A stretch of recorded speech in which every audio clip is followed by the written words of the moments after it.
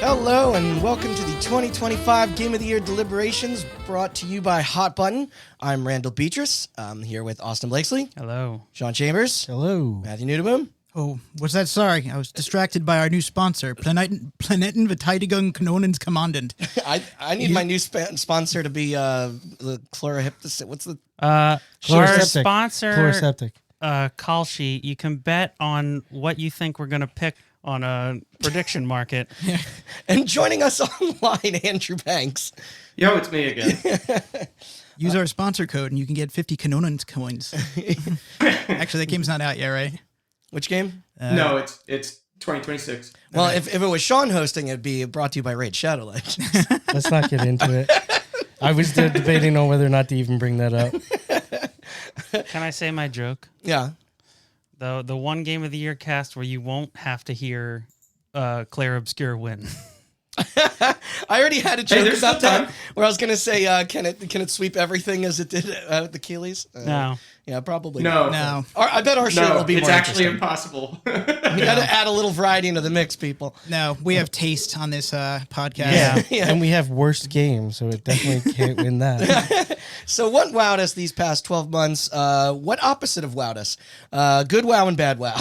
We've got 8 fun categories for y'all, saving the big one for last.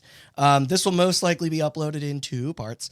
We'll bookmark timestamps too, plus notate any spoiler warnings.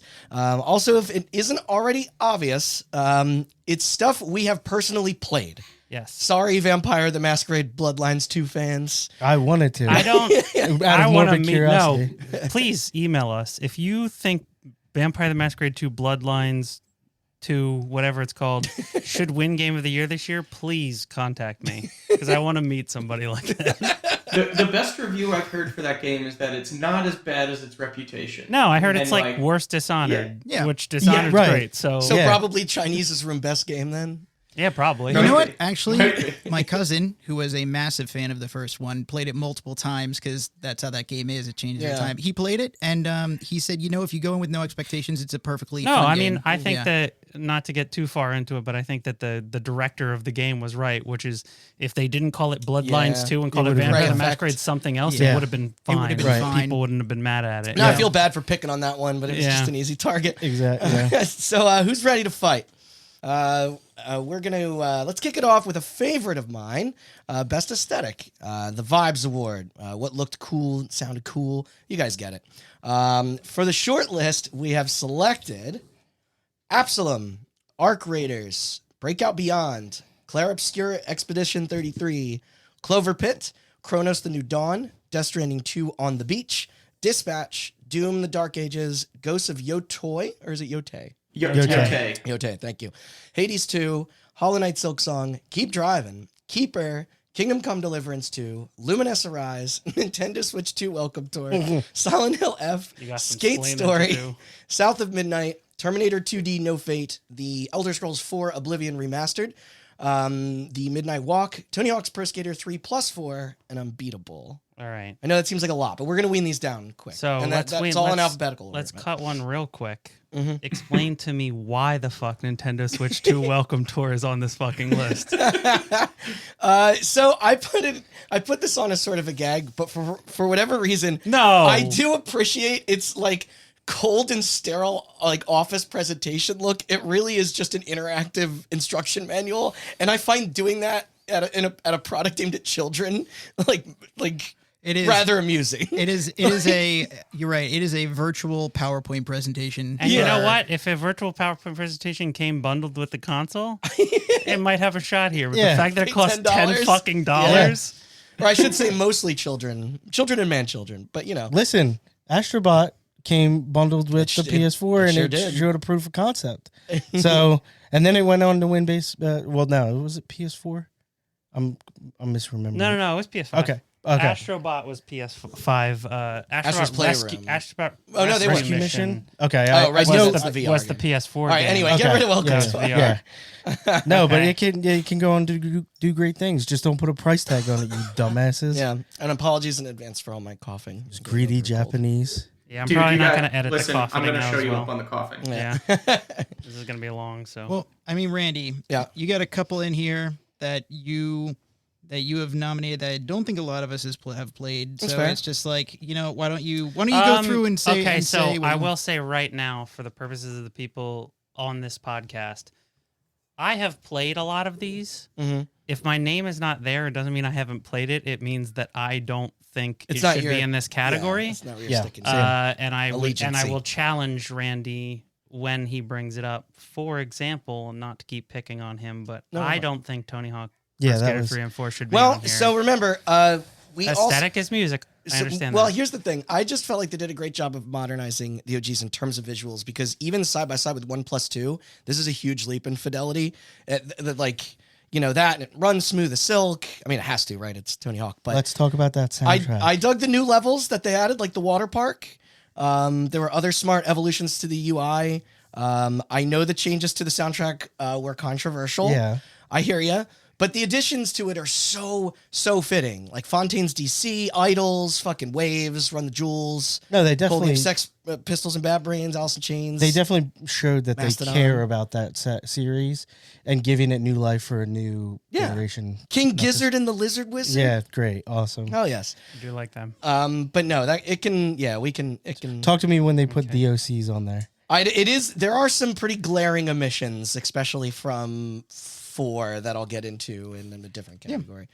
Ready? Why don't you do your shout outs? Because there's a bunch of there's a couple Well, of games on here. I'll that- do 2 quick. Let me do 2 quick Yeah, shout outs. we don't have to keep picking on him. I'm 'Cause gonna- some of these are more This is sincere my- than my others. That's how favorite. Randy operates. So I've known this man for 25 years. I know. I'll pick on him if I I'm want. just to. saying. This is my favorite I know part. Randy. I've done this podcast with Randy for almost 8 years, and I know that some of these are more sincere than others. Yeah. That's what I'm saying. No, Yeah. No, I'm fine yeah, with it. I'm yeah, fine. yeah. I'm gonna axe Kronos New Dawn. I like the alternate history setting is neat. Like your big bulky suit. Yeah. Listen, Speaking of music, great use of the goth band Mortal Coil.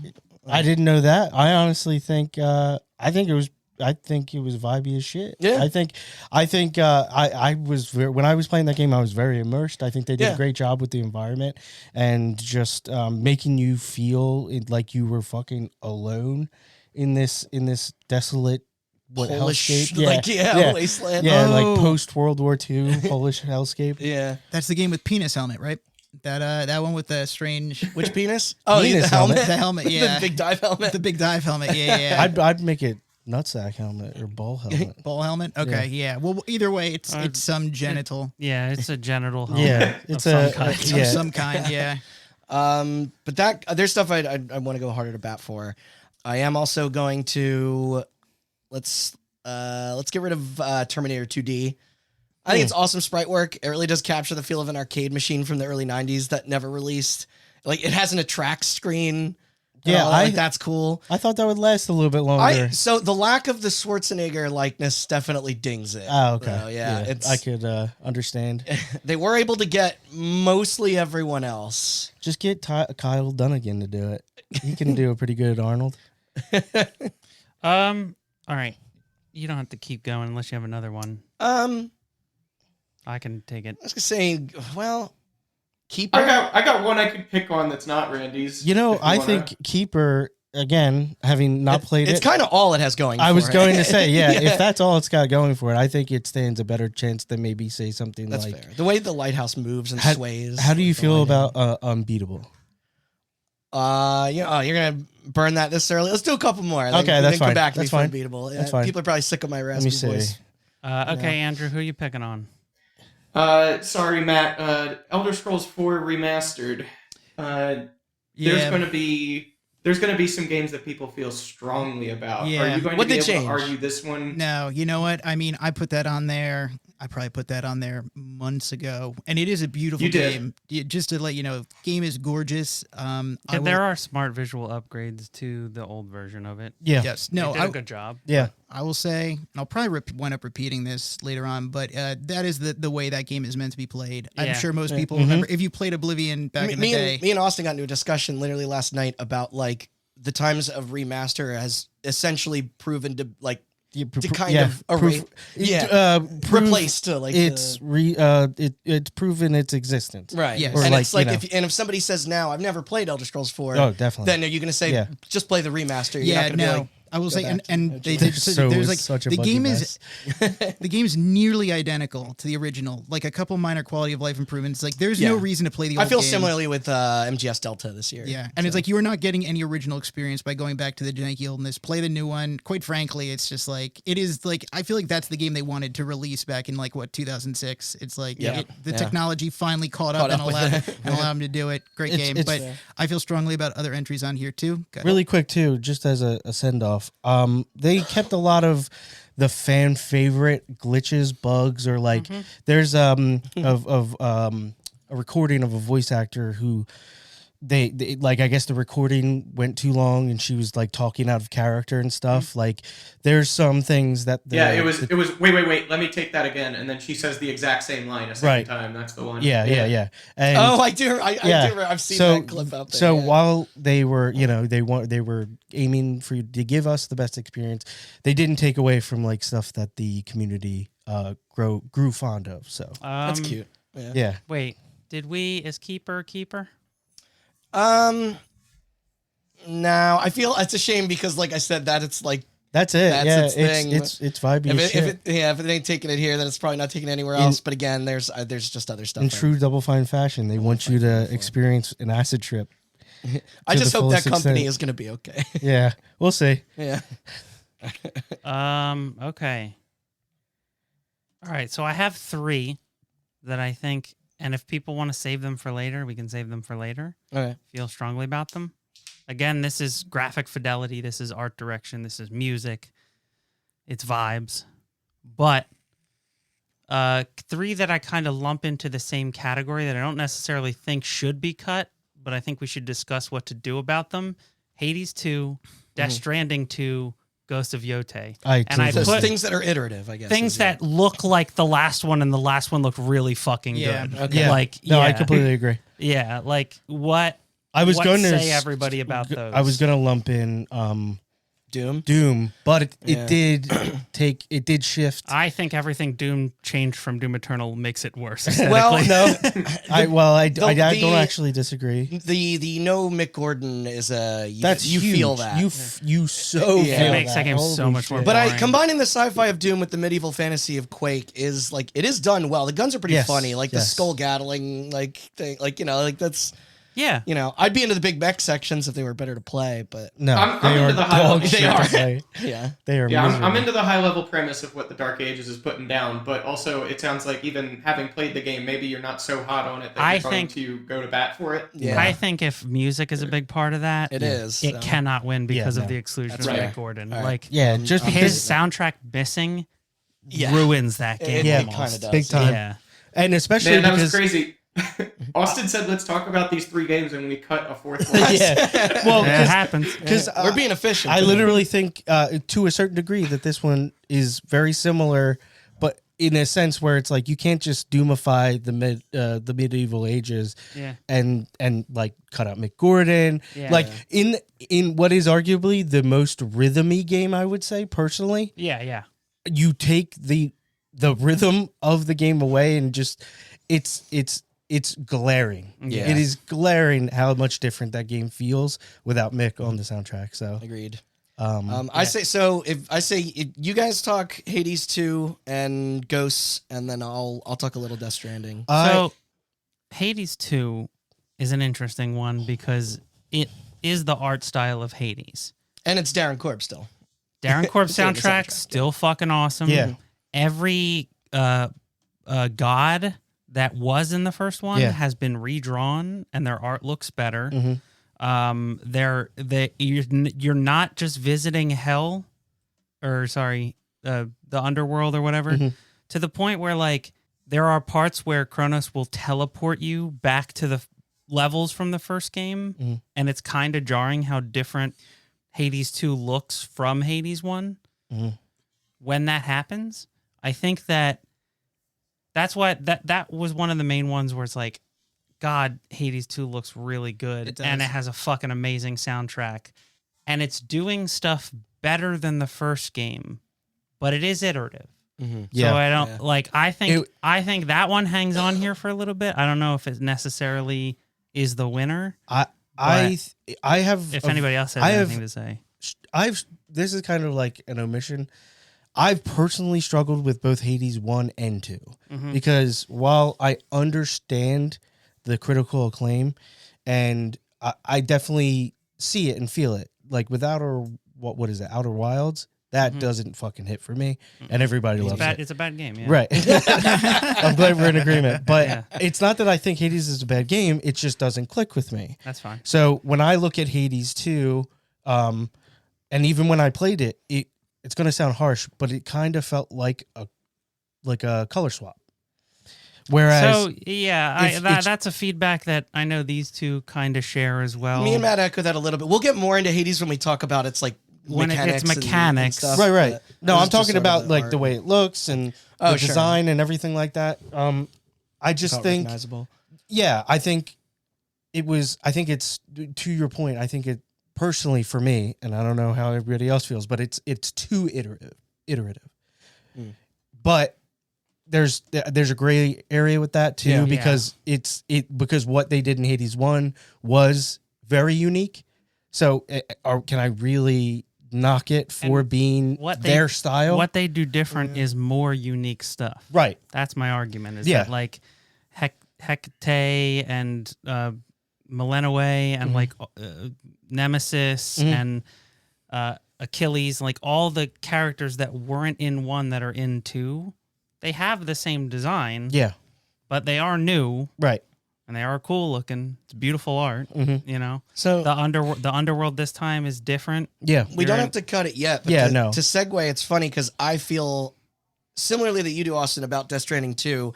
I think it is such a like I'm gonna eat my words a with stronger escalation of their like fetishistic like military aesthetic. Yeah. I didn't enjoy the music as much as 1, but the awesome sounds and menu chirps. The character designs, you have the stop motion on Dollman and the hand scarf on Fragile that's lighting cigarettes, the Tarman's Tar Cat and Higgs masks on top of masks and the lightning guitar and Tomorrow. So, and even like environmentally, the new weather effects are crazy. When you first walk into a sandstorm or see a wildfire, like I fucking love this game. Yeah, that's so much. that art direction all around is like kind of magnificent. Yeah, it sucks because it's like it's so funny you brought that up right after, because now I'm like, damn it, that kind of what I'm criticizing Hades 2 for could be very transparently just kind of to applied to Death Stranding 2 but I feel over the moon about that game. You know what I mean? So So let's keep those two on. Yeah, and we'll move on to Yote, Ghost of Yote. which you played it. Yes. Right. Okay. And this is another game where it was so. I think it's less improved than Death Stranding 2 or Hades 2. I will agree. Yeah. Yes. But Ghost of Tsushima is so fucking beautiful. Yes. And the color palette. They and do stuff the on same thing with flowers. color. Right. And from an aesthetic point, like they have this mode. I think I brought this up to some of you before, but they had Kurosawa mode where it like has like a cinematic framing and it's all in Isn't black there, like, and a white Takashi and there's like Miike film. mode Yes, and there stuff is. too. Yeah. There's That's a mode that it's the guy I know exactly. I the think guy I that made switched Cowboy it. Bebop. What's his name? I've totally forgot. Oh God, Akira something maybe. I think. I forget his name. I'll have me. to look it up. But Is it the Extreme Gore one? no. There is an Extreme Gore one. That's probably the is Takashi. That's stylistic. the Takashi one. Yeah, fuck. Miike one. But there's another one where the guy that did Cowboy Bebop or did the soundtrack for Cowboy Bebop. He later did like Space Dandy and stuff. Yeah. He did a lo-fi remix of the entire soundtrack to this game, and then you can just switch the music out for that. Yeah. And it's like hip-hopified lo-fi versions of like Oh, these right, it is. grandiose. Yeah, Watanabe. That's Watanabe, yeah. Yuya Watanabe. Yeah. So like, Shinichiro. Who the hell is Yuya Watanabe? Because that's stuck in my head right now. and it's like that was why I bring this up. I saw Ghost of Yote on here, and I bring this up specifically because that game is fucking beautiful. Yeah. But Ghost of Tsushima was also fucking beautiful, and they did the damn thing again. So I don't know what to do about that. Yeah, I think we set out to kind of cut one from here, but now, like now that you've made the argument and I've made the counter argument, and then I ate my words, and then it's the same thing applied here. It's tough because we have to almost measure it in like increased volume over the first iteration. Mm-hmm. So I think personally, Death Stranding is number one by a mile. Yeah, this isn't what it's about though, but like I think if you were to show a screenshot of Ghost of Yotei, Hades 2, and Death Stranding 2, Oh yeah, that Ghost of Yotei would be the most confusing with its predecessor. Like I couldn't tell you unless Atsu is actually on the screen. I see what you're couldn't saying. tell you which game it I see is what you're because saying. they look remarkably similar. Yeah, I agree. Can I? And wait, they're beautiful and they Yeah. run really well. But you know, I would say so. There's kind of, I guess there's 2 games on here that fall into that category where it was, thinking about best aesthetic. It was just games that are just simply gorgeous. That I looked at them at places just in awe. I'm just like, you just sit there and admire it. Unfortunately, that means that it's like, okay, how do I judge between these two? And those 2 games are Death Stranding 2, which is gorgeous. There are parts of that game where my mind was blown. Oh, yeah. Oh my god. And then I guess you could say also, Mafia. I don't think it's on here. And then Kingdom Come that Deliverance. game cannot win best aesthetic. No. It's okay. It is The Godfather. Yeah. That's okay. Yeah. And then Kingdom Come Deliverance 2 is also gorgeously good, but I will say there are other reasons. We for can that to talk have Kingdom best Come, aesthetic. or I was just gonna make a couple cuts. No, Like, listen. Yeah. You know I'm high on Kingdom Come Deliverance too, and I would still offer it for a cut too because its aesthetic is man, look at all the natural beauty that exists in modern day Checha, and then we just like kind of rewound the time, by 600 years, and then made a video game out of it, and it's like, yeah, no, you're right, this place looks beautiful. Yeah. But like its aesthetic is realism, sometimes to a fault. That's what I'm saying. Right? Yeah. Yep. Yeah, exactly. And like it does have like a filmic score, but it's not going to like I couldn't hum it back to you, Yeah, like I don't know. It's like it feels appropriate, but it's not. I just don't think it's as strong as a contender. As much as I love that game, It's so much stronger in other categories where Yes. I will obviously chirp up, but I definitely think it's if we're doing the improvement and we're looking at this from a over last year or whatever kind of, I do think that's probably the weaker of the 4. There's a lot of sequels on this list too. Okay. There are a lot of sequels. Okay, so what do we? But I'm you gonna- put it on here, Matt. So, do you think it has a shot? My argument for the aesthetic is, first of all, it is a technically gorgeous, but also what Andrew said. Okay, it is the nature is very beautiful of it, gorgeous, but I would argue that their commitment to the historical setting and look of it is, I would say, that's lumped up with aesthetic, right? The setting. Yeah. True. I think, and they are so dedicated to that, and it's like, I think it's more than just a good looking game. It's just like they are really committed to the history and the setting. And it's like, if you've played it, you know how it feels to just walk through a medieval city I've and played, just feel it feels very real. I played like 5 hours of it, and it was breathtakingly beautiful. Yeah. Yeah. Okay. Yeah. I would like it to It stay. can stay for now. Yeah. Okay. I'm gonna- I'll change my mind a If little it gets bit. cut later, we'll give it the Matt Nudaboom Technical Achievement of the Year Thank award you. that we always Aw, give games. That is so sweet. Thank you. That's I'm gonna trim the 2 Midnight games. They were my contribution. So the Midnight Walk. It's funny that this won best VR game at the VGAs, but I only watched it outside of that, and it was still very impressive. I describe it as kind of a both Tim of these- Burton spooky. Yeah. Like yeah. Both kitchen of these stop went motion. for the stop motion. Am Yes. I right? Yep. Yeah. Okay. Because Then then both had midnight. yes, and then the other South at Midnight, which wonderful setting, definitely a side of humanity we rarely witness in anything, let alone video games. The music is dope, the artwork on the characters and environments. I think folks really slept on this, but there's other ones. I don't think it's going to win, but I do have stuff to say about South of Midnight Okay. because I seconded it, and I only seconded it because you beat me to putting it on here. All right. I think that the musical aspect of it, I think like it won Games for Change at the Game Game Awards, Awards. and like I think that like Matt's point about Kingdom Come and their like commitment to historical accuracy. Yeah. It's like I don't know where Compulsion is from. I'm pretty sure they're French. That's they made We Happy Few before this, right? Yeah. Okay. And like, but like They their- seem French. The commitment to Wait, is it New Orleans?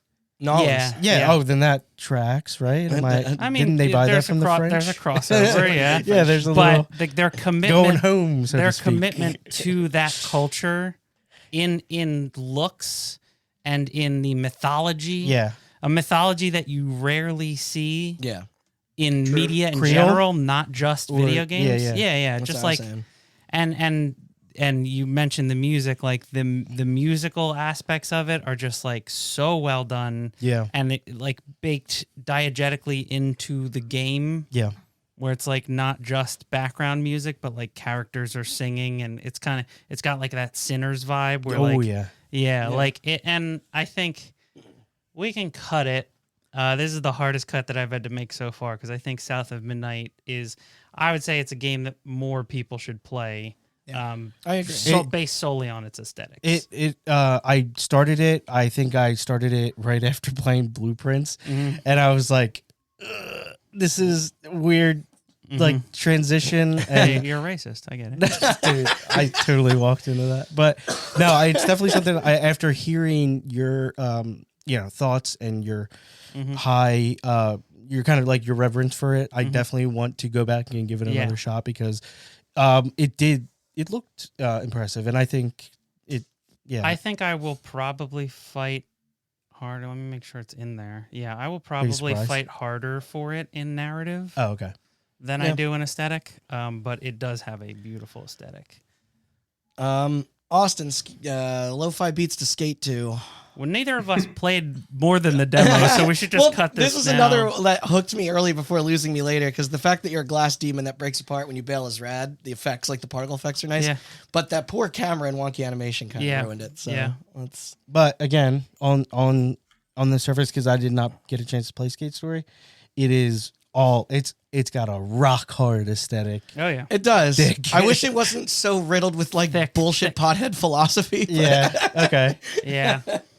And it's kind of like strange musical choices for a skating game. I understand that it's about demons and stuff, but like, I don't know.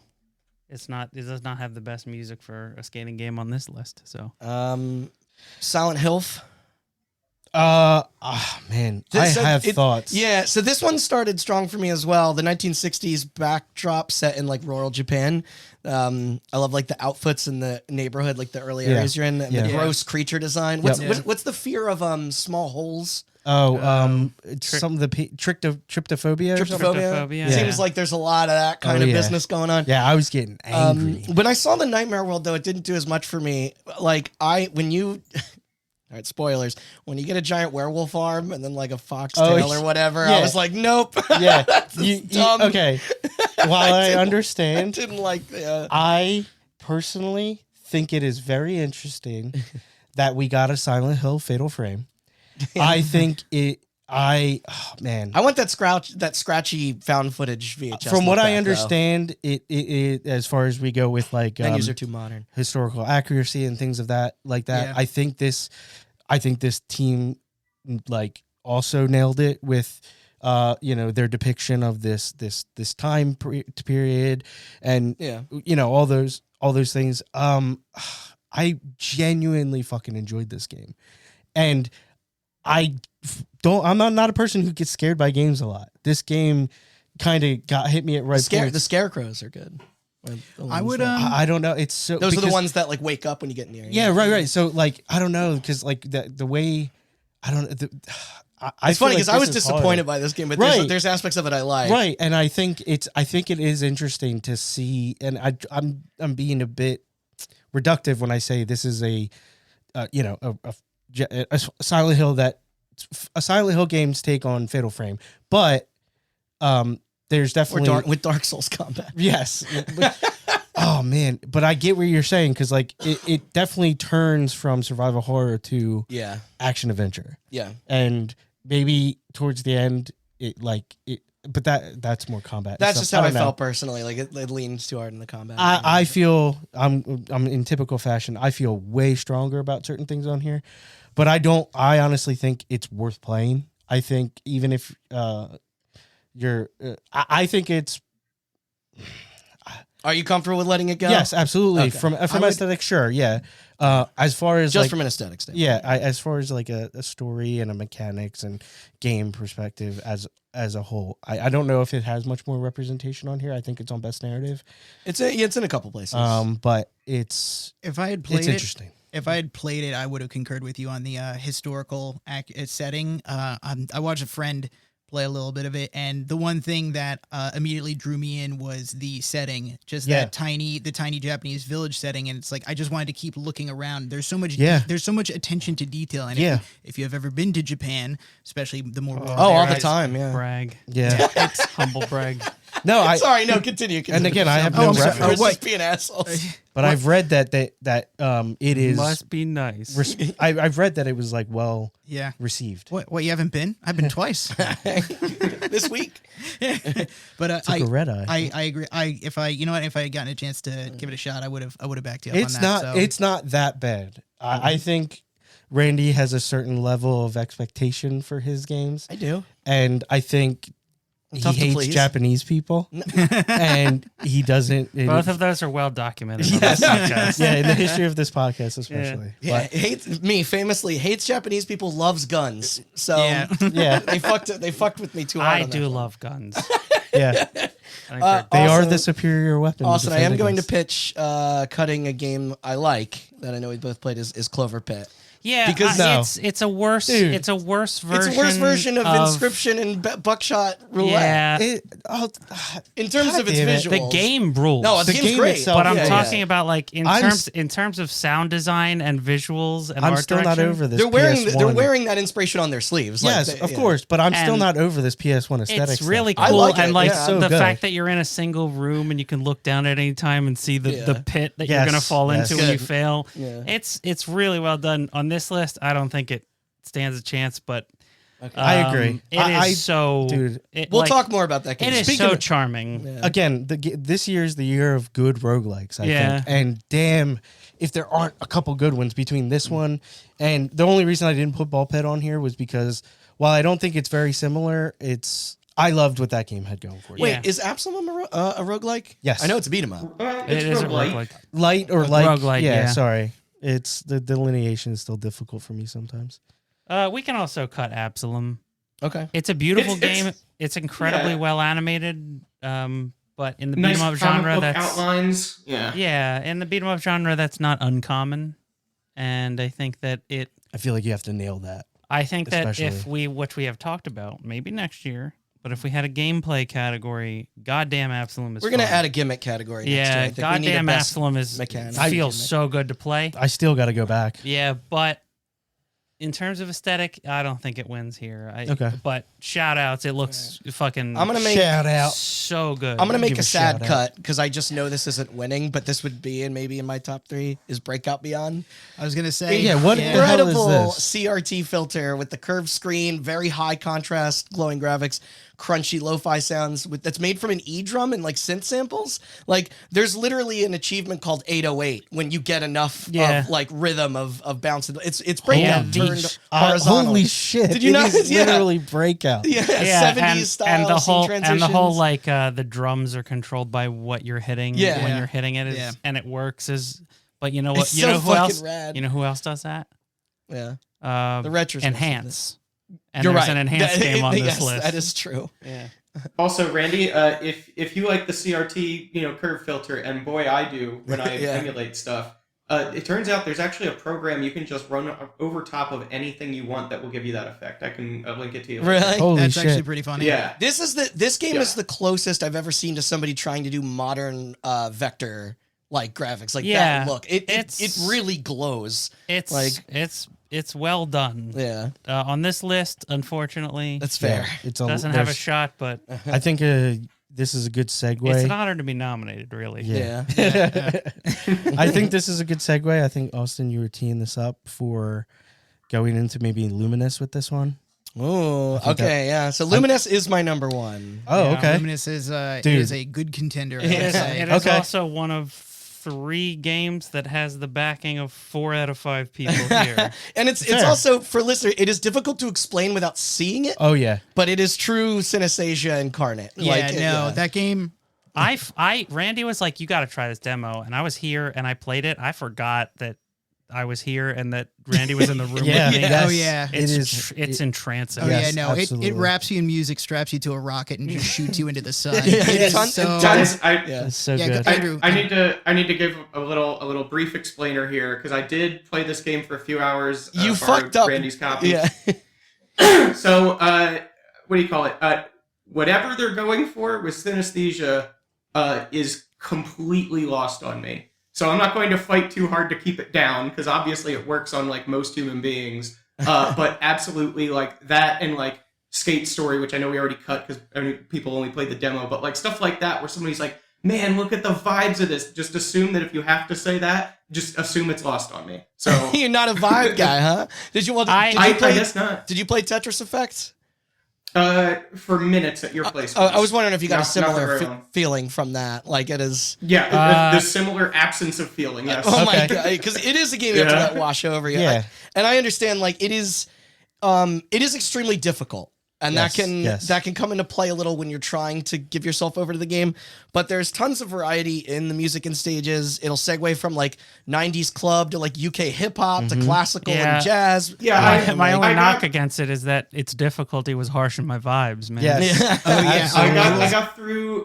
I got through the first world and I made it to the last part of the second world. Okay. So- All right. So you did do the journey So I out of saw- it. yeah. Yeah. Right, yeah, so that was like eight different themes that they walked me through, right? Between the two of them. I did like that they like instead of using typical motifs like snowy mountains or rainy forest, they get super inventive and weird. There's like a spider level. Oh, yeah. And then like a road sign elevator level. Yep. And then like the fruit level. Yep. Like Yeah, it's don't forget the train level. Yeah, yeah. So there's Yeah. there's like an EDM fest at at like a beach, and Yep. the tiles become cars. You're like, Yep. Yeah. I would say it's like if you ever want to know It's what it's like exciting to to do anticipate drugs, what's next. just play this game. You won't need the drugs. I It think is- it is I like think that. I think it is a slightly worse version of Tetris Effect in almost every way except aesthetics. I think Yeah. the aesthetics Yeah. in this one are actually better than Yeah. It all Right. flows Yeah. together Yeah. consistently. Yeah. The only knock for me is that I wish they were able to license tracks like the originals did. Like the bulk of the new stuff holds its end of the bargain, but it's Right. like it would have been kind of cute if they got Shinin', you know, So- like Yeah. the way the Tetris Effect got the '89 theme. Like So Austin, you're telling me that Lumines doesn't dethrone the chess of video games in terms of gameplay?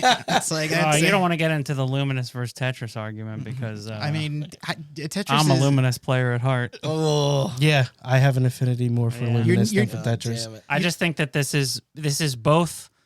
It's aesthetically better, but obviously it's hard to beat Tetris. But also, I think that it's also not my favorite Luminous game in terms Yeah, of the it's not music, mine in either. terms of the I love it, gameplay. but in terms of the look, Yeah. Absolutely. Yeah. No, I think, just real quick, I think they were like, what if we do our own Tetris Effect? Yeah. And they Yeah. totally nailed it. Yeah. Except for those exact things. Soundtrack Well, choice. they Yeah. did make Tetris Effect. Oh, wait, what? They It's the did. same That's company. enhanced. Oh, Yeah. my People God. that made Rez and Yeah. Oh, I'm stupid. Medios and stuff. For some reason, I just assumed that Tetris was like made by the Tetris people. No, and that he made. Luminous- You know that whole makes adage, sense. one for them, one for me. yeah. He made a Tetris game so that he could make a new Luminous game. Okay. Yeah. No, No, he okay. they made Humanity first, and then nobody played it, and then Yeah. that game sucks. Yeah. damn. Yeah. Okay. Yeah, no, egg on so my face. we're gonna obviously pin that for now. But wait, so which game that used AI do you want to talk about first? Claire Obscure Arc Raiders. We can talk about Arc Raiders. I don't think it hangs. No. But I think I like it. It is a thing that so many people try and fail at. The whole like Retro. trapped in time. Yes. Where it's like, oh, it's the future or it's current time, but the world got fucked up in like 1980. Yeah. And so we're all still using giant cassettes for everything. yep. And That's cool. we have all I like these that. weird colored leather jackets and Yep. like it The you know, style it and all that has stuff. that style. Mhm. And it also has its own style of like that found object thing that a lot of apocalypse games do. And I think Yeah. it does it really well. And then on top of that, the design of the arcs is intimidating. Yes. And Yep. the sound design is the best in a game, you know, like in like what I'll call the genre I'll call footsteps matter games. Yeah. The sound design here is I like that. so fucking phenomenal. Not even just that. Not even just footsteps matter, but arc siren blaring design. It is so daunting to be like in forest cover, and then just through the trees see like a light beam down, and then hear this like haunting siren. Oh yeah, there's like 800 different sirens in this game, and they're all terrifying. Yes, they're all unnerving, and it really captures that vibe of either feeling alone, or if you're with like a squad, feeling like you're the only people in the world, but knowing that their trouble lurks behind any corner, not only in the form of another person, but in a NPC. That being said, I probably wouldn't say it hangs. No, it is. It was a phenomenon. This year. We will get to. We will get to it in Biggest Surprise. Absolutely, yeah. I did not expect to like that game, and it is up there for me. Yeah, same. Okay, we want to talk about Clair Obscur? Sure. Yeah, everybody has the sheet in front of them. Yeah. Everybody can see the list. Okay. You'll notice torch, I only co-signed 2 games because they were the only 2 that I felt strongly about the aesthetic in. Now, I played plenty of games that came out in 2025. Most of them really didn't make sense on this list. And I co-signed Clair Obscur Expedition 33. And the other one's Creepy Redneck Dinosaur 3. Dinosaur Mansion, That's in this category, right? No. Did you play what do you call it? I want to. I saw it. It looked absolutely amazing. No, dude, I put it in disappointing. I Oh, did really? not like it. Oh, okay. No. Anyway, go ahead. Spoilers, Matt. No, what do you call it? No, so Clair Obscur, we all came from the same dimension of the multiverse that gives this game the appropriate amount of acclaim. But this game really does nail the aesthetic because not only do they do their own take of, not only do they do their own take on the persona menus, right, in like the JRPG, in order to make it visually interesting when most of what you're doing is going through menus, not only does the parry feel awesome, a lot of that having to do with like the camera movement and the sounds behind that. Definitely. But also every stroke of a sword has like a very like painterly swipe to it. Oh, okay. No, it's like you are painting when you do like a strike with a weapon, and that all ties in. Even to say nothing about the story, it does tie into your main antagonist being the paintress, right? Yep. And on top of all of that, you have, and I do not say this lightly, one of the best original soundtracks in all of video games, like ever. They just sold out like a tour. Hard to argue with that, dude. Performing that live. Yeah, here's the thing. I don't feel as strongly about the visual aspects of Clair Obscur as Andrew does. I forgot one actually. It's the overworld too, and the depth of field and stuff that they put on the overworld, and the way that they kind of make everything else once again fit into their fiction and their foreshadowing and so forth. Yeah. I don't feel as strongly about the visual aspects of this game as Andrew does, but for lack of a best music category, this has to stay. Yeah, it is. It's kind of one of the best. It's kind of one of the best original soundtracks in video games. Oh, absolutely. And so varied, and like the story behind it is crazy. Where they just like found like a music teacher in fucking Germany or France or wherever. I think and they just had him make the soundtrack. Yeah, okay, he responded. They found him on SoundCloud. Yeah, they're like, I like what you've got on SoundCloud. I want to hire you, and then they just did that. This, I think, Clair Obscur is obviously going to get its attention, its flowers, its everything, but it is truly a testament to the game industry. This, I've said this twice this year. This game, or no, 3 times. I'm sorry, 3 games this year have felt like love letters to the gaming industry. Mind's Eye. Sorry. Jesus, I can't even think of something else terrible to quote. But no, for me, and we'll get into this later, Clair Obscur, Silk Song, and Kingdom Come. I think that these 3 games are true representations of top to bottom love and admiration for the gaming industry and the people who really feel things when they play games. Not, it's tough. Let's leave Clair Obscur on there. I'm very conflicted. Then I'm gonna throw myself in the sword, since it's to transition from music being so incredibly important to that for me this year is unbeatable. So it's absolutely inspired by like FLCL and Scott Pilgrim, like the artwork. The menus are killer. The arcade mode kind of reminds me of Ridge Racer Type 4, the way it moves. Because it's hand-drawn 2D character models overlaid on like 3D backgrounds, which is cool. But most importantly, though, is that soundtrack. Because you know what they fucking did? They made a music rhythm game where they picked up real instruments. And it's like actual drums and guitars, which is pretty rare in these types of games these days. And the songs are sick. There's Riot Girl and Dream Pop and rap and metal and electronic, and even a couple there's spoken word ambience on it, which I thoroughly enjoyed. Like a handful of tracks also have remixes and acoustic versions. There's guest musicians such as what's his name who composed Crypt of the Necrodancer and Rift of the Necrodancer? Oh, Danny. Yes, something. Danny B. Yeah, we'll just call him Danny B. Yeah, Danny Brown. But it's like I would listen to many of these outside the thank you. Yes. I would listen to many of these outside the context of the game. So that is an achievement, because a lot of times video game music and film music is so contextual, but it's like I don't need the game. Like I've probably listened to this just as much as I've played it. And my only negative note is that the lower budget does show at times. I was going to say the only knock against it is the direction and presentation is lacking. It's lacking. I think it's for what they had, but I get what you mean. It's hard to fault them when they don't have the budget of a Claire Obscura, let alone the budget of a Kingdom Come. Just for example, Death Stranding. The characters' outfits never change despite the situation, which can be confusing. And then there's repeated uses of the same cutscenes and screen transitions. So, but it's it is my favorite soundtrack of the year, but it is not my favorite aesthetic. But I still wanted to be able to shout it out. I was always interested, but hearing you I'm hearing you talk about it has elevated my interest in going back and playing this. Look into it, people, for sure. So you want to cut that?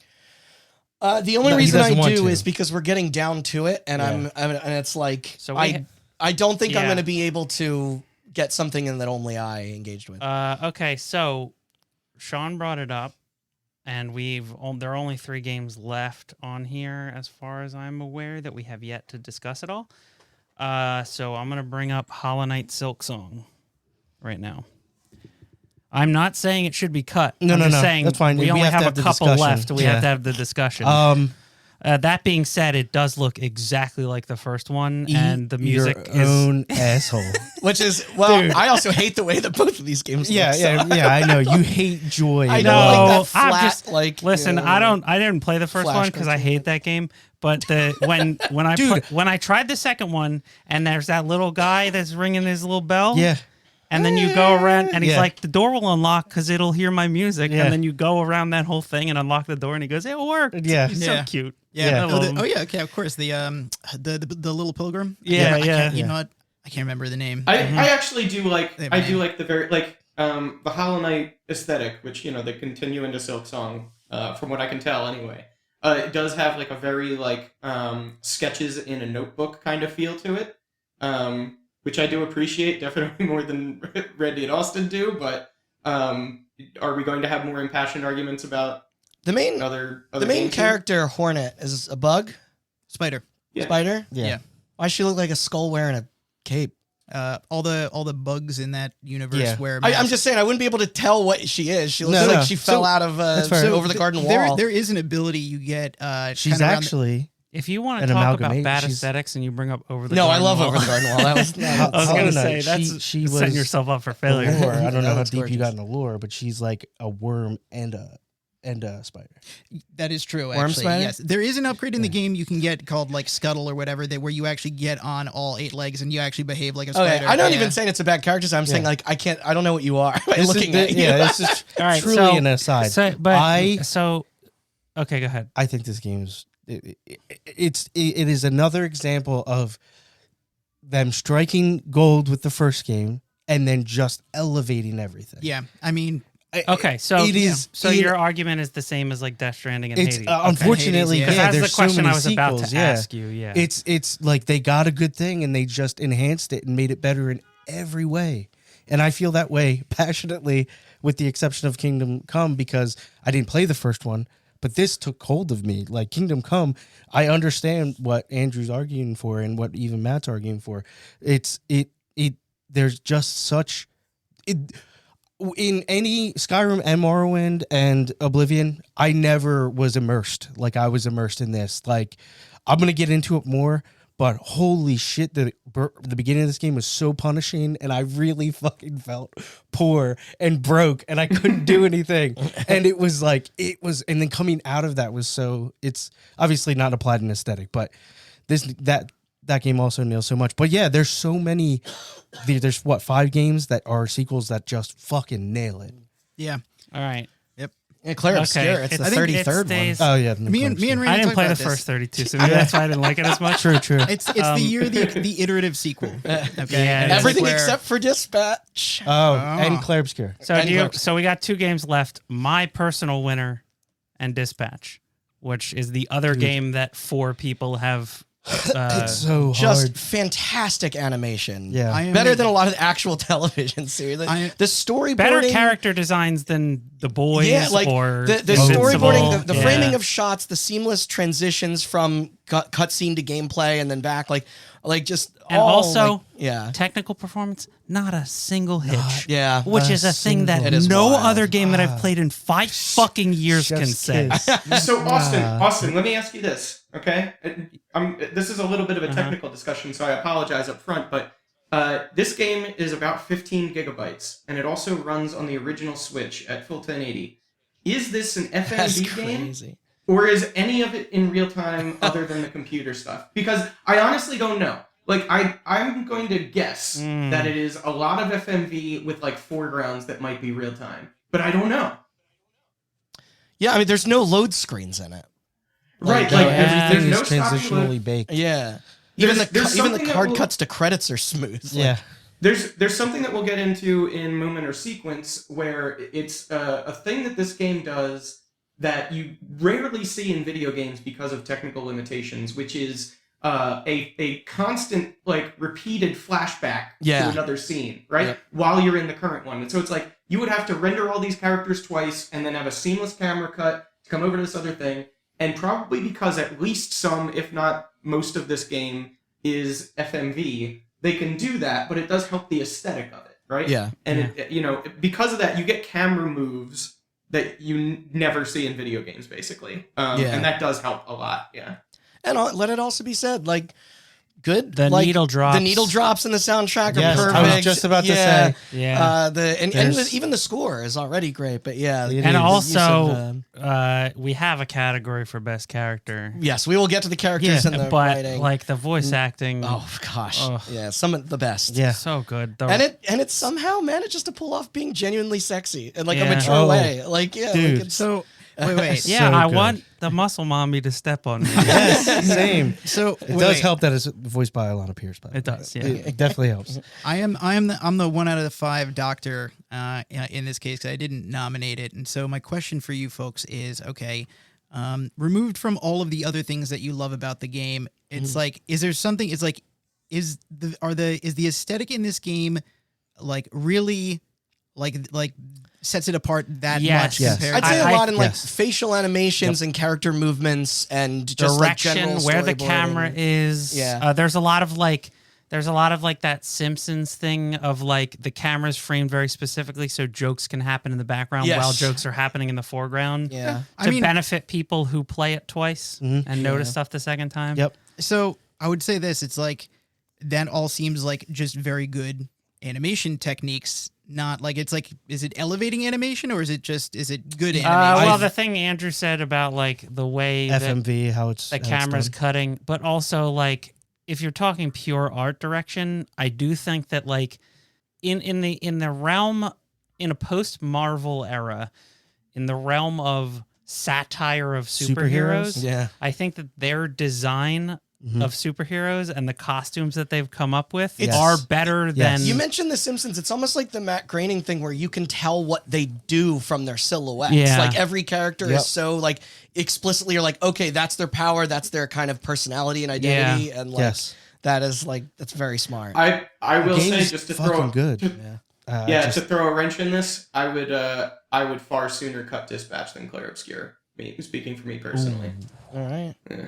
Well, Austin, there's one more game that you need to talk about that you if showed you me cut last night. this, I will kill myself. No, I'm live on saying the air. you brought me on board. You convinced I me know. last night. I'm Yeah. pretty sure. It'll never make its way out. You're I'm the only pretty one that knows how sure. to edit. Did you play this? What? The other four of us have played this. Yeah, Matt, I know you tried Can it. you bring it? Just say the title, Keep please. driving. Keep driving. Oh No, Oh. but I super wanted to. Okay. So that's actually this along with another game we will talk about. I read about in oddly enough the New York Times, and I saw it. And I'm like, oh, that sounds like an interesting concept. And I Yeah. saw that you had also played it, and so I wanted to boot it up. I was very pleased that I was like, oh, Austin also knows this. You were the first person I thought of when he showed it to me last night, and I was like, "Oh my god, they made like hip modern Oregon Trail." Yes, and and I well, was- modern. It's early 2000s. But Yeah, and it's like I thought it was. You know what? I thought it was a good game, especially as a roguelike. If we're talking about, I mean, are we going to talk about this this game later on? we are. This is just kind of the general sort of Yeah. Vibe. vibe of it, like the Yeah. immersiveness of it, because there is like I know there's the two words we keep using, but it's this game.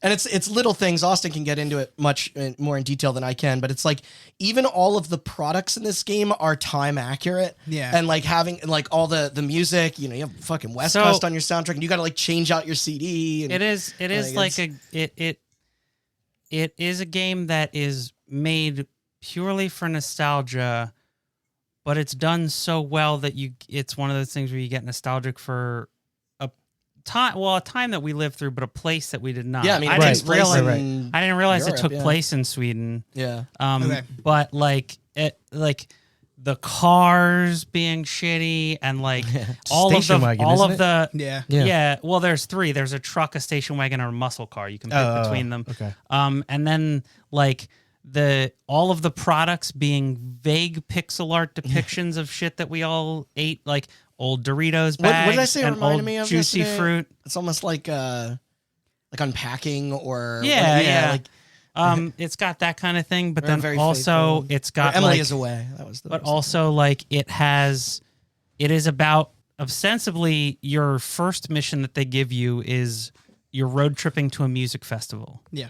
And they licensed bands from that time from Sweden, from reputable record labels Yeah. that I follow and didn't know. Oh. Like, and they even have the thing where it's like, A lot of black metal. no, it's like indie. Oh, you know A lot of what? indie- Norwegian. yeah, emo and Never some mind. pop. There's some Norwegian, electronic. my and stuff. fault. I would say indie punk is very much the Yeah. aesthetic. Can I cut in right Rising there Eagle. actually, because that was probably the thing that kept me from putting it on this list. Not that they didn't have my kind of music, but that the aesthetic didn't make me want to listen to that kind of music if I didn't already like it. You know what I mean? Like there's this game is nostalgic for the early 2000s, and I am too, but not this brand of it. Yeah. And like I think in a game that is You weren't living I in know- rural Sweden. so it's like, well, no, Suburban. but it's like, I think Forza was the one that wasn't used this Spirit. stupid word before, but this game is probably best described as a car PG. And so Yes. it's like, Nice. there are a lot of like one-to-one mappings to RPG stuff, and they could have put stat bonuses on the different types of music. They could have given you something that, like more relaxing music would have one bonus, and then angrier music would have See, some but other You're bonus. you're already managing a lot with like gas and That's like the that's RE the thing style. is like, that I think that a lot of those choices would take away from the aesthetic. I think that like meant to be more laid there's back. just enough mechanical depth there to fuel you through the aesthetic, but it's like your attacks, quote unquote, in the turn-based RPG, quote unquote, are like little air fresheners hanging off of a rear view mirror. Yeah. And you have a party. If you pick up hitchhikers, you have a party, and you can see them in the rearview mirror, and you click on them, and then the things change, and that's how you pick your attacks. And then like I like the fact. I like the pack of cigarettes. It's just the lucky fact, strikes because yeah, you're poor. you have You're items. attacking hitchhikers? Are you Pee Wee Gaskins? No, you're picking up hitchhikers, and then they give they're you your party. quests. Yeah. Yeah, your okay. party, and You're then not killing them. you have the 4 other seats in your car, but also you have the Resident Evil inventory management, the RE4 Yeah. square-based that inventory did- management in yeah. the trunk and in the back seat, in the legroom of the back seat, And in the glove But box. If you pick up a hitchhiker, you have to remove the stuff from people's From the feet. floor. Dude, that is they are so real from that. for Yeah, that. yeah. You Damn. like you can use any of your items outside of combat, but then only the items you put in the glove box are the ones that you can use during combat because you're in the driver's seat. That's where I put the and then condoms in the gun. You have to like, and then you have to like, you have energy, and in order to restore your energy, you have to pull over to the side of the road and sleep, and like, or you can just drink a coffee or a soda with caffeine in it. Can't swallow a big June bug. What? It's a Dumb and Dumber reference. Oh, and then I don't know. It's just like everything ties so well together. Like the fact that you buy CDs, like your cash is an important resource. It's how you get gas, Right. right? It's how you buy items to Doritos. keep yourself from going hungry or Yeah. keep yourself clean. And you know, if you stink, people won't want to join your party. Interesting. But also, you can just use that It's a little too real. cash to buy CDs to add to your little Your changer sun thing, yeah. visor CD sick. thing, and then you can make playlists on a CDR, and then you can pop the CDR in it. But when it ends, the music just stops, and you got to pull over and you got to change that CD. And those are like I love it. choices that they made that are annoying, But very deliberate. but Yes, deliberate. yeah. I just think the aesthetic for me, the reason, I mean, like, I'll be clear before we get into this with any other category, is like, I played like 18 games that came out in 2025, and I didn't think any of them were bad. I have no nominations for worst game or most disappointing, right? So Somebody like, didn't play mine, sorry. Yeah. No, I didn't. No, but it's like I Missed did out. enjoy this game, but I think the thing that keeps it from being a contender on this list for me is that they didn't go the extra mile to Nice. pull me into this nostalgic fantasy if it wasn't already something I pined for, you know? Like and so it was like a bunch of things that I didn't want, and I think one of the strengths of video games is that they can make you want things, you know? Sure. So I don't know. That's me. When I saw this last night, I was like, I want to go back. I think that this is my winner for the year Oh, because I really? think that it like in a year full I put my name behind a lot of the stuff on this list because I think that this yeah. year had some good aesthetics. Definitely. But in a year full of things that are sequels, if not sequels, at least iterative Yeah. of other things, this is a game that is technically iterative of Oregon Trail, Yeah. but it was just so original and just clearly made by people who, like me, value aesthetics over some other choices that people make when they're making games. Same. And to each their own. Same. That's but- why I was sad to let go of Unbeatable, because that's also like Yeah, the thing it does. I will not let go of this. You can pry it from my cold dead hand. I'm glad you gave us the rundown of that. And Yeah. it's just like All right, well, I will say this. should we have to take it to a vote at this point? I mean, I'm yeah, I was gonna say it's like if we're down. We have stuff we have to revisit. I think that now that we're down, let's do a count. Can I propose? 1, 2, 3, 4, 5, 6, 7, 8, 9 games left, Wait, and we got to really? get it down to 3. Can I propose something? Yeah. This is gonna maybe it kills the spirit to disqualify sequels. I'm not saying I want to disqualify sequels. No, not disqualify. However, you me. want to justify it to yourself is one Yeah, thing, but, yeah. but we can't No. make a sweeping. Oh, okay. Decision. Because I was gonna say it seems like the strongest opinions about everything so far have been Claire Obscure, Dispatch, and Keep Well, Driving. I want to say now that we're down to I ain't losing Luminous. now was that gonna we're say, down yeah. to this few games, I think that I will cut Ghost of Yote, Fair. and I will also cut Hades too. Fair. Okay. Yeah, I, mean, can agree with because- this.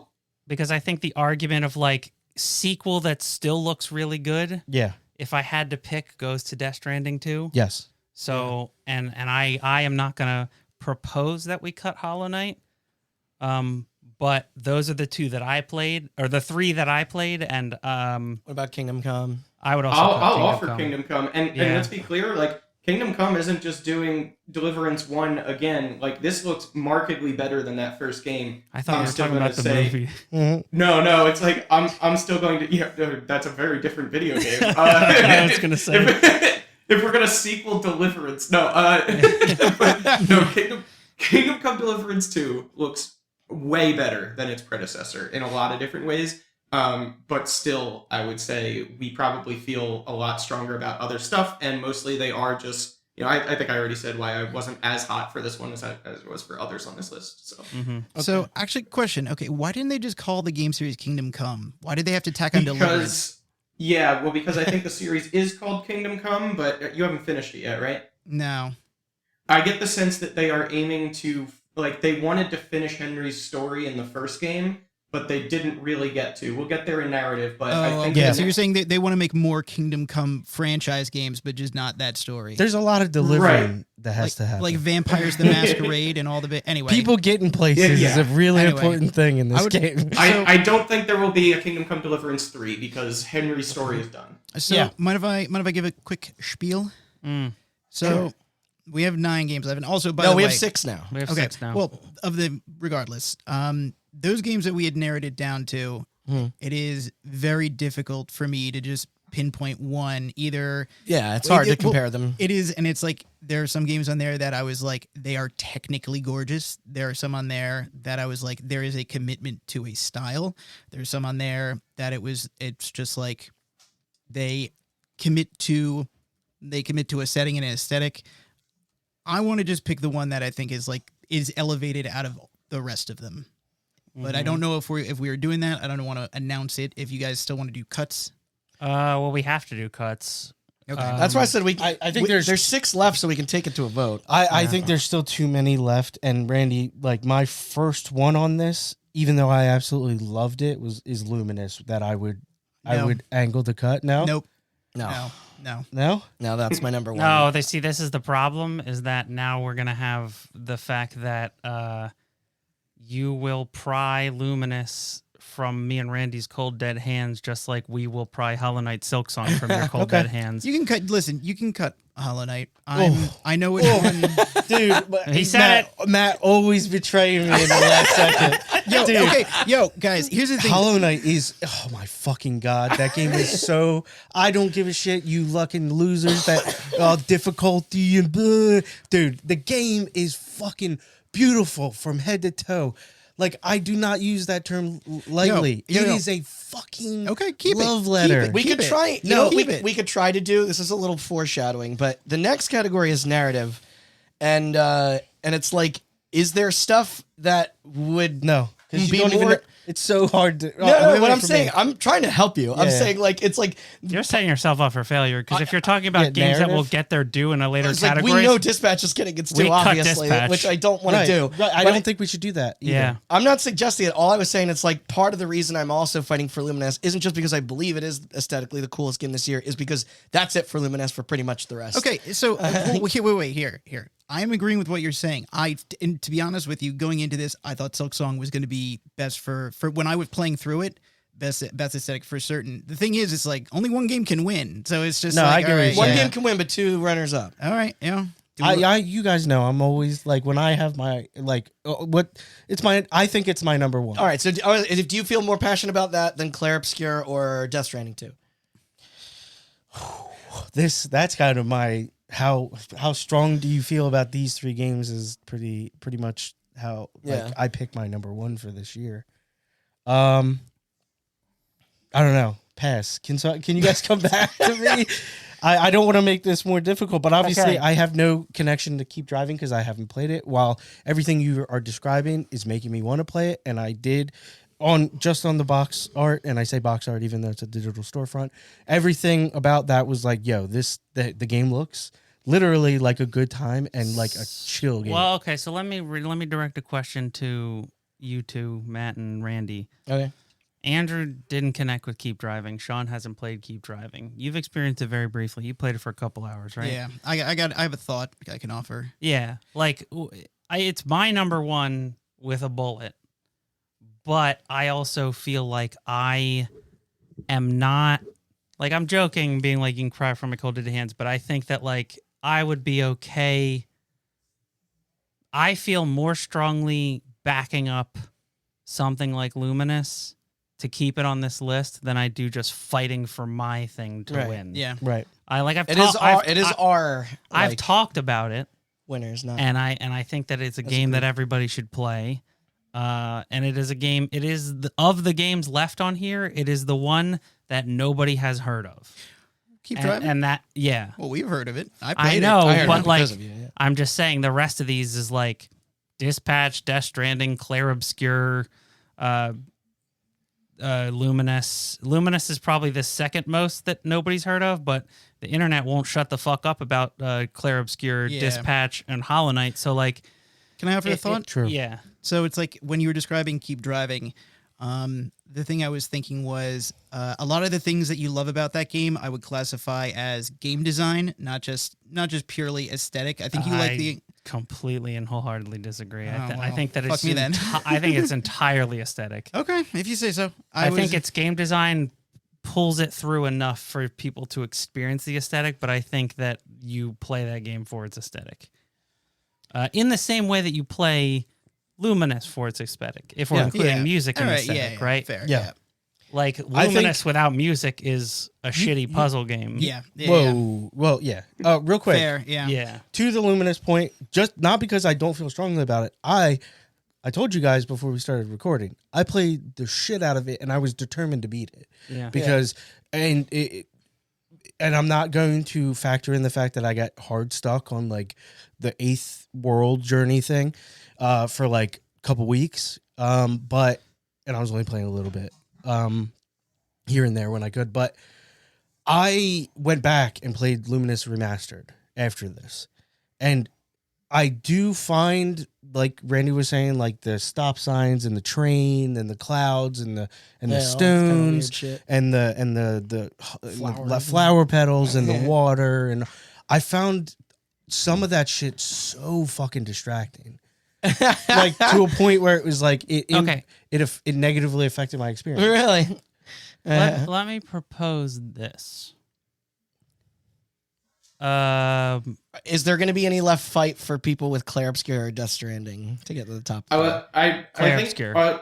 I do want to hear Sean say how strong he feels about Clair Obscur, because for me, this is, out of the games I played, number one with a bullet, especially since like Austin's top 2, Luminous, or actually I guess all of Austin's top 3, right? If I'm not mistaken, Austin, you basically articulated that it's Dispatch, Keep Driving, and Luminous, right?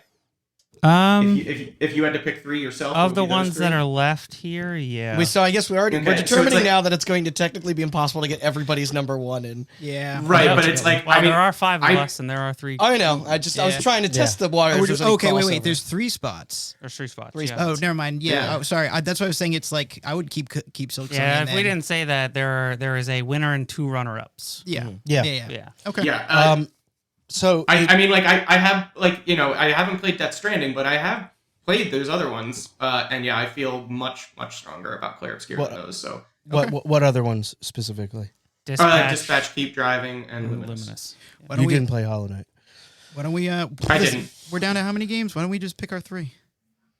Yeah, Randy was saying we could go to a vote. Yeah, we should do it. Go to a vote. Okay. All right. So then, in typical fashion, we'll go around the room and just do everyone's top 3. And definitely not a very confusing way for the listeners. We've done this before. I don't know how this helps us, but I do. Yeah, let's do it. All right. Who's starting? I'll start. Okay. Okay. Last. Yeah, it's snake order. You get to go back around. Damn. Yeah. So number 1 with a Go bullet point for across. me is Luminous Arise. Hey. My argument for that. I don't know if we're getting into argument. Don't even argue. You know, Just you're right. name 3 gauging games. Luminous Arise. Probably number 2 is probably Silk Song, I would say, and then I would say Kingdom Come Deliverance 2. That's not on the list anymore. Got cut. Sorry. You have Clair Obscur Expedition I know, 33, I saw. Death Stranding 2, Dispatch, Hollow Knight Silk Song, Keep Driving, Luminous Arise. I'll do Death Stranding 2 then. Okay. Yeah. Andrew. top 3. I would say Clair Obscur, Dispatch, and I haven't played it, but I played its predecessor, Death Stranding 2. Right. Okay. Luminous Arise, Keep Driving, and Dispatch. Luminous Arise, Dispatch, and Keep Driving. Why didn't you just say the same thing? I knew it was going to be the same game. I did. No, I didn't know it was going to do Death Stranding too. There's only one game on here I actively dislike the way it looks. Which is? Hollow Knight Soul. Oh, right. You That's know. right. I forgot. I have to keep forgetting how you hate love and fun. I keep forgetting. me. Randy loves to be. I mean, angry. You love being angry. So I would Let's be real. Just for the record, mine would have I'm trying to keep track in my head of what people voted Yeah, for, so okay, don't get into another conversation. Mine would be Just- Luminous, Dispatch, and Unbeatable if that was on there. But Okay. Don't say that because now are you confused? I'm confused. he's not confused What about did what he I say? said. It's the same as him. No, okay. Yeah, right. But switched. Having given it a little bit of thought, barely any, I'm gonna have to say, That's a good way to start. fuck, Hollow Knight, Clair Obscur, Death Stranding. Okay. This is Before- interesting. wait, what did we learn wait, today? it's Did every more- game get 2 votes? It literally Yeah. was an Wait. even split. Wait. Before we move on, question, Andrew. Okay. Yeah. I forgot that we were picking 3. Okay. Now, if Kingdom Come Deliverance were still on there, because I was just like, okay, cut it. Would you have picked that? Because I was gonna pull. He for was that. the one who proposed to Yes. cut it. When No, we cut it.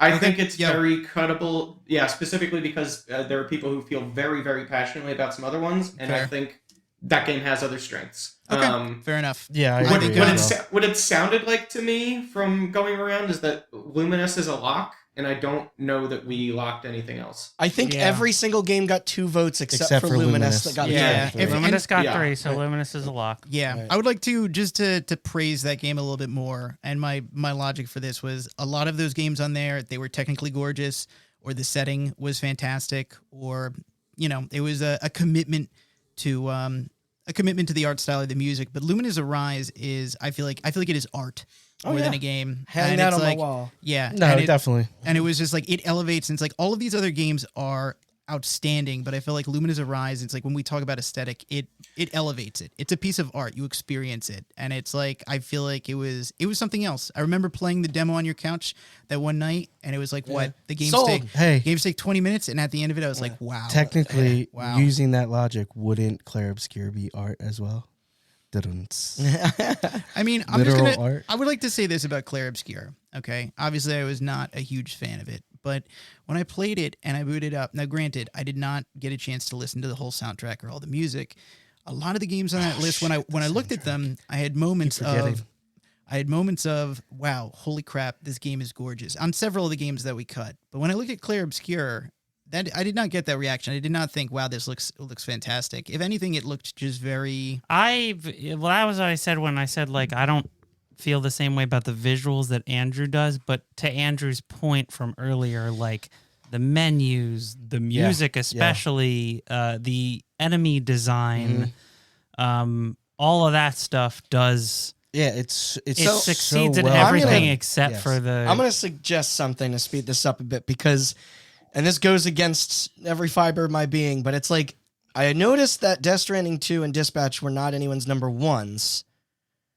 So is the fight more between having Hollow Knight and Clair Obscur on there? I think here's what I think. I propose. Okay. Does anybody feel strongly enough to be opposed to Dispatch and Death Stranding going?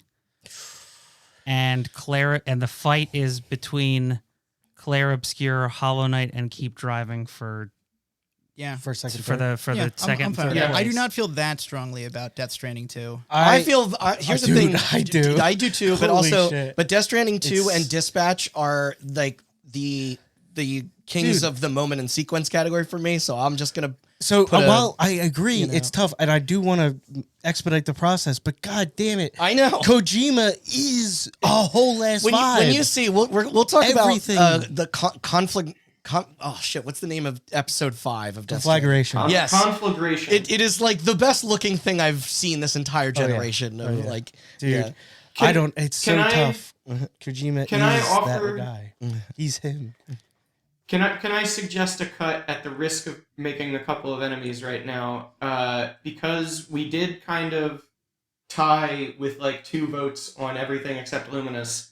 But I think the only one that has people that actively like on this panel of 5 people that actively dislike the aesthetic is Hollow Knight, right? I That's fucking knew you were That going is there. correct. Oh my God. You make me feel like such an asshole. Now, and You and are to an be asshole. clear, Embrace it. I But then think Hollow we've been Knight through looks this. I cool. had the argument with Randy when the game fucking came out, and he was shit blasting all over it, dude. I don't like you love to hate shit so much more than you love to love shit. It's almost like you love shit. You super love shit. But Jesus Christ, can you hate at the fucking top tier? It's crazy, but that is true. Who doesn't love hating shit? Me. That's true. Our entire society is built around You it. guys are too miserable. Dude, I gotta be honest. Dude, Sean, I'm with you right there. These two, I feel like you two definitely love the. Don't like lump the- me in. What? Don't you dare! I see literally, Andrew, I was trying to put us save on Hollow equal, Knight. put us on equal you? levels, and Yes. I said True. that I don't hate Andrew's the the aesthetic of Hollow I Knight. do, and I was trying I to hate keep it on the there. gameplay of Hollow Knight. Okay, fair. Sorry, but Okay, but at okay, least that is Randy actually- hates the aesthetic of He's Hollow not, Knight. but you're not wrong. Okay, and, yo. going solely from that logic and not even deviating to personal feelings or anything like that. Do you have any thoughts? Do you want to Well, now say some so parting words? Here's or- here's the thing. No, we don't I have think to say parting words. I That was think- my point. I think we lock in Claire Obscure, and it's a Okay. fight for the last. and the fight for last is Keep Driving versus Hollow Knight. Because as much as Keep Driving is my number 1, Yeah. the only other person like Matt played it, Andrew didn't connect with it, you didn't play it, and Randy, I showed it to him for 20 minutes, and he just said he didn't. Unbeatable wasn't there, so he just threw Keep Driving in. I did, yeah. So it's like it's just but me. Death Stranding would have been his. I know Death Stranding was already on there for me. That was like my number 2 Yeah, or whatever. yeah. Oh, right. So like But the only reason we cut Death Stranding is because it was technically nobody's number 1, as opposed to Hollow Knight, which is. We're not. Yeah. And so if we're the straight two, up not so if giving the a- two of you Yeah. I think feel, Dispatch. the two of you both feel very strongly about the aesthetics of Hollow Knight, Yeah. yes. I am willing to say Second best soundtrack of the Luminous year. wins, Yeah. runners up Claire Obscure, Silk Song. I mean, I think that's the that is. ticket. I think that's probably going to be the ticket. I'm sorry. I know that you really love Keep I Driving. love Keep Driving, and I hope No. somebody listens to this and No. plays it. But like Honestly, and I thought we were gonna get into a situation where it was gonna be like Silk Song or Keep Driving, and then the rest will work itself out. I but- just hope next year you come back and you go, I played through Keep Driving. You know what? You were right, like you did with Elden Ring. Yeah. to be perfectly fair, there have been a couple games where you were pulling for it, and I was like, nah. And then I did go back and play it, and I was like, that's fuck, true. We fuck. all know I'm the most correct. and it was hey, it was only on my radar, and you didn't tell me about it. You absolutely. So have. To be Yeah. fair, I did play this game, and it's like I will be straight up honest. Yeah, I thought it was good. It didn't blow me away. but that's not what and also like Andrew feels very strongly about Claire Obscure. I And, do as well. And a lot of us feel not as strongly, but pretty strongly about it.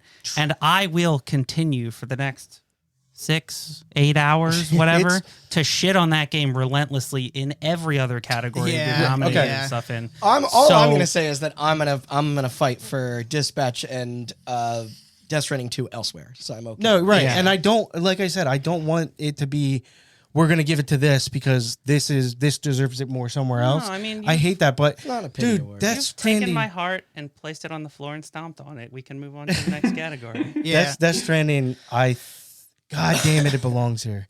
It belongs here so bad. I know, but we We- can only have I 3. understand. we can only have understand. 3. Luminous yeah. is the clear winner, and I think Claire Obscure, Silk Song are a good 2 and 3. I'll tell you what. Ready? You pick Hollow Knight Silk Song or Death Stranding 2. Yeah. Yeah. How you're about that? Yeah, Okay. yeah. You Yeah, you yeah. make All the right. You decision. make the call. I hate this. Yeah, this is Claire, all on your shoulders. it's Luminous, Claire Obscure, and then either Death Stranding or Hollow Knight, and it is up to you Yeah, to pick. because it's like Yeah. whenever we try to cut either, it's like you Because were Death like, Stranding has other support. No, I but agree. Hollow Knight also has other support. yeah. So Jesus Christ. Oh my. Okay, this is what it came to. Okay, I was Yeah. wondering. I was just like, bro, if it came down to a choice to it, and I was like, Yeah. and it's like, oh, I did break him. I did break them. It's tough because Death Stranding is so fucking awesome. fucking incredible on every level. Like, dude, like I said, Kojima is he is an aesthetic person. He is. Yeah. He is a fucking vibe of a person. He's been listening to the Black Parade a lot recently. Yeah, I like that about him. I love that he's letting us know that he's album. going through his emo phase. Yeah. Fuck, man. I gotta give it to Hollow Knight. Okay. All right. All right. It is There's decided. our lock. There you go. All right. Dude, and it's a close. Our we know. best aesthetic We know. goes to Luminous Arise, Runners Up, Claire Obscure, Expedition 33, and a Hollow Knight. Top Silk 5 would be Song. so much easier, would be, especially wouldn't for it? this year. Well, okay. No. We're not No. doing. We're not doing a top we're five. doing. We got it. No, that was. I shouldn't have messaged that yet. But no, All right. One in the bag. gumming up the works. Now already. it's time for best narrative. Speaks for itself. Up for debate, we've got. Hold on, I gotta take it to the. Let me go back. That Neil Valna shit. Let me go back. I forgot. I know, it's incredible. yeah. Citizen Sleeper 2, Star Wars Vector, Dead Reset, Death Stranding 2 On the Beach, Dispatch, Ghosts of Yote, Kingdom Come Deliverance 2, Mafia the Old Country, South of Midnight, The Altars, and Unbeatable. Okay. I have a proposal. I got a couple of thoughts straight out of the gate too, but I'll let you go first. You will notice that there are 4 votes for Mafia the Old Country, and Yeah. my name is not on there. I know. Yeah. And I will just like to say There's never been That- a better representation that it is The Godfather.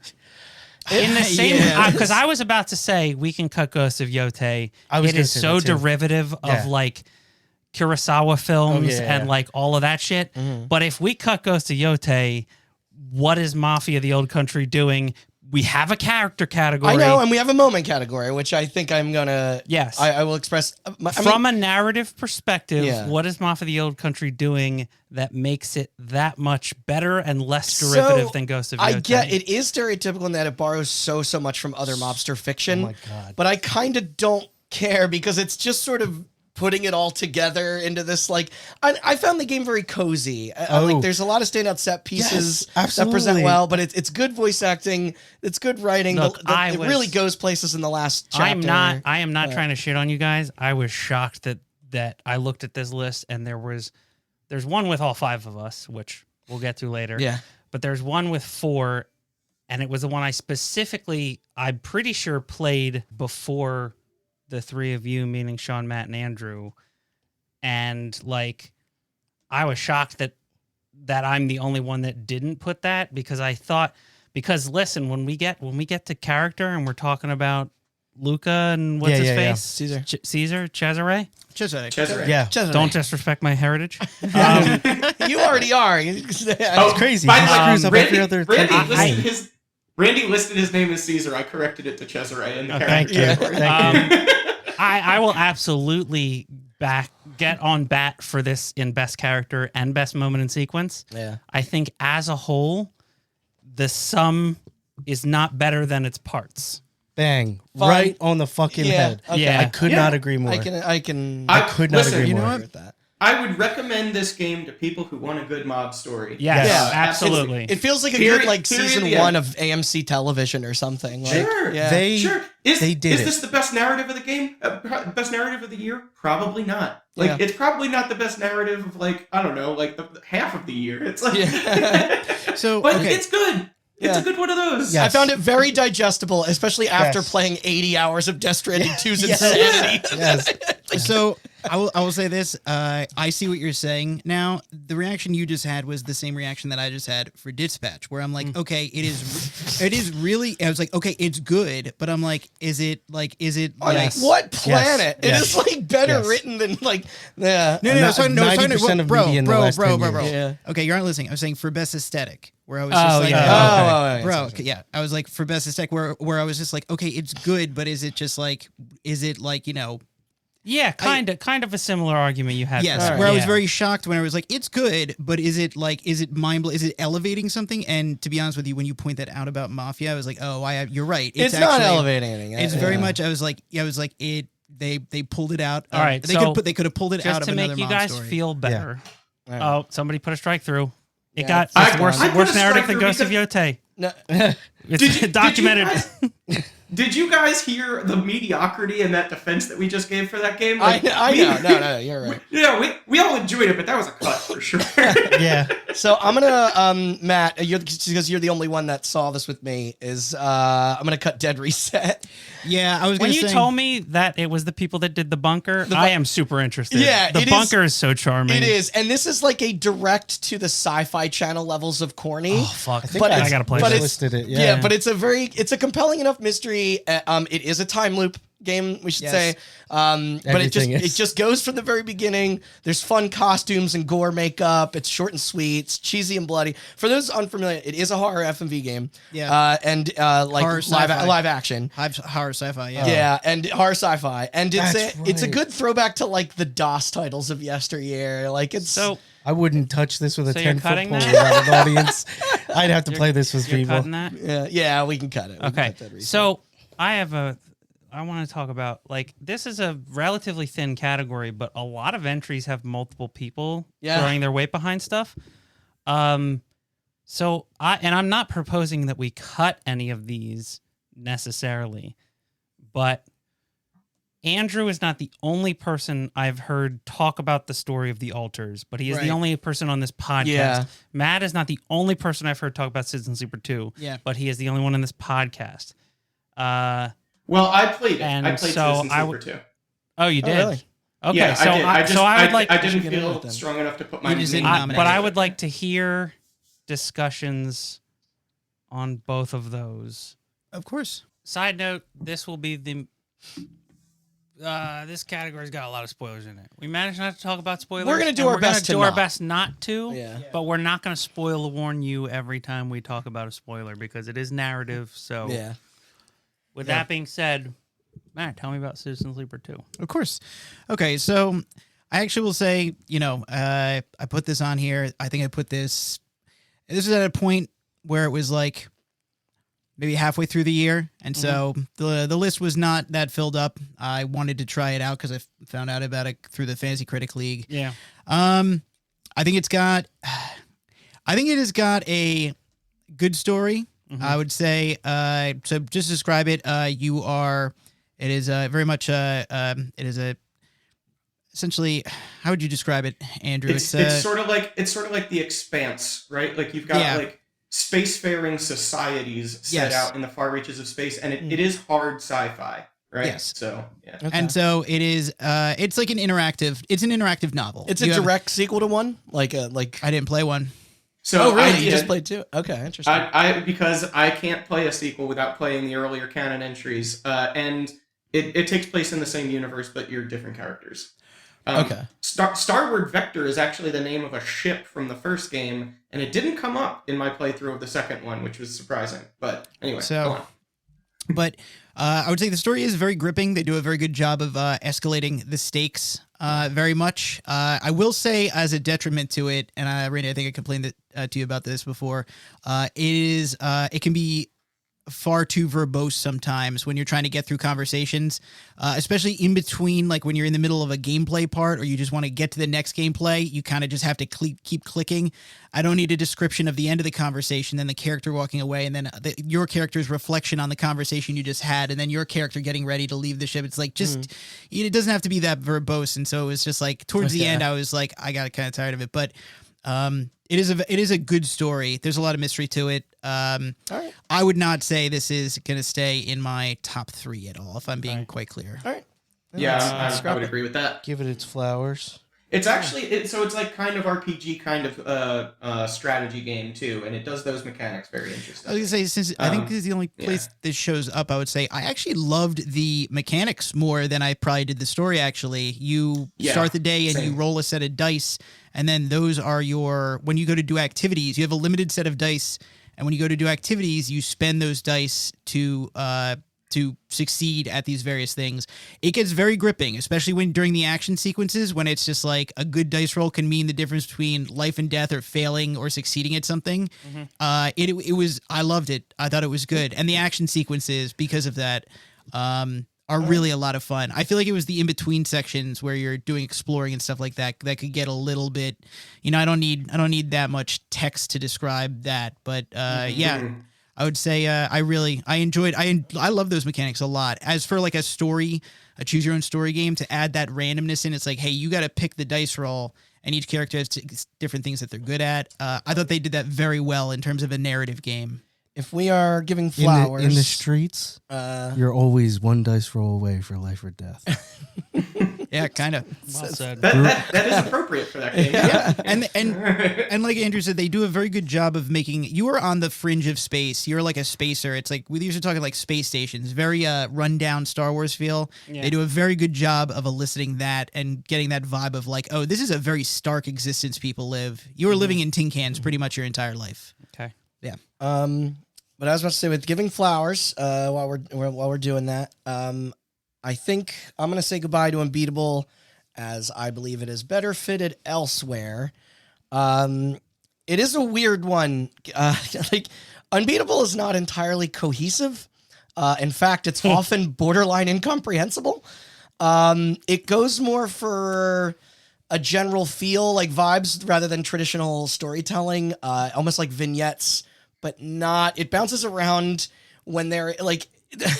Sometimes there is VO and sometimes there isn't, like a la Persona, but it's like, I will say sometimes the missing connective tissue from scene to scene is frustrating. Other times it's welcomed. They simultaneously explain too much and not enough, depending on the part you're in. I was going to say in a grasshopper manufacturer. Right. I was going to say, to Matt's point about Whether you're ahead of the Citizen characters Sleeper, or not. I have not beaten Unbeatable because of the name. Nice. But I like, to Matt's point about Citizen Sleeper, like there are parts where it's all text and it's, and sometimes there's voice acting, sometimes there isn't. Yep. And you have a conversation with somebody and then somebody else comes up and you explain the conversation you just had with that person, and then your character has an inner monologue about the conversation they just had, and it's like, bro, I was there. Yeah, like that's yep. Yeah, that like, is a huge. yeah. I'm so glad you recognize exactly what I was saying. Where it's just like, Unbeatable has that, unfortunately, a lot in the beginning, I will say. It can also get slightly overly precious for me, except then it earns its ending when the wholesomeness melts away to the most like tragic, depressing shit ever, while also recontextualizing everything that happened previously. So it stuck the landing better than I ever would have thought, and I'll elaborate more on that later. But it is like, there's kind of a reason that game is the way it is, but that is a 7-hour lead to a 45-minute payoff. I think you put it best when you said this is like an 8 to 10 hour game that I could edit into a really good 3-hour yes, game. Yes, 100%. You know what? That's probably Citizen Sleeper too, as well. Is it just mimicking like Reservoir Dogs?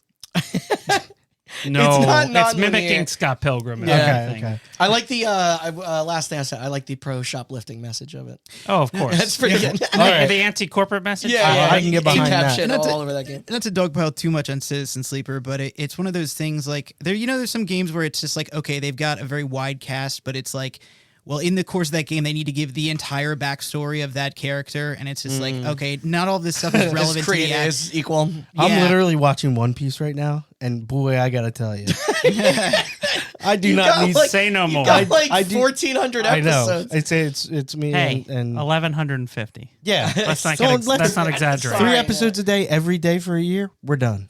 Is that true? Yes. Yes. So that's actually how long it at takes. the next party, okay, when people are really like, "Hey, what's up, man? How you doing?" I'm just gonna give like an elaborately written backstory, my lore to this person, just so you know, because that's how people talk. They just say their entire history, personal nice to history. meet you. Um, When I was 5, my foot got Wait, stuck. one other thing. Sorry, all of the voice actors in Unbeatable are the real life band members, for better and for worse. Yes. Yeah. That's charming, but also it's not great. Okay, I will similarly give flowers and say that I do not think that South of Midnight hangs here. But I want to shout it out in I that wish I played more because the whole thing is presented. The setup is great as really like implies a it's story being told, with like narration and stuff like that. chapters and like drawings and narration and like it there's a bunch of interesting twists that you wouldn't expect from a game like that, That being said, and it all looks like it was heading in a it's very really unique direction. It's very charming. It's got a lot of fun characters in it.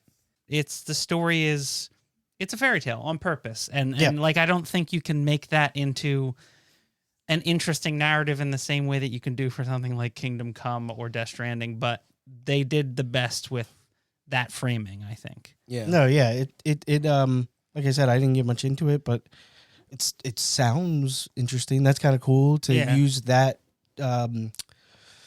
source material and transmorph it into the and like again, its like own fairy tale type thing. I will always champion like mythologies that are not constantly covered. Yeah. Like I'm good on Greek mythology. Yeah. I'm good on Norse mythology. I understand it. I'm good on Japanese mythology. And I love a lot of games that tell that. And if another game comes out and is good and tells that, I will play it. Yeah. But just make sure it's not Assassin's Creed. It is always good to hear from like parts of the world that aren't covered by the media. Right. And like that, like those are countries. This is literally a state. Yeah, like that like southern Louisiana lore where there's like creatures that we've never heard of because they don't cover them. Like, it's a fun playthrough. I agree. Nice. Sure. Okay. And relatively short. And relatively short. How long is it? I think it's like less than 10. Less than 10, yeah. You know, I should have, if I weren't in the middle of trying to finish up games. It's on Game Pass. No, I know you got a lot on your plate. I got a lot on my plate, but that like when you say something's less than 20 hours, I'm like, well, I can and just it has knock that out. passable character action mechanics. Yeah. Andrew, tell me about the altars. Yeah, I'm curious. I played the demo and it was very it was intriguing. I just I could talk for a long time about the altars. Okay, so this story is incredible. I love it. Is it like Moon? Is it? Yeah, so kind of.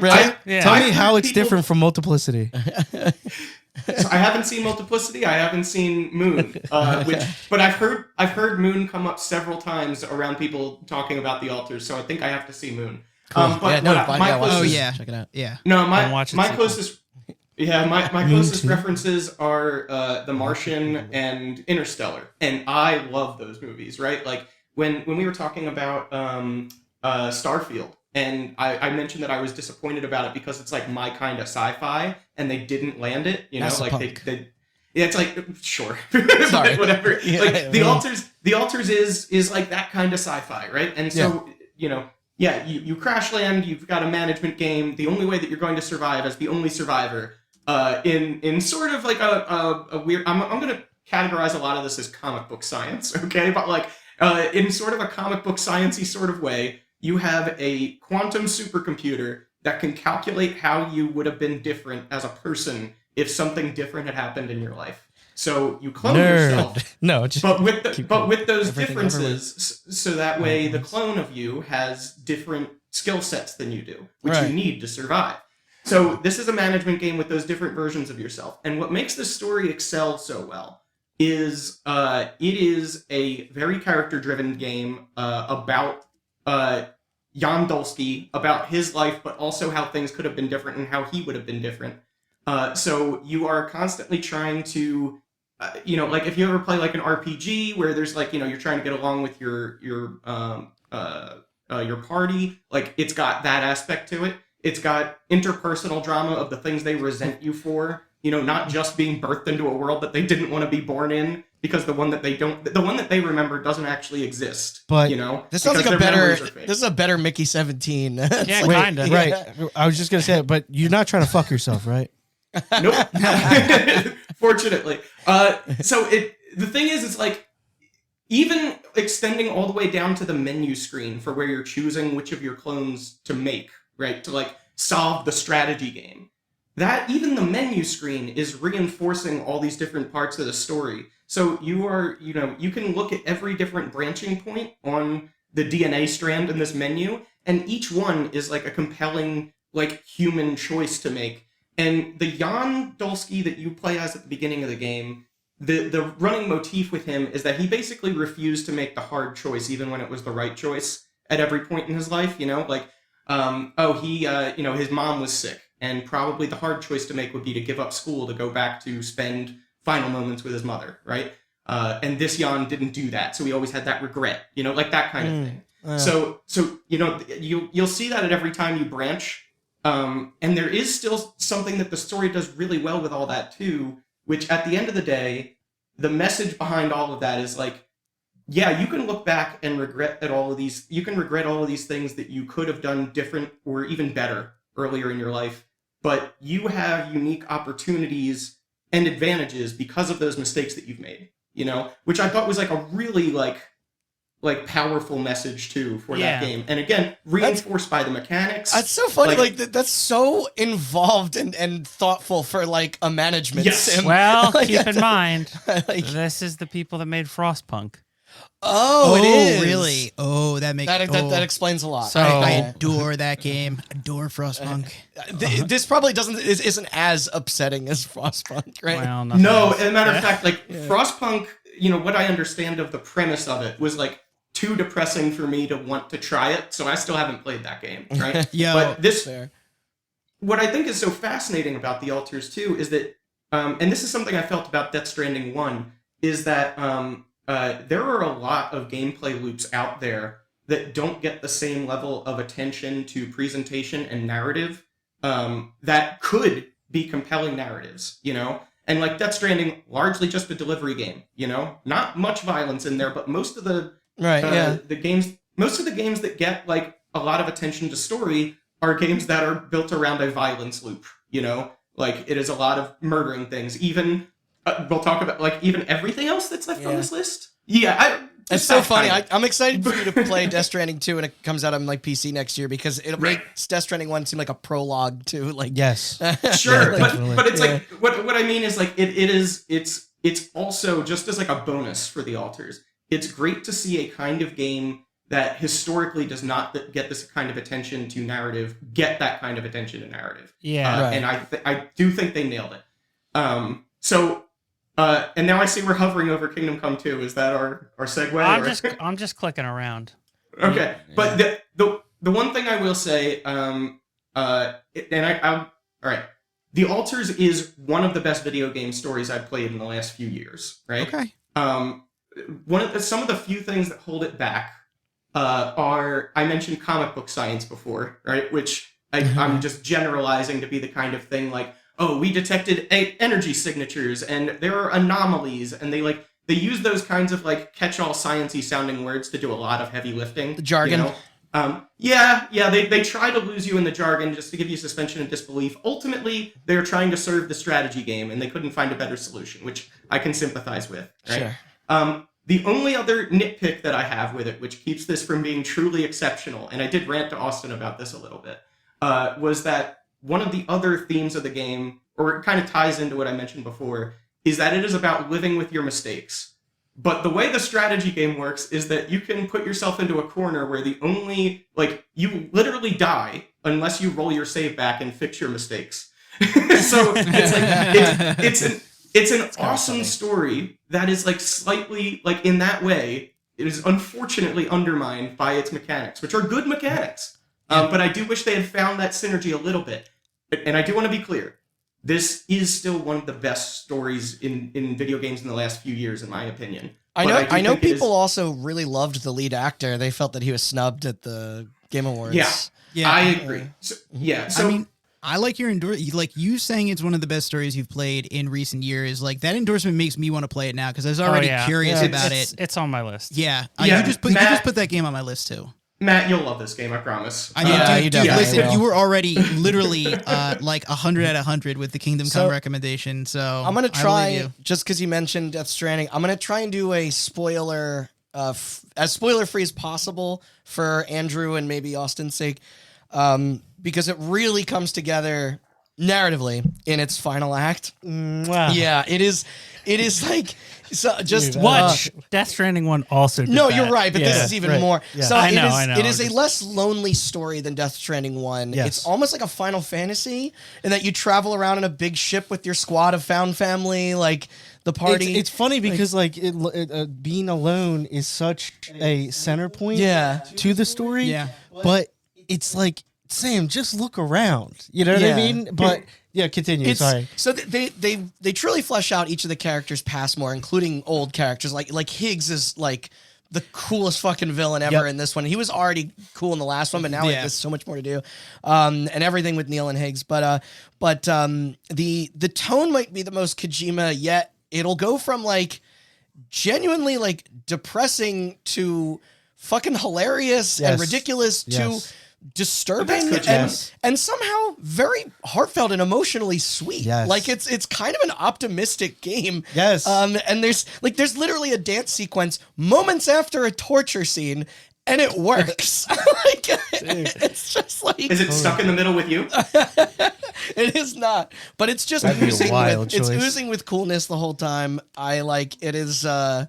It's so tough to not talk about certain story beats. Yeah. I will just say Neil Vanna is the I think Solid Snake villain. Yes, it totally is. Dude, yeah. Truly. And I think he's actually kind of the real heart of that game. Like he kind of becomes, he rises up to be the real secret protagonist. His performance was fucking incredible. That's why I have him in character. In so, I did not. He's an Italian actor. Like very expressive eyes. Dude, oh god, that performance was fucking incredible. It's fantastic. So many great performances. Again, which really drives, I think, the narrative further because it is so larger than life and fantastic. And even the little quieter moments on the ship, just hanging out, like and taking pictures or like whatever. Like it's like it's I don't know. It's a world that was just nice to live in for a while. Oh my god, yeah. Like, did you end up platinuming it?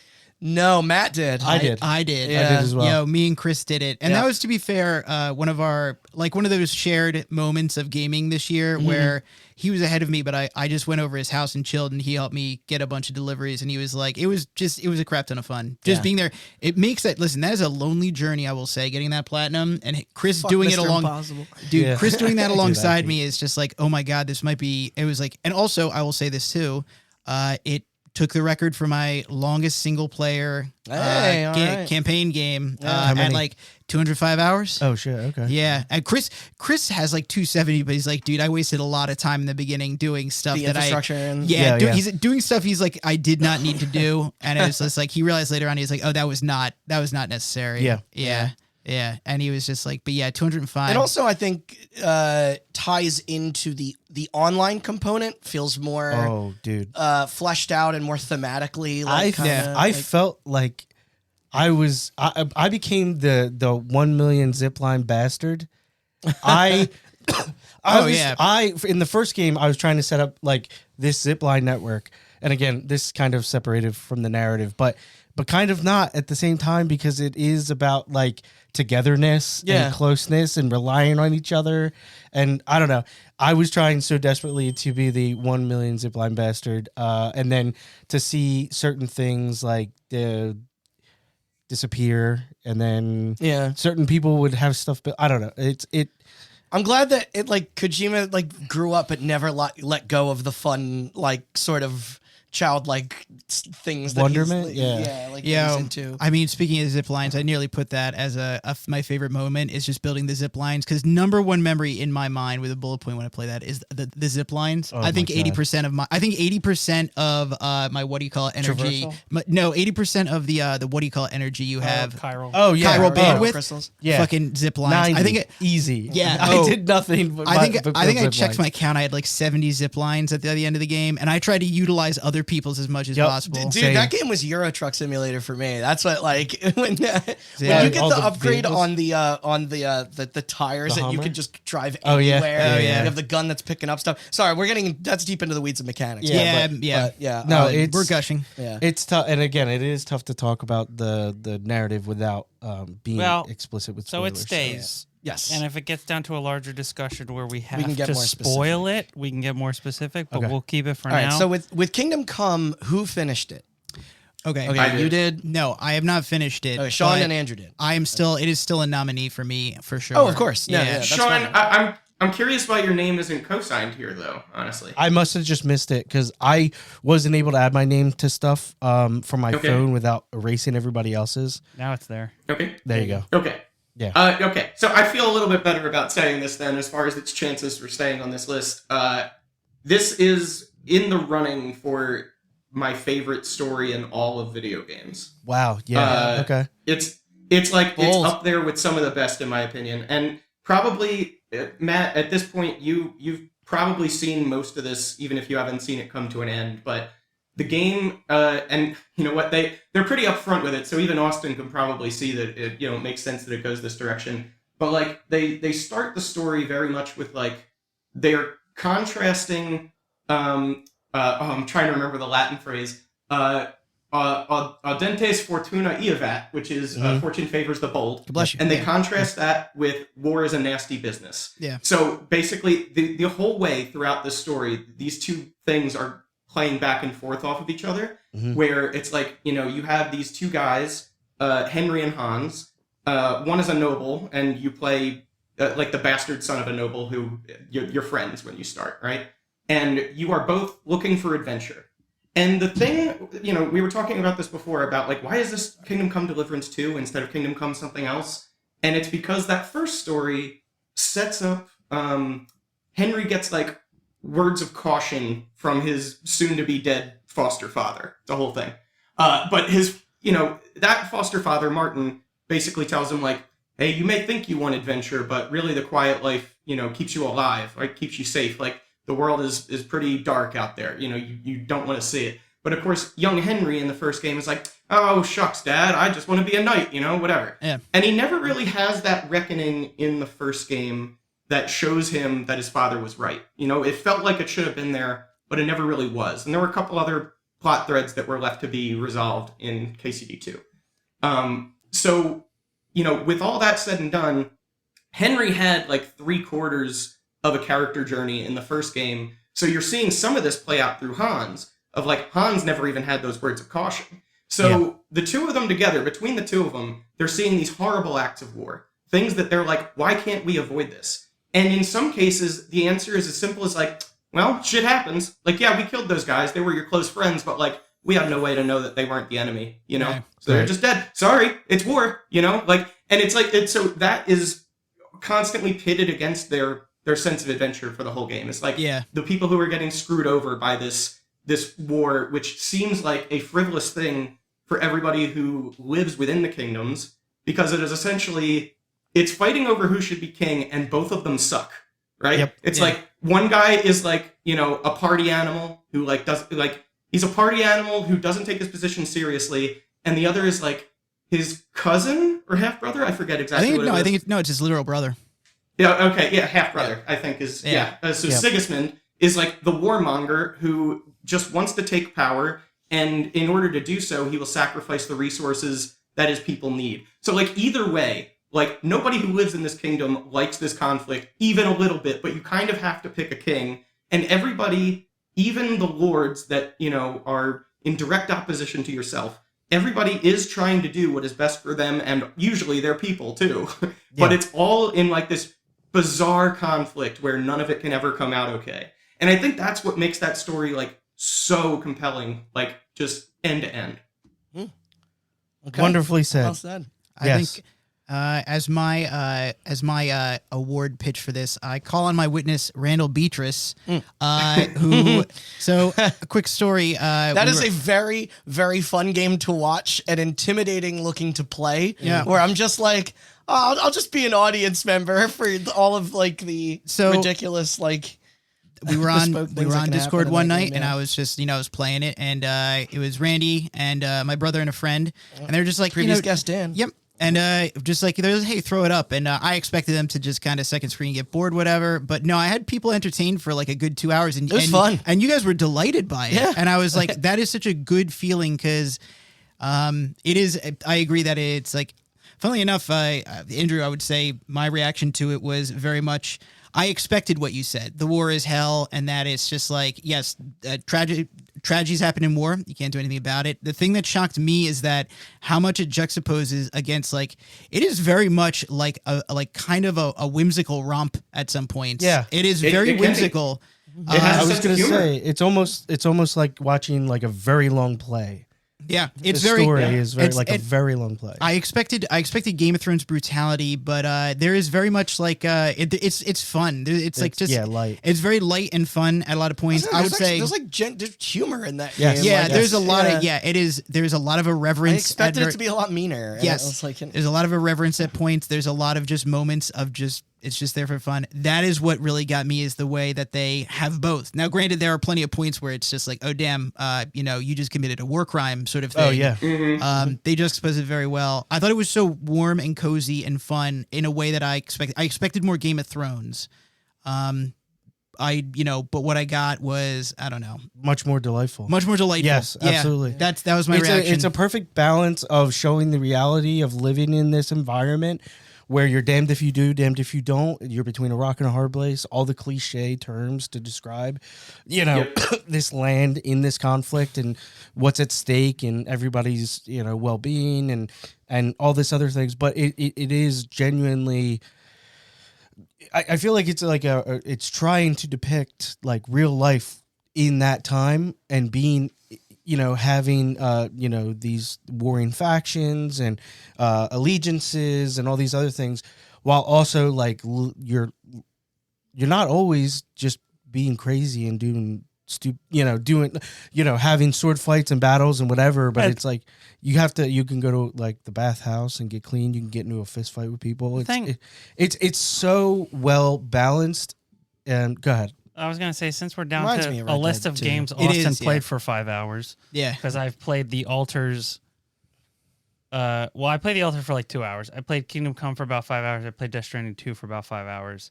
I beat Dispatch, and we'll get to that. But the thing that surprised me about Kingdom Come is that if you watch the trailer, which it was at one of the conferences that we all watched together, it's edited kind of like a Marvel trailer, where it's a lot more wacky than you would expect out of something that looks like that. Yeah. And I thought, I was like, oh, they got the moments. They got their trailer moments Yeah. right from the get-go. It just like they behave how people behave. Yes. Yeah. They break tension with jokes. Yes. They like it's very up and down, too. I played 5 hours of it, Yeah. and it is depressing. Mm-hmm. It is like infuriating. Yes. It is hilarious Yeah. just in those 5 hours. Yeah. And Yeah. it And doesn't it carries through. and it doesn't feel like somebody was writing a script and went, "Oh, we have to insert some humor here because we've been a little too depressing Yeah. lately." Yeah. It just flows so naturally, Yeah. Yes. like people do. Yeah. I was Yeah. actually going to say my comment was like I would say broadly I would characterize the writing as mostly silly, punctuated by moments of sheer horror and violence, which Yes. is much like human nature. It's the human condition. Yeah, it's Yeah. human condition. Mostly silly, and then very suddenly very serious. Yeah. Yeah. And I've used this term a couple times, but I really mean it for all the games that I use it for. It's this. I was kind of explaining this to Andrew when he messaged me before I guess he started playing it. Would you say that my opinion of it, like it being a love letter to gaming? There's so much tender love and care into every system. And especially the story, but every system, everything plays an important role in balancing your experience. And it is all pushing the narrative forward, I guess, is what I would say. Yeah. Go ahead, Andrew. No, I didn't have anything to interrupt with. I mostly just agreed. No, yeah, that's what I mean. It's like you would agree that you walked away from it feeling as delighted as I did and stuff like that. I've read interviews with the people that made this game. Yeah. And it was like They're so every cool. problem that Yeah. people had with Kingdom Come Deliverance 1, they were like, yeah, we know. And then they fixed it.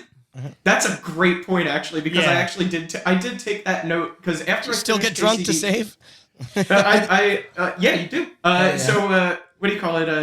After I finished KCD 1, I read the Wikipedia article of criticisms, because let me tell you, even the final state of KCD 1, 8 years after its initial release or whatever, was still a really janky, buggy game, right? So Yeah. I went down the rabbit hole. I was like, what did people really think of this? Because all I basically internalized was that it was like, pretty buggy, and people thought it was cool, but maybe not like mainstream cool, whatever. And so I looked into it, and there were things like, people criticized that there was a lack of firearms and like cannons and whatever. They fixed that. Oh, that's the funniest shit now. Watching the evolution blunderbuss? of that early technology and how not dependable it is. Okay, there was okay. Nudibik, you're probably going to talk about the black guy, right?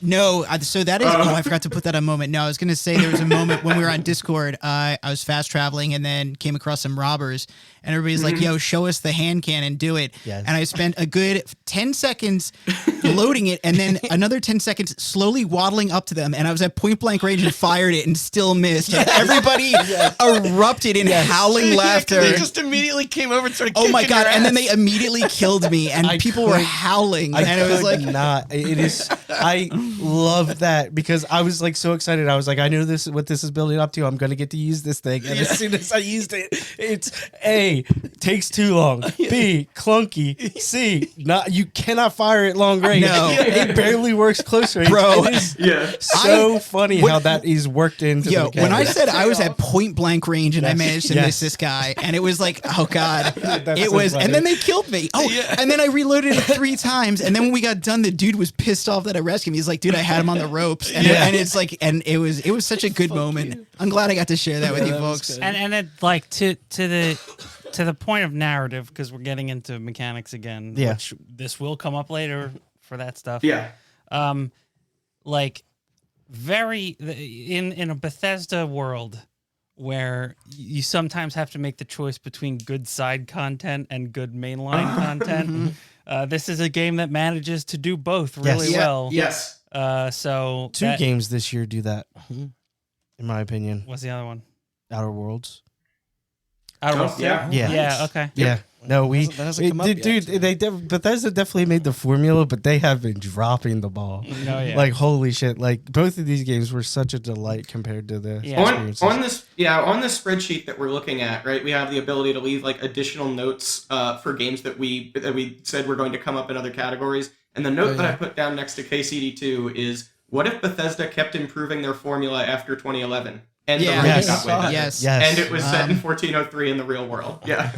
Because they haven't done those things. Sorry. Okay. Wait. As a closing note, I'll say you mentioned Red Dead 2. It very much is. I would say take the writing of Red Dead 2 my language. and merge it with kind of the mechanics of Witcher 3 without magic. And I would say you were roughly close to where Kingdom Come is. And Red Dead 2. Yeah. All right. Go. That's clearly staying. All right. So we get to the game that all 5 of us have put our names aside. I think I can summarize Dispatch, and again, without spoilers, it's obviously my pick. The dialogue is excellent. The performance is exceptional.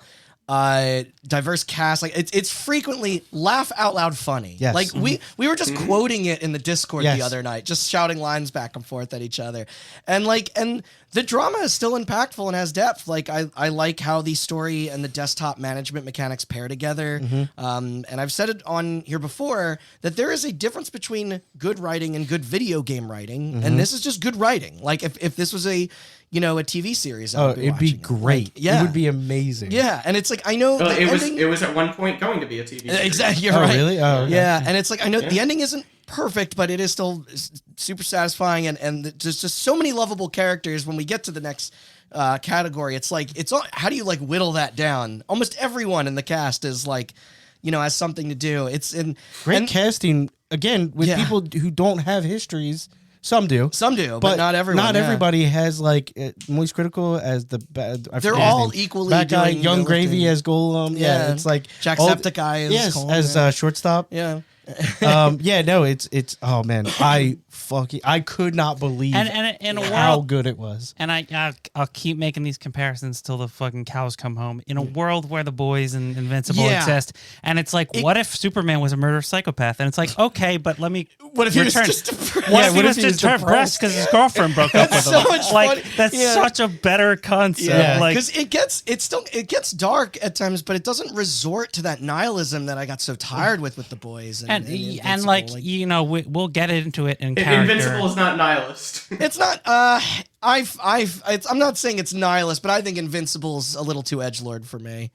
You've only seen I saw the first beginning of season. it. It's Invincible to me is far better than The Boys to make those two There's an comparisons. ugly amount of collateral damage in that show where I was just kind of like off put. But like it's just like every character we'll get into in the next category, but every character in Dispatch is not one dimensional. Yes. Like if you if you tell me, hey, this game's coming out and like Moist Critical's playing one of the characters, I'm gonna be like, okay, so that character is gonna be a bit character, right? Yeah. No. Yeah. There's Yeah. depth Just has to an him. arc just like everyone Yeah, else. like- yeah. Yep. Joel Haver. It's just water ugh. shit. Oh yeah. Oh right. Because also it's like we should point out like there are superheroes, but it's not always it's more of a workplace comedy. Yeah. It's a marriage of that with the A superhero, thing, by the way, hero's journey. that both Marvel and DC have been trying to do for years. Right. They've both announced their own version of The Office, but with superheroes. And it never gets through because people can't figure out how to make it good. And these people just fucking did it. Their take on the Office, like bureaucracy. Yeah. And also, like, the 45-minute episode, like, length is just brilliant format for this. Yeah. Yeah. This game just like is the easiest thing to pick up and Mm-hmm. and put down. And this is Oh, like it's hard to put down. and I it's waited till super it was hard, but all you out. because everything ends with like a stinger into the next episode, Yeah. kind of, or not a stinger, but like a That's cliffhanger. that's both very Netflix and very comic book, though. Yeah. You know. Yeah, it is. Right. Yeah. But it's well done, definitely. Yeah. I was gonna Definitely say- not Yeah. a detriment. And it's super atypical of me to like say this about a studio, but it's like I just want to see another season. Normally, I'm always like, "All right, go. You made this. Go make a new thing." And I'm like, I kind of just want to spend more time with. Yeah. these characters. I'll say this too. Actually, I am still in the middle of this. I'm at the end of episode 5 Okay. right now. So it's just. I'm like, actually this- glad that you made it to 5 because that's the best. Yeah, that ending it's part is so my good. favorite. Well, that's I had to stop for a meeting. I literally was I got to the post game part of episode 5, and then I was like I had to go to a meeting. And I had to stop. sucks. So I was like, but yeah, you know what? Yeah. Turns out this is what happens when you hire the Tales from the Borderlands folks to write your game. Yeah. I would This say is remarkably. way better than that, though, as far as like the narrative flow and everything goes. Because like doing the sorry, to I cut love you them off, both Matt, but deeply. it's I'm like- just more wanted to point to like the pedigree of balancing No, but comedy and pathos. I think this is relevant for this category, even though I'm about to talk about mechanics, because this is narrative as it relates to it being a video game, and it's Right. like the Telltale formula was very much like you're going to have choose your own adventure stuff, and then we're going to stop for point and click adventure. Yes, you know. yeah. And This is a and wiser evolution having- of that. Yeah, no, this is so much better because the narrative never has to stop, and I mean that in a very good way. Because like, you know, banter. there's still banter, and Yes. and not just banter, but plot progression Yes. during that banter, yeah. And the And- missions and that that- you're playing that is- too. Yeah. That's Yeah, all that's playing out. admirable. Like, Yeah. yeah, it's all super admirable that they found a way to keep the story going and then still have the strategy layer and have it never stop. You know? And it's I all think world building, and it's all Yep. tied into mechanics, Yep. like the fact that like Yep. the Phenomena Man's girlfriend broke up with him, so now whenever anybody on your team fails a mission, he gets a depression Yeah. status Yeah. where his stats get lowered because he's too depressed to go on a mission. Like shit like that is like mechanic stuff that is just so flavorful and tied into Yeah. everything Yeah. that's happening. I'll also say too, it's like it is remarkable that there's no unlikable characters in that game. yeah. They're all That's in, what I mean. They're not one dimensional. They're not one-dimensional. You can't find Everyone on one the to team is just great. hate. I don't know. To just Flambe say, is, even all the is side up there for characters. me. Flambe is up He's there the for closest. Me. Yeah, Because it's- he's gay, is that why you hate No, him? I think they were intentionally made him. Kind No, of, he's an asswipe. Yeah, exactly. it But is- still, when not to give anything away, but I think no, I actually you're not done, so I'm not going to say anything. Yeah. I mean, he has Yeah. redemption. Yes, he does. Okay. Just like Andrew with the altars, we could talk about this for hours. Yeah. But Yeah. really good. We It's have so 4, Oh God. and we got to cut 1, and then we have to pick a winner. yeah. Okay. All right, So- here's where I'm at, guys, real quick, okay? KCD2, like I said, I think is one of the best stories in games ever. The Altars, I think, is like a tier below that, but I'm also the only person here who played it, which might be rough. So, And then Dispatch, we all played and we all really liked. Yeah. So I think Dispatch and KCD2 are a lock, and we have to argue between the Altars and Death Stranding 2. I think that's I it. think you're Yeah. right. Yeah. Yeah. Yeah, that sounds right. Yeah. Okay. I mean, I will just say this. Your spiel about the altars has me really pulling for it. You got me interested in it. And it's like the fact that you are vouching for it that hard. Now, granted, again, people are just. I know it's gonna Wild be. Like, card, this guy. This guy fucking platinum Death Stranding 2, just like I me. knew this was gonna happen. Where it's just like, bro, it's like He's just stabbing you in the back constantly. I was like, dude, bro. I Everybody, know. I do. I appreciate it. Listen, It is admirable. To yeah, vouch an equal for it like but that. it's like, yes, it's like when I think about Death Stranding 2, it's just like, I don't know. It was very much when I played. Death Stranding 2 is also your own stories combined with the story of the game too. Like I it's know, so- and it was very much, and it's like when I played it and when I finished it, it was my game of the year, and it's like since then that has changed, and it was just like everything about it is good, great even, but it's just like there's so many parts of it where I'm just like, okay, if you're like, could I give it an award for something? And I'm like, probably a moment or sequence or a character, but I don't think I could give it for the technical achievement, even though it is beautiful. I don't think I could give it for the narrative. And so that is my logic, is that it's just like these things are excellent, but they don't stand out to me as award worthy. Neil Vanna's arc is, Yeah. I think. that might be like my moment of the year, which is why I have it. for No, that but too, I yeah. think it is. You don't realize, and I'm trying to tiptoe around it, yeah. but you don't realize how it unfolds in such a beautiful way. It does, and it also like it fills in the blanks of the first game too. Right, And, yeah. right. Oh man, dude. Oh, God. All right. Okay. So I just tipped my hat towards the altar. What do you folks Oh think? no, I thought Andrew put up a No, great argument absolutely. with the altars. Yeah. Okay, well, come on. What's your pick? Death Stranding 2 or the altars? We've Well, all they're gonna pick Death Stranding yeah, 2 because of they played course, it. yeah. Yeah. I Bullet. but I think what are you that feeling there? as somebody who has played snippets of both, of all of these, I mean, I will say the one that made me want to continue playing the most was KCD 2. Yeah. So I mean, we already locked that in. I don't know. It's hard for me to say because, like, Kojima is Kojima, and he's got his hooks in me. Yeah. But like, I am with Andrew. You gotta watch Moon. You're gonna love it. Yeah, If you yeah. like the altars, Listen, like, I've heard it so many times. I believe you now. Like, But I'm gonna. I'm fucking love that movie, and that's what the altar sounds like to me. And I think, not to anger anybody, but I think that Death Stranding 2 will have. Do you think it a lot excels more in its characters and its moments than its? I mean, I'm only 5 hours in, so I do, but you know, I didn't beat it, so. I will concede that I've got some altars moments on moment and sequence. I'll bet Death Stranding 2 has a more compelling argument for moment or sequence than the altars. Then I'm willing to let go of Death Stranding 2 here to give it its moments. Man. Sorry, man. Okay. No, There was it's tough. a point I where Death know. Stranding 2 was like literally my game of the year across the board, and it was like that was 4 months ago, and then it's like I've played things since then. I was like, okay, it's like it got. Because there's it like got, a montage of sequences that's running through my head of Death Yeah. Stranding 2. Oh, But yeah. if we're Yeah. going to talk about a single piece of cohesion, then all right. And I guess just to make myself feel better, it is one half of a story. Yeah. That is just Much to make like me. God of War Ragnarok. Was Yeah. what Okay. happened. Well, listen. Still waiting for part 3. I think. Yeah. No, but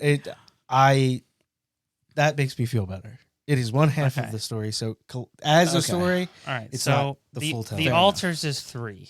yeah. Right?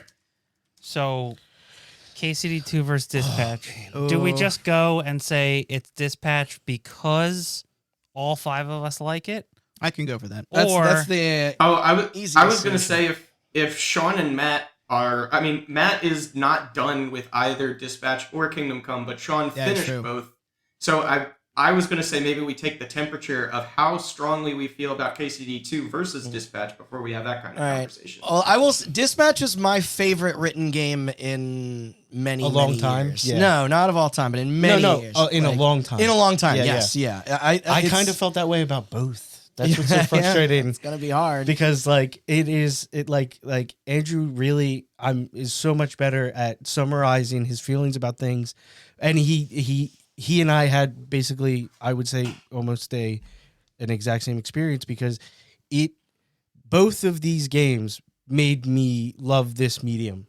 And it's man. I also I know this is a little bit of a reasons. personal. Like I had also the benefit of playing through Dispatch with a partner, and that is like one of the that game you could share that with so many people that don't play games, and they'll get I was this close attached. to forcing Kristen to play it. Yeah. I was like it's It's so like approachable. it doesn't even matter if you're into it's so It's easy. just like it is come so look at this fucking hilarious, and you'll get into it. Yeah. Oh, She man. fell in love with it very quickly in a way that I was like, Yeah. it was very sweet to see. I think Dispatch is clearly my favorite narrative of the year. We made a statement about, or we argued that some of its parts, like with Mafia, doesn't equal the whole, where the independent performances outweigh the story as a whole. I'm going out on a limb here. I think as an overall story, KDC or KCD, right? Yeah. That is fantastic and amazing and beautiful. I think what sets Dispatch apart is the performances altogether. Like the narrative altogether, and every independent part. Not every independent performance, but so what I was gonna say is, as much as I love Dispatch, I think that Dispatch's narrative is really good, but it is very heavily inspired by, like, it wears its influences on its sleeve, and it does wrap up in kind of a little TV show way, Marvel-y way. True. Okay. Where, like, I think it's going to be a lot. It's going to be really hard to narrow, like Randy said, to narrow down one character from Dispatch. Here's what I'm gonna say. If Kingdom Come Deliverance 2 wins, and we're tying this into like the most literal interpretation of best narrative, I'd like to point out that Dispatch might have the best dialogue, moment to moment dialogue that I've seen written in a game. But I know that is technically different, part of narrative.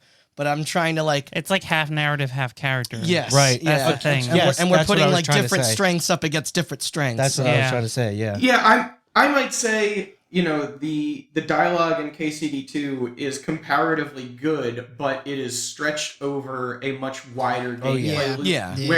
Whereas Dispatch never stops, like I was saying before. Dispatch is much more directed and linear in how it's telling that story. But there are choices, but there is something to be said about keeping a narrative great and interesting over 10 hours versus keeping it great and interesting over 100. That's true.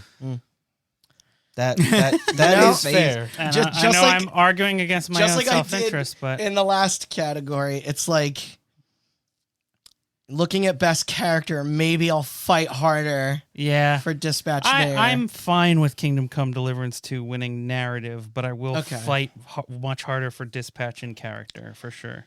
Okay. Is it decided? Same way I feel about Death Stranding. If I'm given, so it's like it's a tough call for me too. It's like I'm gonna back Andrew up on, like, it's like I feel very passionately. I was like, Kingdom Come 2 is some of the best writing I've experienced in a long form writing I've experienced in a game in years, for a very long time. It harkens back it harkens back to RDR2 with how well Dispatch is like the best TV show there never was. Yeah, and it's like it's like that is not to discredit Dispatch, because I think there is something to be said about it is funny. Is snappy, which is so hard for a game to do. Is and it's just like it is so hard to it's just like, but it's like if you want, it's like Kingdom Come I'm going to be remembering for a long time. Our demographic, I think, a good way to put it, is the perfect demographic for Dispatch, whereas I think Kingdom Come can be appreciated on a larger scale. Okay. So yes. All right. And our best narrative is Kingdom Come Deliverance 2. Runners up,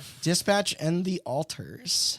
And I know with The Alters, it was a hard sell toward the end of the year, because I didn't play The Alters right when it came out. It was a hard sell to get a couple of you guys to play another 20-hour game, but man, I highly recommend it. Yeah, it was on my list, but it just kept cropping up, and there's so much stuff that fell below the wayside. Dude, I get it. Yeah. I came this close to giving up on Kingdom Come when it was like those early hours. Oh my God. I had to really. It's grueling. The feeling underpowered, but it's like I finally was like, you know what? I'm just gonna pick it up one more time and try it out, and that was the moment that it hooked me, and I could not put it down. Dude. But it's like there is such a wall to get over to get started that game. But once it starts, you feel broken, weak, and poor. Oh yeah. Like you truly feel it. Like I've never felt, even like in a Souls game, I have never felt so up against the odds. Yeah, it is so good at conveying that feeling. I agree with you completely. I was just like, it even points out it opens up the game. You are in your underwear coming from the stockade, and it's like, oh, you have nothing but the underwear on your body, and it's like, okay, good luck. And you're like, all right, I'm gonna do all this stuff. I walked out of town.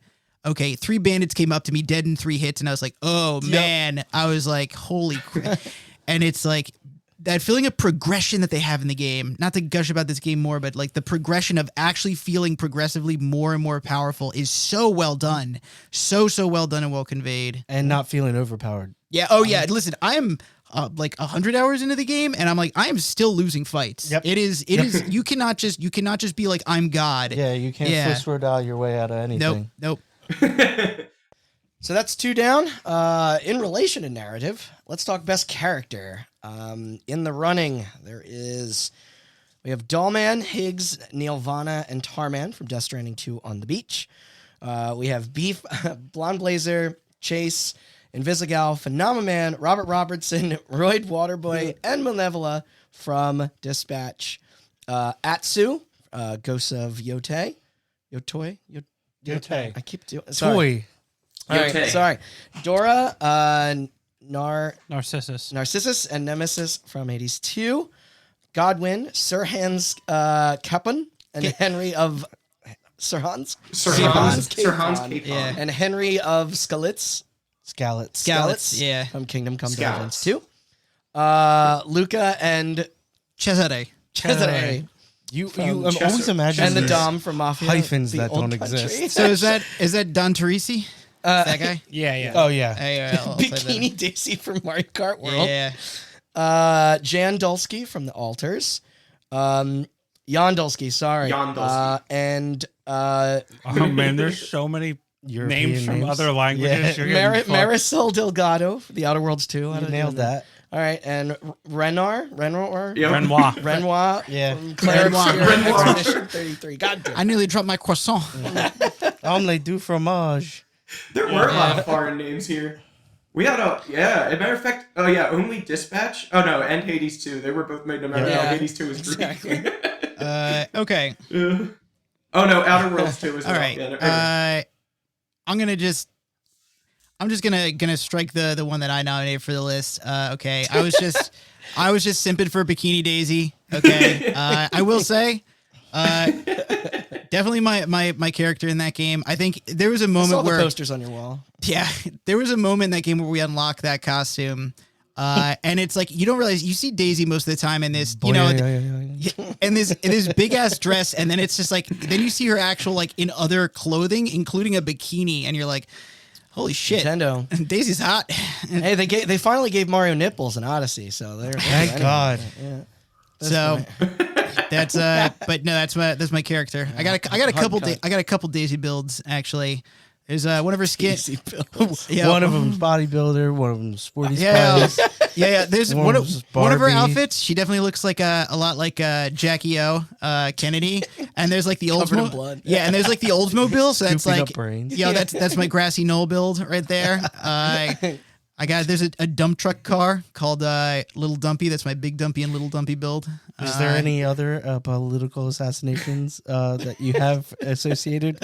There is. There's a skin, a Wario skin where he looks like Charles Guiteau. Okay, that's my That's a my deep Garfield cut. Yeah. build.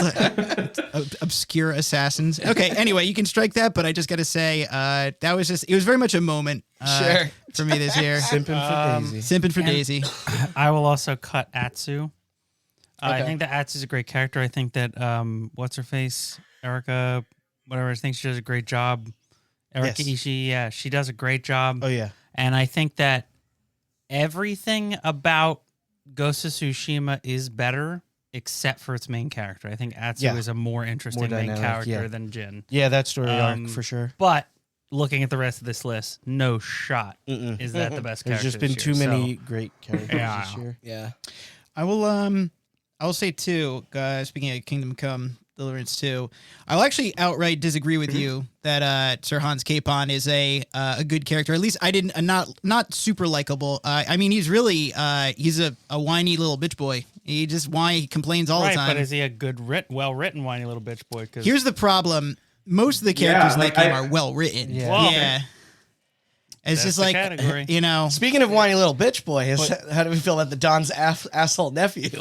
oh yeah. Oh, wait, which one's the nephew? Cesare. Cesare? Yeah. Cesare. Privileged. He's the selfish one. I don't know how this made. He's my best favorite character in that game. I know. No. I like the when you progress like his friendship with you, like Yes. like you see more of a value system sort of beneath him. Like I Yes. like when the three of you go out for the bachelor Yes. party and Yeah, you're it's playing great. the record in the car. Like that's fun. Oh yeah. And I am- yeah. I like Luca more. I am dumbfounded. I do. that- I also like Luca more. Yeah. How is there no appreciation for the Don? He Because is. he's just the fucking. I know, but He is He's just Marlon Brando. I He's just know, Marlon but Brando. It's maybe Have you seen The Godfather? It's great. Yeah. no. But well, there you go. But yeah, watching Sean he's just speechless right now. watch It's just The like Godfather. I'm so It's- sorry. I know, but it's like I know he's obviously great based on performance, it.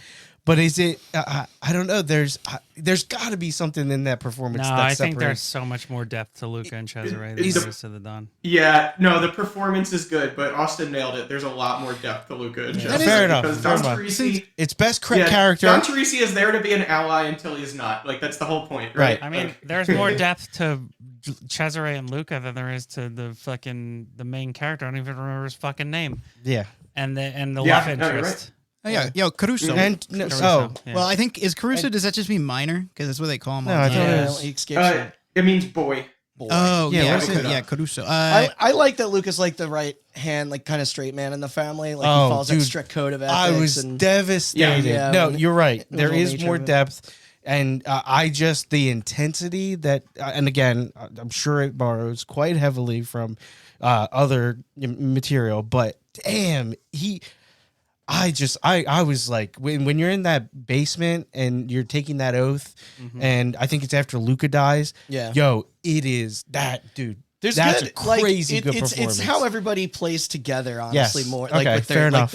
like the tension and like Luca is mine. That's what I appreciate. Luca's mine from that game. Oh I god, think I don't remember the Okay. main such a character's. devastating. I don't remember the story. main character's name either, and I just played it like a week ago. Is it It's like a Enzo? shortening of It's something. Enzo. Well, Is it- Enzo, yes, it's Enzo. short for Enzo. Lorenzo. Yeah, Yes. Lorenzo. Okay, so it seems like That's you. we get rid of Cesare and Don and keep Luca for now. Okay. Does that sound good? I Yeah, can I I can agree agree with with that. that. Yep. Yeah. Okay. To return to Kingdom Come. Okay. Mm-hmm. My argument would be, so you've got Henry, Hans, and Godwin. I would say of all of those, the clear winner is Hardcore Henry. Hardcore Henry. It's just I like- think so too. Yeah, and it's like Godwin. Godwin, I think, is a very likable character. He does not show up that frequently, and also I wouldn't say it's like I don't think he wins out over Henry.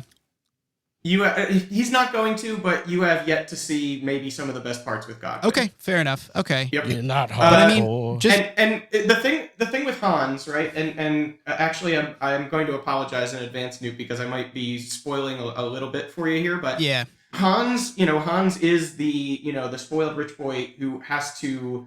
He's the one who has this character arc that like Henry had the first time, because like I do think the writers were smart enough to acknowledge that it's like we already saw Henry have this arc in the first game, so we're going to have Hans experience a lot of that stuff this time. Okay. Where now he has to come to terms with like what the real world is, but he's also on this course of self-destruction. Yes. Yeah. And Godwin is the representation of what happens if he sees that through. Yes. And I think that's a really cool thing to use him for, because in the first Kingdom Come Deliverance, Godwin was just comic relief. And Okay. that was kind of it. He was awesome comic relief, but that's all he was. And then like in this one, because he's like lost his station and he's like, man, I screwed up again. And this time it was even worse. He lost his pension or his purpose and his pension for life, I think, too. Yeah. Like he's basically. Yeah, pretty he lost his fucking parish. checked out. Yeah. Yeah. I think he's but yeah, like crazy good. I think that his character is crazy. Yeah, those characters are probably better, like in the same way that you're contrasting the call to adventure with the horrors of war. This is Hans contrasted with Godwin. I think they're stronger together than they are alone.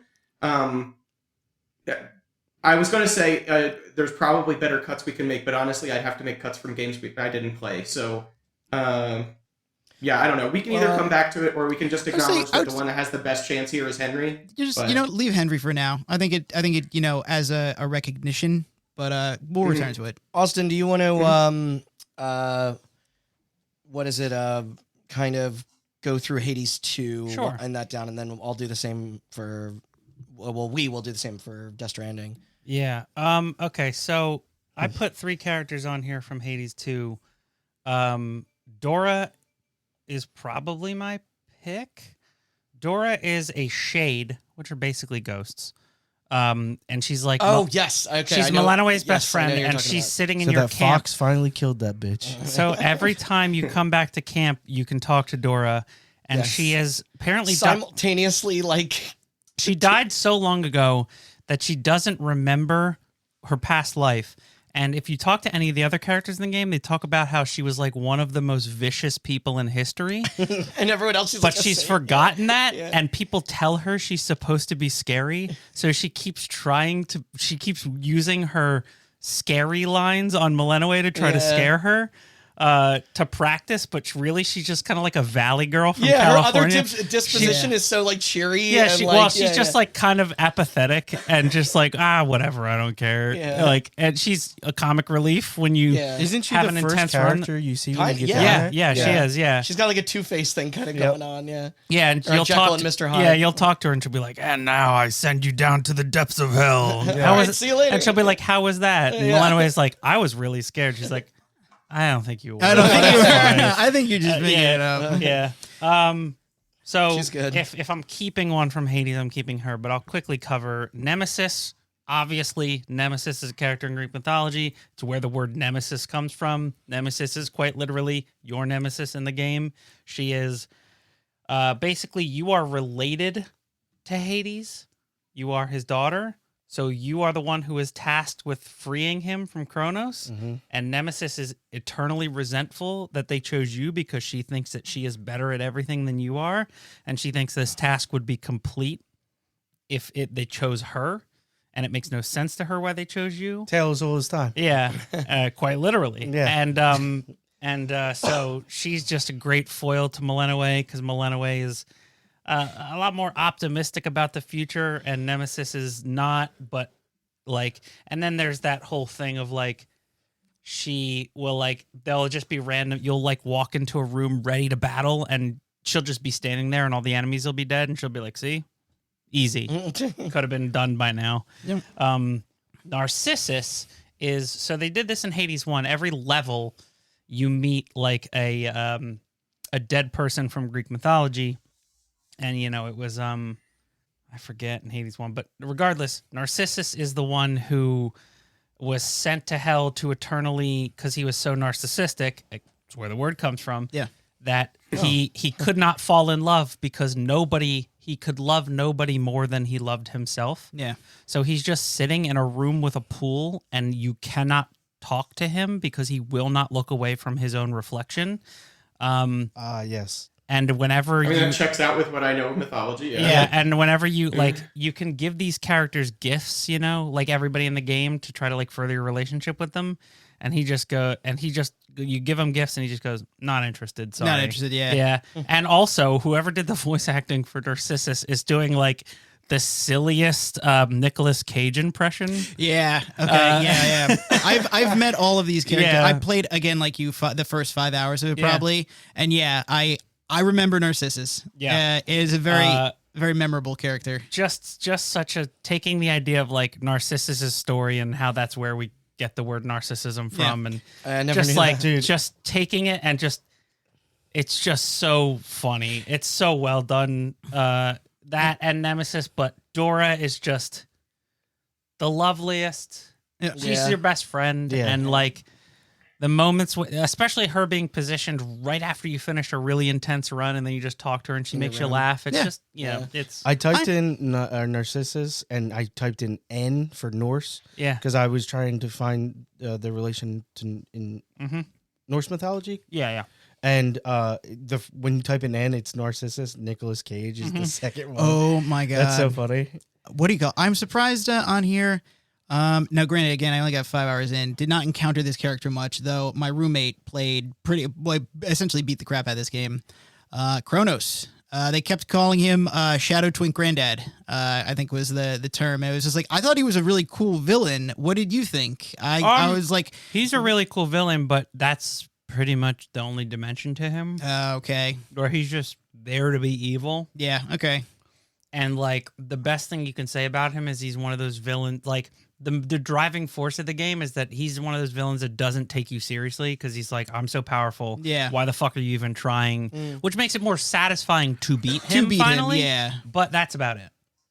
Okay. That is the answer I was looking for. Yeah. Okay. I mean, I could have put a million characters from Hades 2, and most of them would be from Hades 1. But I just tried to take 3 that are new to this game and that I really liked. Yo, So. Scalemius. Skelly. Skelly's Yeah, still there. Skelly's Great. still there. I think at this point in our whittling down, I can offer up a cut, which is Marisol Delgado from The Outer Worlds 2. Okay. Obsidian has many strengths. They make RPGs, which I think people automatically just one-to-one associate with story, but it's a little more complicated than that because I would say that Obsidian's strengths are in the politics and your reactivity between factions and in giving you multiple ways to solve a problem. In a lot of ways, they're very old school about how they do that, but their strength isn't necessarily usually a character. But Marisol Delgado, I did think was very cool. Basically, she's like an undercover operative for a faction that like worships math and science. Is this a character you can partner up with, or like? Yes, she's a party member. Okay. But at first she's undercover as like this harmless old lady who like sounds like she wants to sell you cookies or whatever, right? Like she's like, oh well, if you think I could do this terrible thing, I don't know what to tell you or whatever. And then later, when you finish that quest line, you find out that she's actually like a wise old badass, right? Like she actually is like a super spy who's got so much experience that she's like tired of everyone's shit, Yeah. And she's one of the few examples in video games of like the badass older woman. Because like other than that, you don't it's see kind that of just very like often. It's like Sonya Blade in Mortal Kombat X and like Wolfenstein, very little else. Yeah. What's exactly. her face? From God of War. The head guy? No, the badass woman, older woman. Forgetting her name. Freya. I didn't play Ragnarok, if it's from that one. Yeah. Oh, well, anyway. No, I like that archetype. Sorry. Yeah, she's a very cool character. I think people are going to feel much stronger about other options, and I'm the only one who had her down as a nominee anyway, so I'll cut her. Oh, wait. Okay. Whoop, I cut the heading of character name, but there we go. Yeah. Okay, I'm going to offer up a quick cut because Randy style, put this on here just to complain. Renoir from Claire Obscure Expedition 33 could have been a great character. Oh, is she the foot mage? No, Renoir is the main bad guy. Mm-hmm. Okay. He's your daddy. It's depending on what part of the game you're in, your father, but not the part of the game you're in. Yeah. Okay. Gotcha. JRPG stuff. Yeah, definitely not confusing. Not confusing at all. And in fact, the game, the biggest spoiler thing I'll say for you is that the game turns you on your head like 8 times. Yep. Yeah. And where you're playing as Gustav, Yeah. you're not going to be playing as Gustav in Act 2. And I Okay. won't spoil more than that. And then you get to the end of Act 2 and you get to the epilogue and whoopsie-daisy, this whole game has been bullshit. Yeah. And actually there's an Act 3. Yep. And that is where like any character development happens at all. Yep. Because nothing mattered up to this point. Oh. And like this is Yes. an oversimplification. Yes. But it's like Renoir has like a couple character moments where I'm like, man, if you were written this way from the beginning, you could have been a great character. Oh, okay. Yeah. But it's just all shoved into like one ending cuts, like series of cutscenes. Yeah. And so I put him in there when I beat the game because I was like, much like a lot of the characters in that game, he could have been great if they had if they hadn't been so focused on pulling the wool over your eyes like that and just let you realize what the game actually was earlier. Yeah. Those characters could have been more developed because up until that point they were all fake anyway. Yeah. So, Yep, and I'll say the cool thing about him too is that he sort of has he represents like tough love to someone who needs it. You know? yeah. Okay. Yeah. And it is a cool archetype, and but he could have been represents. fleshed out He more. also represents a villain that takes a turn, where it's like the whole game. Yeah. You find out the whole game is kind of his doing, and at the end, he's just like, you know what, you guys are right, I'm wrong, but that lasts all of 5 seconds because then he dies, and then you're very quickly moved on to the next plot point because we have a lot to get to because we decided that none of our game up to this point mattered, and we have to fit everything that actually matters into 2.5 or 3 hours. So This is why you tune into Hot Button for the truth yeah, that they won't tell you. there's a reason why. If you like Co-Obscure a lot, there's a reason why I made that joke at the beginning, and there's a reason why it wasn't in Best Narrative, and That's true. It wasn't. we'll get to more of that later.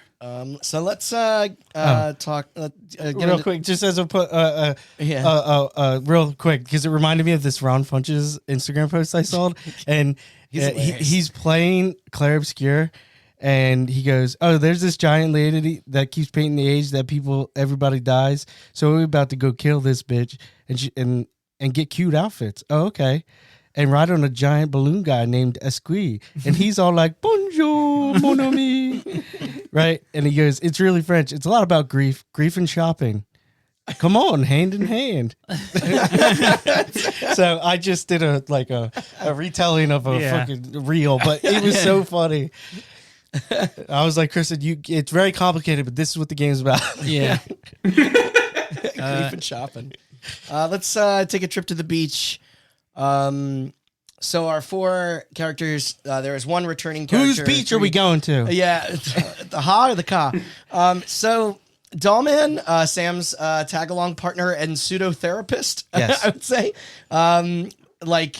I think I mentioned before the clever use of his animation with these slower frame rate is It's just it so eye-catching. stands out, He's but got that fun accent. Yes. Yeah. He Come on, Sam. Yeah.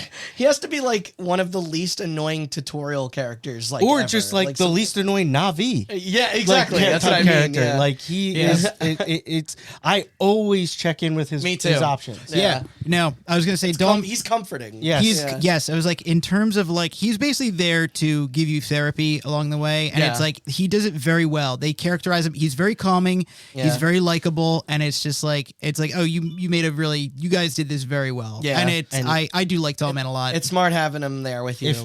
If I can be honest, he also does keep you abreast of things because you could get lost very easily. He's also very meta because he'll just be like, "Sam, did you understand any of that?" Yeah. Well, I'll explain. Yeah. Or he'll just be like, "I think there's a large cutscene coming up." Yeah. Oh my god. The moment it's so where funny. Randy was at it's I got to the very end of the game right before the point of no return, the final, and he just goes, "I have a feeling there's a big cutscene coming up. You might want to get comfy." And I was like, "Oh, he spoke to the character, to the player." That's very good. Oh man, So there's also what do you call it when your car gets trashed? He's just like Sam, this car is about to fall apart. But then he adds, "Wouldn't you like to try something new anyway?" And I'm like, that's so that's so encouraging rather than just being do get a new car. He's just why not something fun? Or the best is you can just huck him into the air, and that's what scans the environment around you, and he comes back and says, "I do good, Sam." Yeah.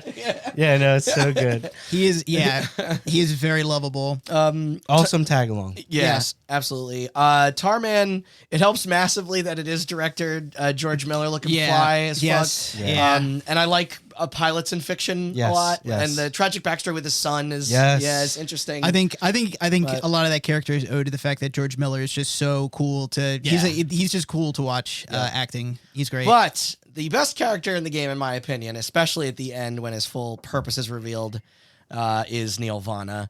As silly as that name sounds in the beginning, but it's and I am into, as Sean said, his solid snakeness. That was a very clear choice. I The most pained performance of any character. Okay, in that let's game. just paint a picture for the three of us. Before we all had questions, right? Who is this character? We didn't know. Yeah, and you only see him sporadically right throughout. And yeah. when they were doing teasers for the game, it's a buried fucking lead if there ever was. Yes, Yeah, yeah. yeah. But holy shit, is that character arc Yes, amazing? it is so good. It is. It actually like puts a bow on this story in this world, and I bet Amazing. Kojima would have put him in one if he thought of it. He sooner. you know what? yeah, for sure. I would Yeah, also argue but- it's like I think that's what what's his face was for. I can't remember. His name. Yeah. Cliff. Yes. I can't remember. Michael Madsen. Yes. No. Michael.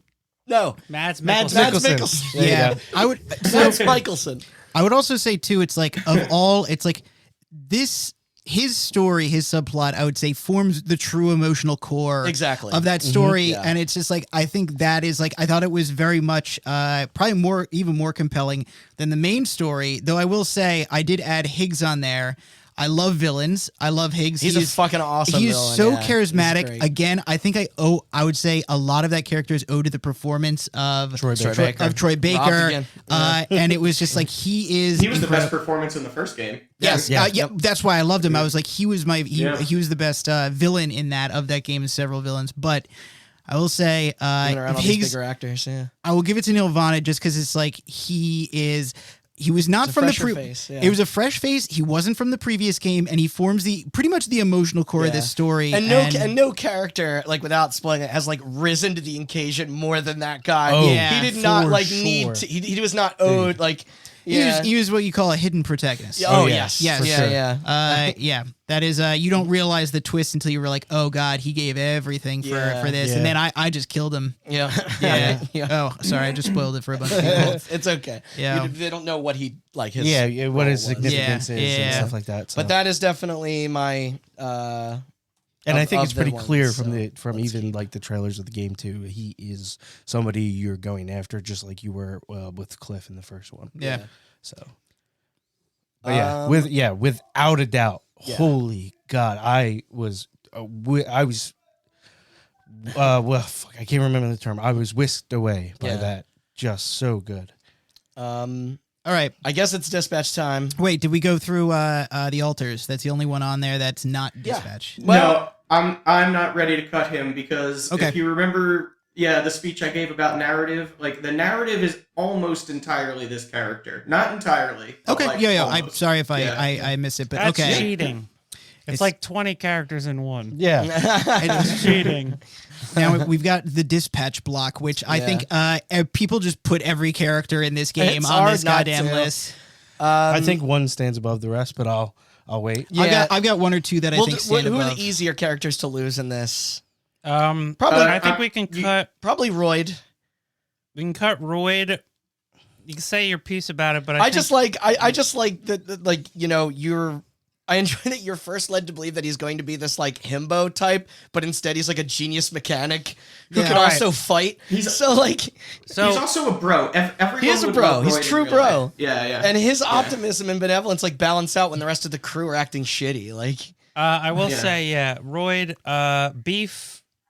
I got a We lot to can say cut- about great. Beef. Roy's Well, great. we can. Beef like, is more of a prop than a character. Yeah. No. Well, okay. So I was gonna say he's yes, but also he's more than we're putting on him on here more than just because he's a cute dog. yes, and with a great fucking name. Yeah.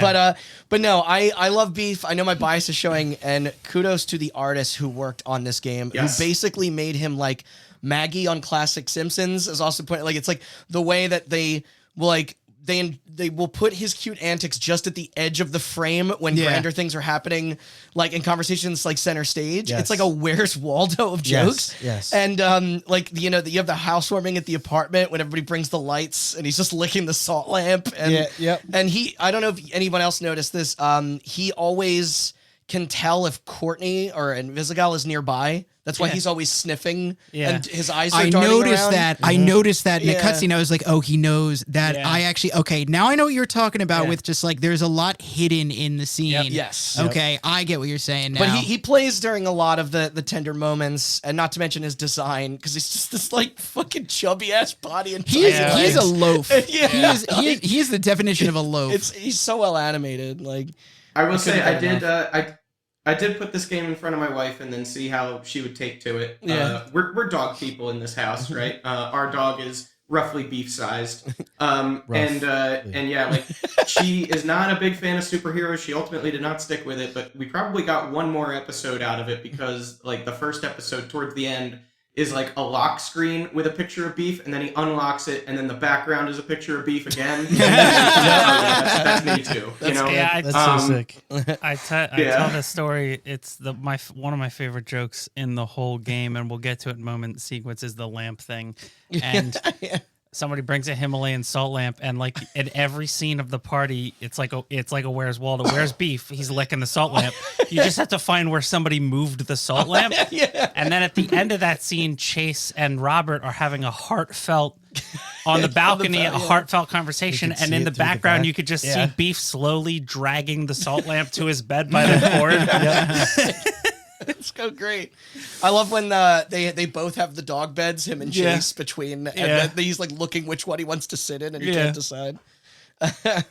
This is tough because like so many of the characters were well done, well fleshed out. We can let go of Royd, and Beef is a personal one for me, but I get that he's not necessarily a character, but I still just love every scene. Every scene. I would say similarly.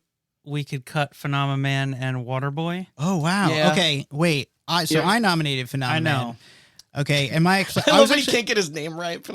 He's ordering all the melon edible arrangements. The edible arrangements. He's like, I spent over $837 on melon. It's so good. So I was shocked that nobody else nominated. He's probably my favorite. Granted, I'm not done the game yet.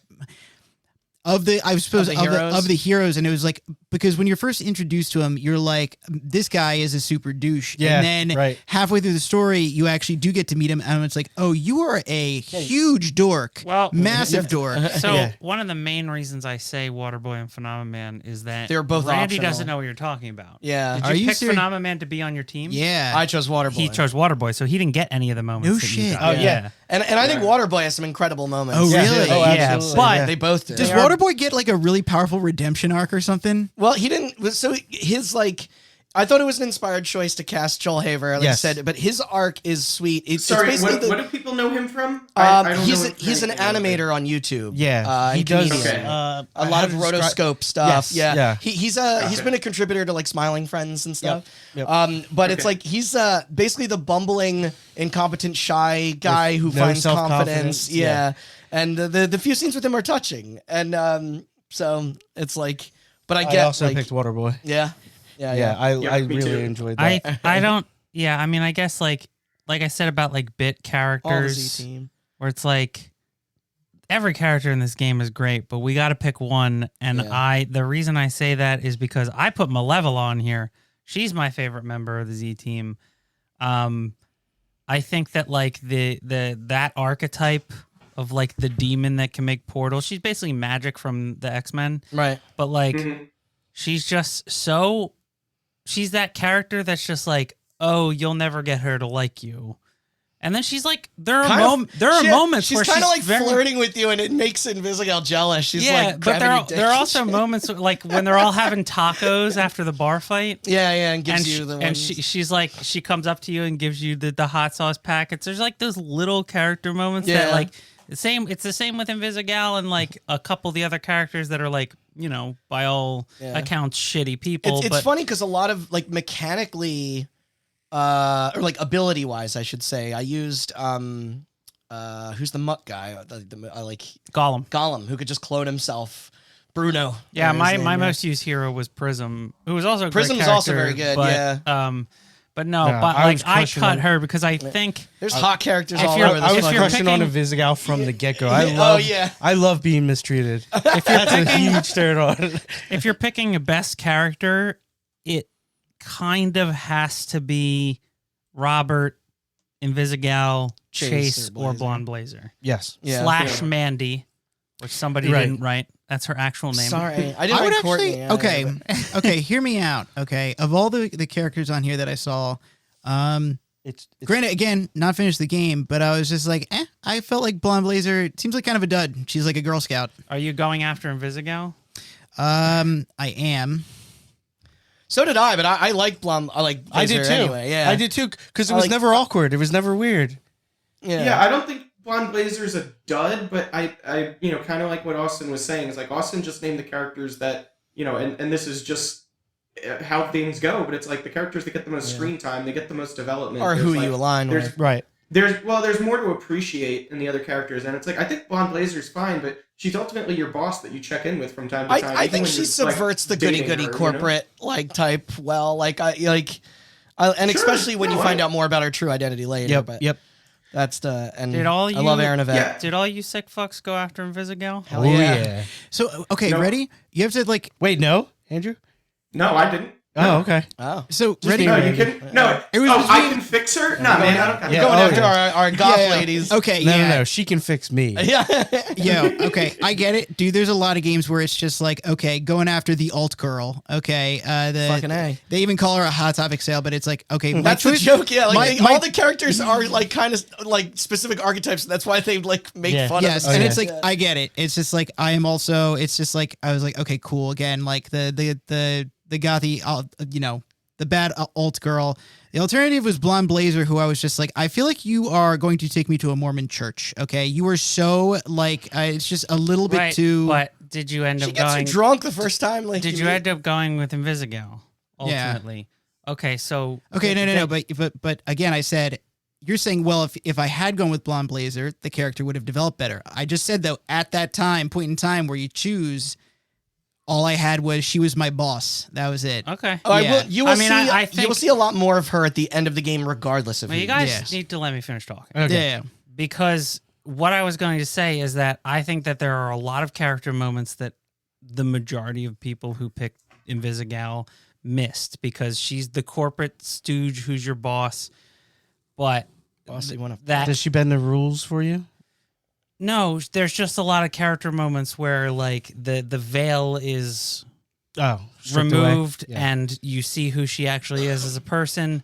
That being said, what applies to her also, what I said about Phenomenon and Waterboy also kind of applies to her because if you don't pick her, Yeah. then she just kind of remains your boss. Yeah. Whereas Invisigal has a much more important role in the story. Role She in the is a story. member of your team. Like, it's, because that because back and like forth alter, kept me I've going. talked to so many people who picked Invisigal. Again, you're all sick fucks. But that's the direction the game was. felt That's like the it was direction the pushing game me, is pushing you in because Invisigal is important to the story. Right. And so, like, I still got a lot of screen time with Invisigal, regardless Yeah. of the fact that I picked Blonde Blazer, whereas Blonde Blazer had a lot less screen time for other people Right. who Yeah. picked Invisigal. And so And maybe that. I'm saying that we can cut Blonde Blazer. Okay. And also I agree. maybe that Yeah. and or to tread lightly, more of what you realize later and at the end with Blonde Blazer, it makes probably a little bit more sense. It kind of comes out of nowhere. Did you know that she's actually a brunette? I did. But her name's Blonde Blazer. That's crazy. Yeah, it is. Yeah. I thought it was also interesting with Invisigal, like the trait where it's like she has asthma and like can Yeah. only be invisible while holding her breath, which Yeah, is like yeah. that sucks. Like Yeah. that's not even like Dude, like, it's yeah. so funny. But a big surprise that it's like, that they created a horny character and did it tastefully. I guess if you're not a Gen Zer, they think sex is cringe, so that Yeah, is. no, They it's so weird because like I and said obviously earlier, shouts out to Laura Bailey. Oh, yeah, absolutely. To spoil a moment, Aloy, are you kidding me? Yeah. to spoil a moment at the beginning of I think She episode contains multitudes.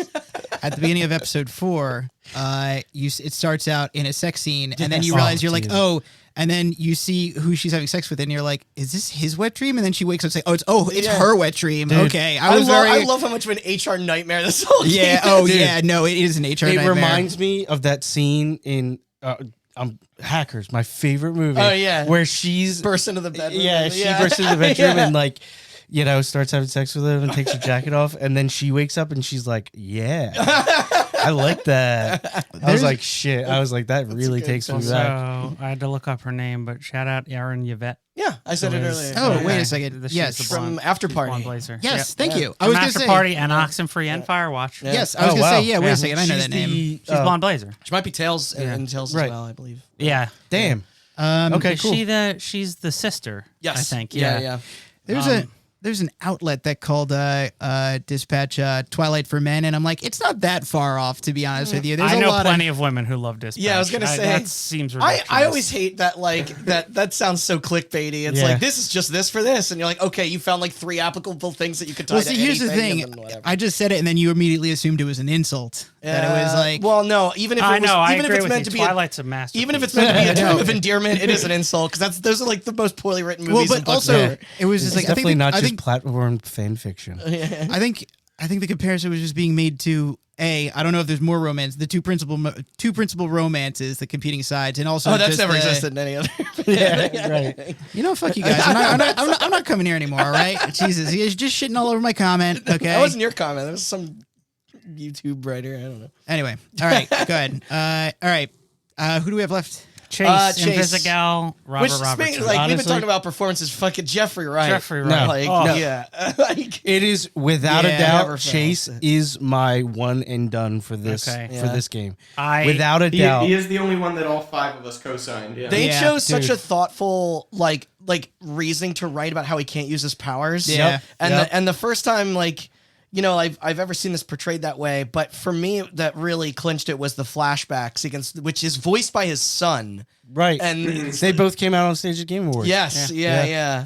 And that's the only. Plus, he has the best line about beef. Yes, I'll kill everyone in this building, including you. Yes, Before I let anything happen to this dog. Dude, that character was so well written, so well acted, and dude, again, it's in an ensemble cast where he's not even one of the main, and he's definitely the comic relief. he where steals, in a game, he steals the show He every time really he's on does. screen. Yeah, Every I was gonna time. say I Chase didn't is so fucking I didn't funny. know I forgot to nominate, but I was also gonna say my top 2 were Mecha Man and Chase. I was about to say, I don't know Yeah. if it's like cliche, like because he's the main hero, but mine personally actually is Robert, and I Yeah, know I can obviously see- like yeah. that is like heavily escalated because of Aaron Paul, who has a history in voice acting with BoJack Yeah. and stuff, but it's like.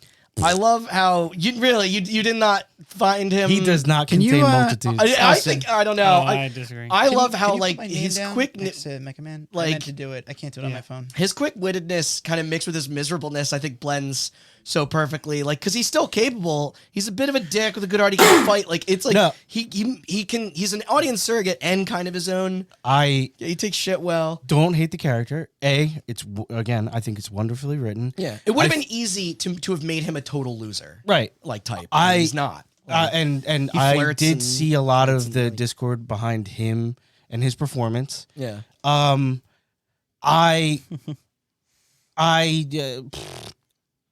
it was fine. I don't I really. I don't I like think- it. He's not my connected least favorite. I connected with his sarcastic demeanor and in a way that's like I did not find like that wasn't overbearing. I like Yeah. that he can be assertive and he can be wholesome and he can Yeah. be like I found that very Agreed. nuanced and that's part yeah, of my why. choice is both- Mecha Man. Yeah. Yeah, both, It's both Mecha Man? Both Robert and Henry, I think, have this quality where even though they're player characters where you can choose multiple responses, all of them are always good. Like, and not that they're always like the goody two shoes option. They're always good character responses. You know? Yeah. Fair. Like, I yeah. They give you so much agency, and it always turns out to be a good character.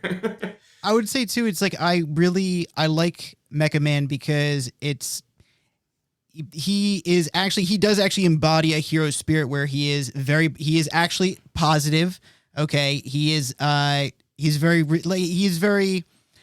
very positive and upbeat attitude, even though oftentimes you're saying very sarcastic things, but you can tell that it's like he believes in himself and the mission. It's like that is what a good hero is, and it's like that is the spirit of a hero. On top of on top of being a hero character. As somebody who speaks mainly in sarcasm, he knows when to drop it. Yeah. And those moments are the best moments. But also there's some fucking hysterical moments with his sarcasm. We can Your apartment's depressing. You ever heard of minimalism? Yeah. we can keep Robert and Chase for now and then see Okay. where we're at once That we works. whittle more. I think I'm ready to let Luca go at this point. Same here. I Yeah, was about I'm to also ready suggest to let that. Dora go. Okay. Dora's not going to So hang. tragic. I was genuinely so sad. But again, in in these types of stories, this is very common. I just like where this lovable character gets Luca is a shining light in that game. right. But we got Henry, we got Robert Robertson, and we got Neil Vana, where people like I don't see. I mean, Andrew hasn't talked about Jan yet, but like the arguments for all three of those were so strong, and for Chase as well. So like, all right. So what do we say we do another poll? well, we got to talk about the altars guy. Oh, We're Jan. going to talk about the altars guy. Jan the Anator. Jan, Yeah, the Janitor. But I mean, he kind of talked about him in the Yeah, last I was going to say, category. we Is there anything else you want to say though? It's, Let me think. It seems so Because tethered to like his story that It is, yeah. The story is intensely, but not 100% tethered to his story. I will say that some other parts of this character that would contribute to this character to this category are things like the way that he can even resent himself for the things that he did or didn't do, and then the way that he reconciles with those same mistakes, otherwise covered in narrative. But yeah, for the most part, I did kind of give you the gist of it before. So that the argument for that story is largely an argument for that character. Okay. Yeah. Now, do we want to do a vote? Well, so we have. should we narrow it down between Chase and Robert, or can two dispatch doesn't- characters technically?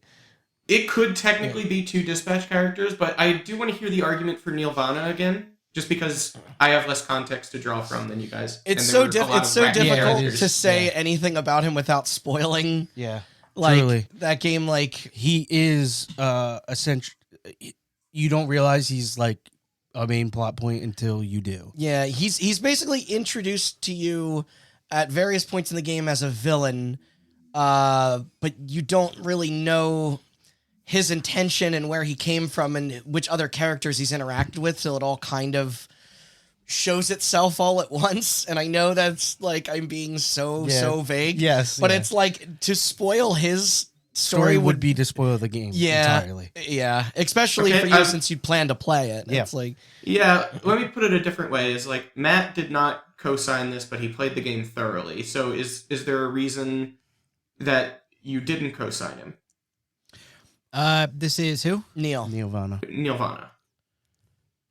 So Funny name. originally I was, to be honest with you, I was pulling for Higgs, but Randy kind Higgs of is cooler.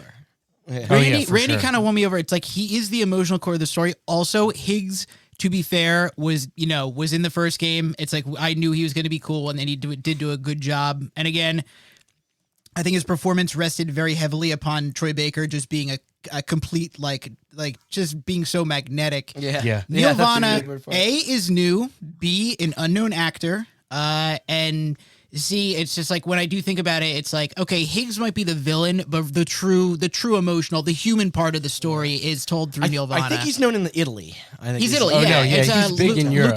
Luca something? Yes, yeah. Yeah. He's big in Europe, but he's. Luca I was like, Dizets? holy shit, this guy's in everything. Yeah. Yeah, but that is, so it's just like, yes, when Randy was talking about Neil Vana, it was like, okay, I see why. I was like, yeah, that is my vote. There Yeah. are a lot of good characters in that game, but it's like He's the carries true it. heart of it. Yeah, he's the heart of it. So let's do the dispatch cutting. Or do we want to circle back to Henry? I think Henry might be the strongest character on this list. I disagree with that. Yeah. But I having haven't played played it, the game. Yeah, so even it's up having to played Sean. it, I love his character. I love his arc. I really, he is the main, thrust of the story. I because I didn't play the first one, I think I'm missing a lot of that familiarity that you were able to get from playing the first one. Right. Could be. So And that might still be, that argument might have its own value too, as far as how it weighs in this list in Kingdom Come Deliverance 2. I do think, you see a lot of a vengeance story in Henry in this game, and I do think how he handles vengeance, no matter how you choose to, is also just fantastically written in each way. And like, because you kind of only see like 2 revenge subplots in stories, I guess, and this does eschew some of that again, kind of regardless of what you do. Yeah. I kind of have to agree with Sean on this. I do think Henry is a very well written and extremely likable. I would say the thing is that describes quite a lot of characters in that game, in my opinion. And I agree. I think there is something missing where A, I didn't finish it, and B, the full arc of this character, and I think that might add to it. I think the other thing is, though, it's like I see characters on here that it's just like I see characters on here that it could probably go to at least a little bit more. It's just like I'm not saying it's just like it's like he is in like the top 5 right now. I don't think he's number 1. And it's like that's it. On that note, if we're that contentious, and I'm trying my best to parse the appreciation for Neil Vana here, I might offer Jan Dulski as a cut. Because I'm saying, like, even though that is one of my favorite stories in the past couple of years, and even though it is almost entirely that character, I think it does get extra juice beyond that character and against the rest of this list. And once again, trying to get a read of the room for Neil Vana, I think now is the time we cut Jan. So we're down to 5. Why don't we just 4 if we cut Jan? Why don't we just do the vote then? Yeah. I feel like once we get down to 5, it's like, okay, we're going to have trouble saying like, okay, it's like I say. Well, if we cut Jan, there's 4, right? Yeah. So we have everybody's favorite character, the agreed upon character from Death Stranding, the main character of Kingdom Come, and 2 characters from Dispatch. And I'm not saying that Dispatch can't necessarily have 2, but I think that the argument for the other 2 is so strong. I think we have to limit, because I only played Dispatch, right? Yeah. So like, if I'm vote, the only one who played the altars, so there would only be one. Vote. If there's 4 and I vote, 2 of them are going to be Dispatch. Randy didn't play Kingdom Come, so he's going to say the 2 Dispatch. I don't think a vote is effective here. Yeah. I think. I'm sorry, Jeffrey. Right? I say we cut Chase then. Nope. Oh man. Nope. I was gonna say, dude, why can't Dispatch have two Robert contenders and for characters? Because I Andrew, literally if can't Andrew- talk about it. I know. You literally can't talk about it. We're not letting go of Neil Vana. It's okay. No, Yeah, but I yeah. literally can't go into why Chase needs to stay. Okay. If they feel that strongly about Neil Vana, Yeah. and Andrew feels that strongly about Henry, Yeah. then We just have to figure out. the character. Dispatch character. I think My only thing with Chase, and it's not, is that they had an opportunity to do something and they didn't do it, and I felt like there would have been a lot more meaning in that. Yeah, I agree with If that. Wait. You're if they saying that it's like you're being critical of the character choices and that writing. It's just not the character in general. Not You're the like, character. You just don't like the character because No. they did something you didn't like. He's No, trying that's- not I'm to trying spoil not to something spoil for it. you. You specifically. Okay. Yes. Yeah. Okay. Yeah, we okay. literally can't talk about why Chase His is biggest so big. moment in the game is undercut a little bit, and Fair. it's a Okay, shame. you know what? Fine. Don't spoil it for Yeah, me. yeah. Okay, I'm gonna be Okay, honest with it's you.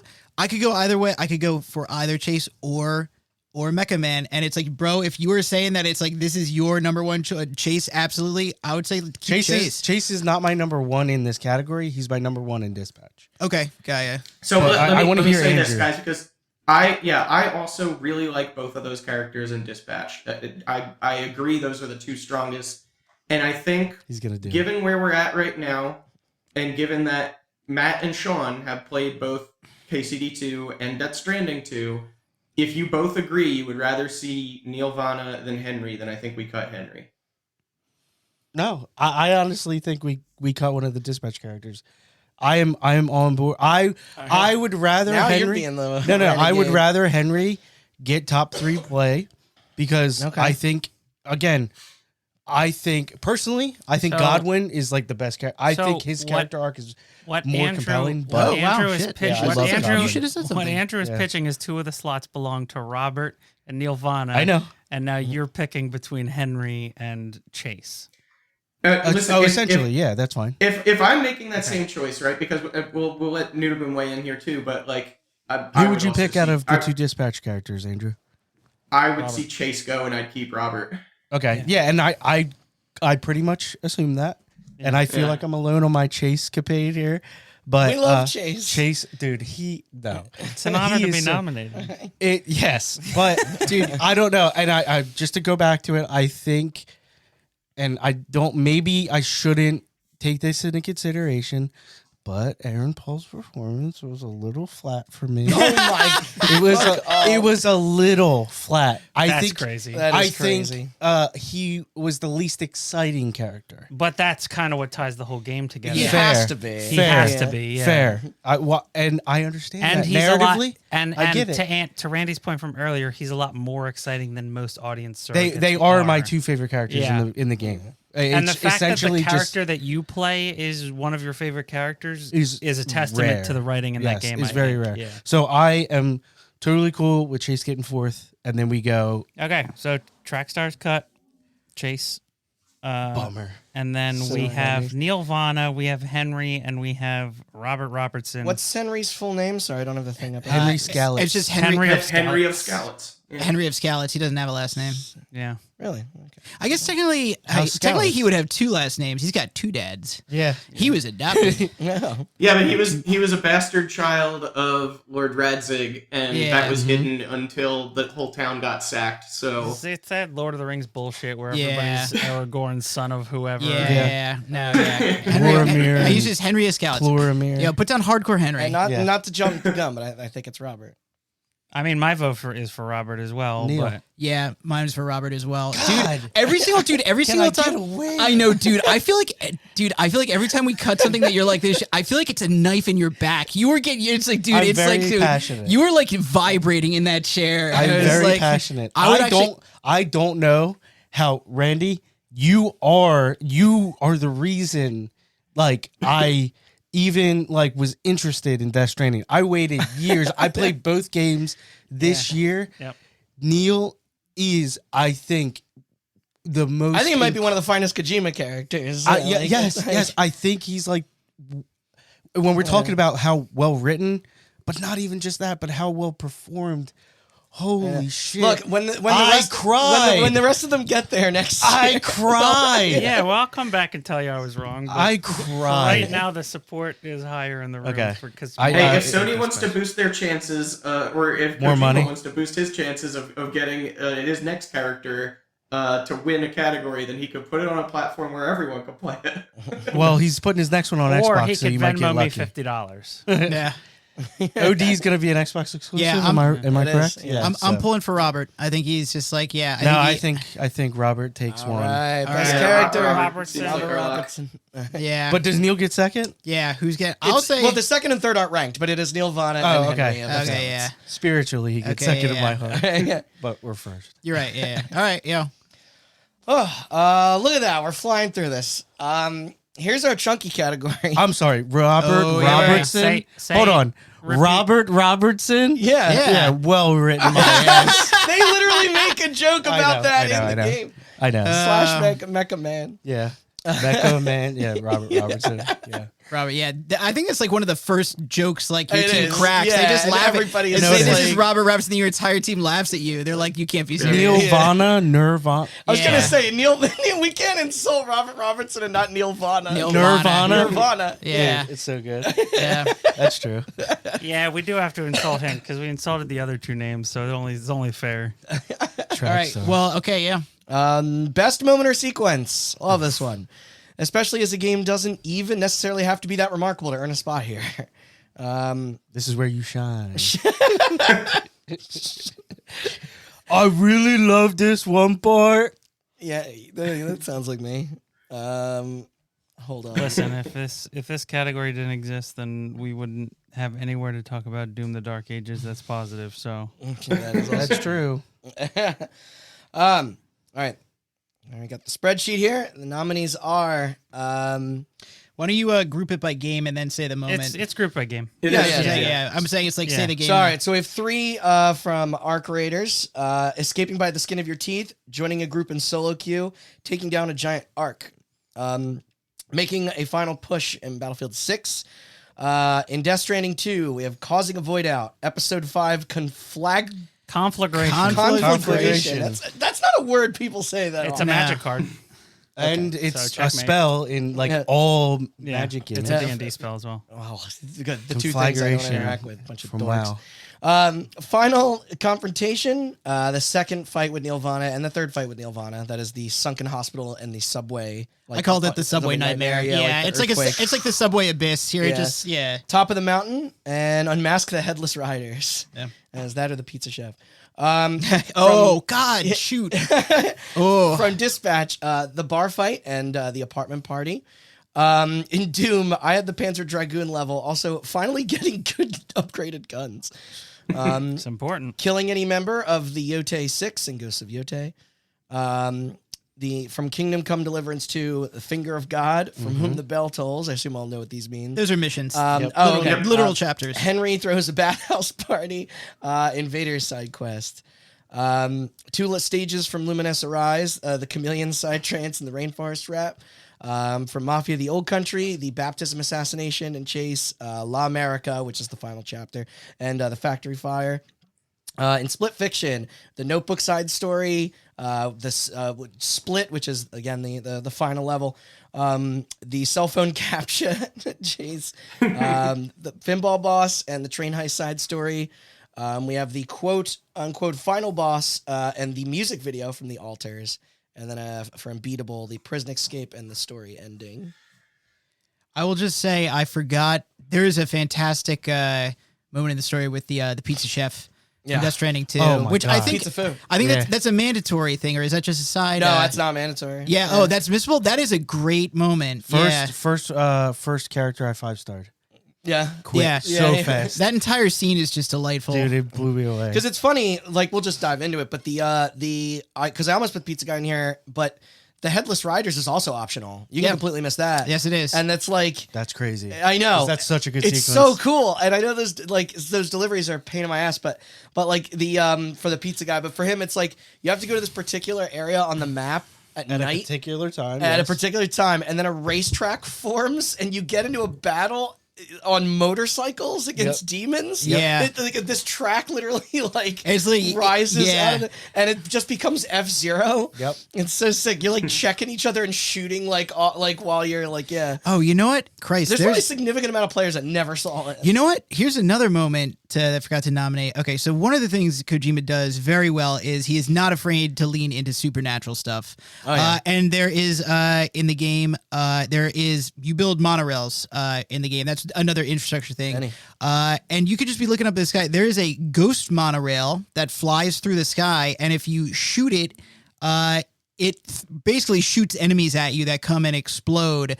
And it is terrifying the first time it happens. And I love that whole thing. It's like that game is like you forget that it's like that game is horror light. There is a lot of creepy stuff in that. Yeah. And it's like especially from the storytelling elements, there's a creepiness to that game. Yeah. Definitely. Probably a little bit less than the first one, but I like the fact that he's not afraid to. He always dips his toes in a horror.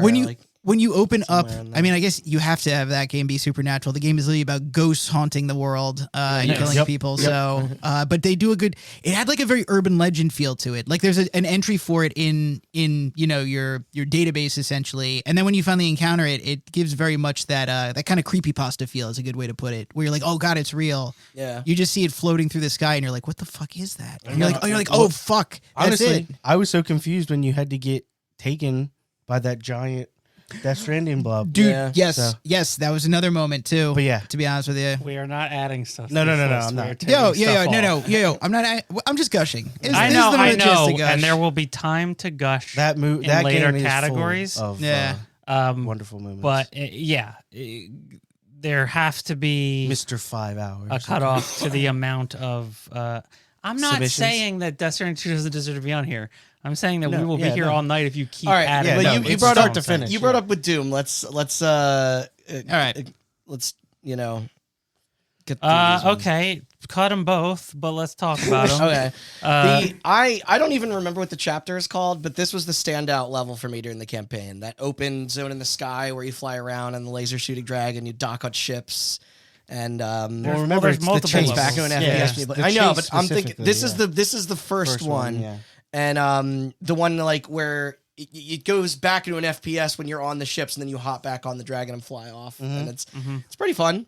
Like to escape out and then go back in. But it's better paced than most of the other first time areas. Yeah, the first time. Yeah. And then when they do it again, the chase and the landing bullshit. But then when they strip the cool part, which is the chase, and it's just you arbitrarily flying to different platforms to just do bullshit. My argument against this entire game is that I've said Doom: The Dark Ages has a persistent problem where everything you do, you have to do it one too many times. Yeah. Everything in that game, you have to do one too many times. Yes. And it is never fun the last time. Yes. And that is... We joked about it in a previous category, but that mech thing, oh my God. that was... I don't know who atrocious. thought it that is was so a good bad. idea. And I only put... This was more of a dunk on the game because Sean was talking about his builds, and I was like, that's cool, but every game under the fucking sun has builds in it. Yeah. And Doom doesn't need builds. Right. Because the game gets good. It starts to flow. You feel the rhythm in the last couple chapters. Yeah. That's not Doom. Right. No. Doom starts with the rhythm, and then the rhythm gets more rhythmic. Hold on. We will get more into Doom and disappointing. But we about the cut both of these. specifics. Yeah. Okay. It got very what is it? Hellraiser-y? Not Hellraiser. What's that game that Andrew you like a lot? The rhythm-based game. Hellsinger. Metal Hellsinger. Hellsinger. Yeah. Yeah. Metal Hellsinger. I will also cut 2 right now. Okay. I mean, unless Sean's opposed to 1, because he's the Ghost of Yotei was just me. I just think that there's the every time you meet a member of the Yotei 6, they're just like the most evil, obnoxious, gross people on the planet, and killing them feels so good. Yep. Which could explain like a million games, right? But like, it's done so well. Yeah, they're just such pieces of shit. It's like this whole game is a revenge story. Yeah, just like the first one. So. And you get that revenge payoff 6 times, and it feels good every fucking time. As you eliminate each one, Yeah. the payoff is you can almost feel like what the heck's her name again? Atsu's like you can almost feel her like becoming more fulfilled. And and then each step you take closer is just so much more fulfilling as you're checking the names off the list. Yeah. And you have that strip on your side or whatever. Yeah. Dude, that's so sick. You have like these little cloths and you like wipe their blood on it and then like burn the cloths. Yes. It's like, Cool. So I want to nominate... Wait, I have one more. Okay. Making a final push in Battlefield 6. Okay. It's just a thing that's good in every Battlefield game. Yeah. It feels good that it's back. The rush mode. Yes. You know what? That's pretty and that much it's it. good. I was going to And that ask. it's good. Battlefield surprised me. I was going to ask, Rest in peace, Vince. Yeah. I mean, Battlefield. Damn. Yeah. I just wanted to shout it out because it doesn't fit into a lot of these other categories. And like, That's fair. Yeah. this is my moment, and it might not fit in best game either. But like, it's just that Battlefield moment after playing so many shitty Battlefield-like games, and finally getting that back, where you're just like, oh, like somehow there's 64 people on this team, and we're all coordinated, and we're all making the final push, and it feels like I'm in a real war. I'd really like to play it. Yeah, But I can't. We'll get to that. Most disappointing. Endless battle Randy has with the Battlefield franchise. You know what's funny? EA hates you. So the You're reason I was definitely blacklisted. I have to be. I think my phone, if I call them, it just goes to like So Just rerouted. Yeah. that was the reason I was asking is because I'm like, okay, is this the familiar the Battlefield push Yeah, where it's it like, is. yeah, I and just it's wanted like to shout out that they did it right this time. Wait. Yeah, I was like, I agree that it's like when Battlefield shines, it's like it's truly memorable when you get that perfect game of Battlefield, and it feels so satisfying, and it's just like, yeah, I know what you're talking about, and it is good. It feels great. Now, The best Call of Duty moment versus the best Battlefield moment, Battlefield wins. yes, Yes. but now we move on to former Battlefield devs and talk Arc Raiders. Oh yeah. Oh, right. Yeah. Which is made by Battlefield devs, and That whole game is great moments. My pitch, I'm just going to say, taking down a giant arc is kind of simplistic. It's just like, Yep. there are enemies that you are not meant to take down by yourself. Yes. And It's a server effort. You need Yeah. friends. You can't even group of 3 or group of 4, I think. and escaping by the skin of your teeth is like it's that classic PUBG thing of like, yeah. Yes. you know, Yeah. and those are great moments, but like there is a thing that the video game industry likes to do where they just shout these buzzwords at you the way that they imagine their game being played, and it's never played that way, right? Yes. Yeah. It's like the examples I use is like the Destiny thing of like, oh, you're gonna have stories about how you Yeah, found that gun, yeah. and then no, it's not. It's a fucking MMO. Yeah. And then you have like the Rainbow Six Siege thing where they show a trailer and everybody's being tactical, and then 3 months after the game comes out, it turns out it's way more efficient to just play it as fast as possible. Yeah, to play this to the point Twitch where they shit, just yeah. tune the game so that it's as fast as possible, and then it might as well not even be a tactical shooter. It's less tactical than Counter-Strike, right? Way. But like, and so like, you hear the pitch for like Tarkov, and it sounds super interesting, But it's super impenetrable. but it's super impenetrable. And then so they're like, oh, we're going to do a more accessible version of that. You can play this game solo, and your mic will be open. You don't have to kill everybody. Yeah. In fact, there are things in the map that you need other people to do. Right. And so we're gonna have open mics, and you can. And like, I was like, bullshit. Like, I'm just gonna get. Into I had my I'm- shit muted. Yeah, I was just like, gonna- I'm not using this feature. I'm just gonna get into shooting matches Right, with everybody I proximity, see, right? right. Yeah. And no, it's like there's an emote in the game where you can go, "Don't shoot," put your hands up. And so like it's like the check where two people come up and they go, "Don't shoot," and then like friendly. a dude hops on. My story of this is, I'm in a map. I have some good loot. Guy rolls around the corner with a shotgun, and I go, "Don't shoot," and he goes, "Yo, bro, we're about to take down this. I forget what it's called, but it's like a big Mother? giant Is it the? spider arc." Is it? Oh, okay, yeah. It's an arc. Are these Yeah, gigantic they're robots? the robots. Gigantic yeah, robots, the yeah. robots are called arcs, and he's like, "A couple of us are going to take this down. You want to help?" And I'm like, "Sure." And I turn the corner into this tiny little dilapidated room, and there's just a dude with a giant machine gun and a dude with a sniper rifle and 3 guys with shotguns, and they're just like, "All right, it's coming back. Let's go." And we just literally like it felt like I was playing a game trailer, which is like Yes. multiplayer games like this. Yes. The last time I think that I felt that way was maybe Helldivers 2. Yeah. Yes. Where like you're like, oh, they designed this to be played this way, and they had to design around the problem of gamers and Yes. how shitty they can be, Yep. and they managed to design a game that actually rewards you For not teamwork. being a Is it? piece of shit. Yeah. A quick aside, because I'm just curious: was it proven true that like the more peaceful you are in the game, the more likely you are to get matched up around other peaceful people? Or Yes. the more, Yes. like, Yeah, that is Yes. true. murderous you It are? is Whoa. literally skill-based matchmaking Wow. for niceness. And the game- the game- that's crazy. What an experiment. The game Yeah. is very different. If you social play it in a experiment. squad of people, it'll play like PUBG. Yeah. Like Yeah. you're fighting other squads. But when you play it solo, it transforms into an entirely different game where people realize, I don't have friends. Yeah. I need So to it's make not going to friends. behoove me to like. I need to be a make dick, friends yeah. to get shit done. Yeah. and you so will get there's a- betrayed. And you will get betrayed. You will get killed by an you'll asshole. get backstabbed. But there's those moments where you're like, oh, you actually like game designed mechanics that forced people to be Together, into work together. teamwork Yep. and like, and it's an accomplishment. And United it we stand, feels it feels so unique when it happens. You just convinced me to try this game Yeah. out. You pitched that It's so. truly unique. You just pitched that game, and I've been so curious to play it, and it seemed like so much fun. And what you described was my exact impression of this. Seems like a far more social game than I imagined, and that it's like I want to play that game so badly now. It plays like old school PUBG, but with the addition of like when you're by yourself.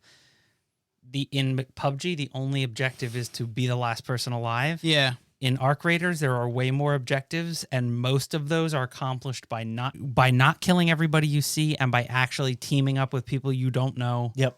And using your shared resources Yeah. to take down a bigger threat. Yeah. Because it's either you kill each other and nobody gets out of there alive, or you work together and you all get out of there alive. I'll put it this way. I hate talking with strangers. Yeah. And I rarely ever turn my mic on. Mm-hmm. Even in Battlefield, I didn't turn my mic on. I don't give a shit. Yeah. 64 people. If I'm like, Yeah. whatever. Arc Raiders made me turn my mic on so that I could have those interactions, because without it, if you don't talk, people will just kill you because you're not talking. Yeah. And that's totally fair, because it is a game about working together or tricking somebody and fucking them over. I mean, it's funny and it's enjoyable top to bottom. Even when you get tricked, you're like, shit. And there's even moments where like, so I run in this room and this guy's out of ammo and he's behind a corner and this robots are bearing down on him. And I'm like, oh, I'm going to save this dude's life. So I run in and I use my shotgun. I kill the robot. But at the last second, the robots explode when they die. Yep. And the explosion downs me. And the dude goes, oh, man, thanks, bro. You saved my life. I don't have any way to revive people. Do you mind if I do the execution animation? Because it's sick. And I was like, yeah, go for it. And so the character just cracks his knuckles and punches me in the back of the head and it cuts to black. Yeah, it's like, it's something special. And I From love what I was not expecting. I hate extraction shooters. Yes, absolutely. Well, what are we keeping from this? They're joining a group in solo queue. Okay. Or just like the solo experience Yeah. would be a good I'm one. gonna do some. I was gonna say, yeah. I was like, how can we phrase this that like encompasses everything you just said there? And when the game came out, it was a huge phenomenon too. And it was, all the biggest streamers and all this nonsense and everything. But there's definitely a social element that they planned for. And that is special. Why don't we could probably just shorten it up to just solo queue? Yeah, Does it seem, yeah. okay, Yeah. perfect. Yeah, solo queue. That All right. sounds like So- Austin. You convinced me to buy and play that Yeah. game with just that. I am going to nominate one, and we can talk about all of the entries for this. But for Split Fiction, which is a game that has not come up a whole lot yet, that we all played to completion, would anybody make the argument that, like, the representative from this game should be the final sequence, Yes. the split? No, yeah, you're right. Yeah. Yeah. Yeah, Absolutely. Oh, okay, interesting. And we can get into the other stuff and say our pieces on them because, like, like that CAPTCHA. That is so fucking funny. I was gonna Yeah. say it is Like- one of the most. It is definitely like the most memorable bit of that game. It's one of those moments where they want to distract you so hard from paying attention to your own screen to gaze over at your Yeah. partners. Yeah. During that high it's really clever. Well, like, Split Fiction and the other things that Haze Light has done, right, is Takes like, two. well, yeah, and and a like way out. they're going to keep on making this kind of game, and I applaud them for Good. it. Yeah, It's like, they're the only ones doing but it. also the kind of game that they're making is that you only have like a couple of key verbs, and then it's as though they're making an entire video game out of those few gameplay mechanics to try to make a series of best moment or sequence nominees. Yes, Yeah. absolutely. So yeah, this list probably could have been a lot longer, but like these were the standout ones. And if we're going to cut things, I see I'm the only one who nominated the Notebook side story, and I really appreciated that one for That was being cute. basically like that Daffy Duck cartoon where Oh Bugs- yeah, Duck Amuck. Exactly. It's they made a video game out of that. There's even a giant enemy crab reference in there too. Yes, yes. Yeah. So good. They had a lot of fun with that. So yeah, I'll cut that as we're talking about it. It's not making Okay. it out of here. My But- my favorite boss fight in Split Fiction was the pinball. Yes, One. I was thought, gonna say. like, the parking ticket robot and the game show host were really good.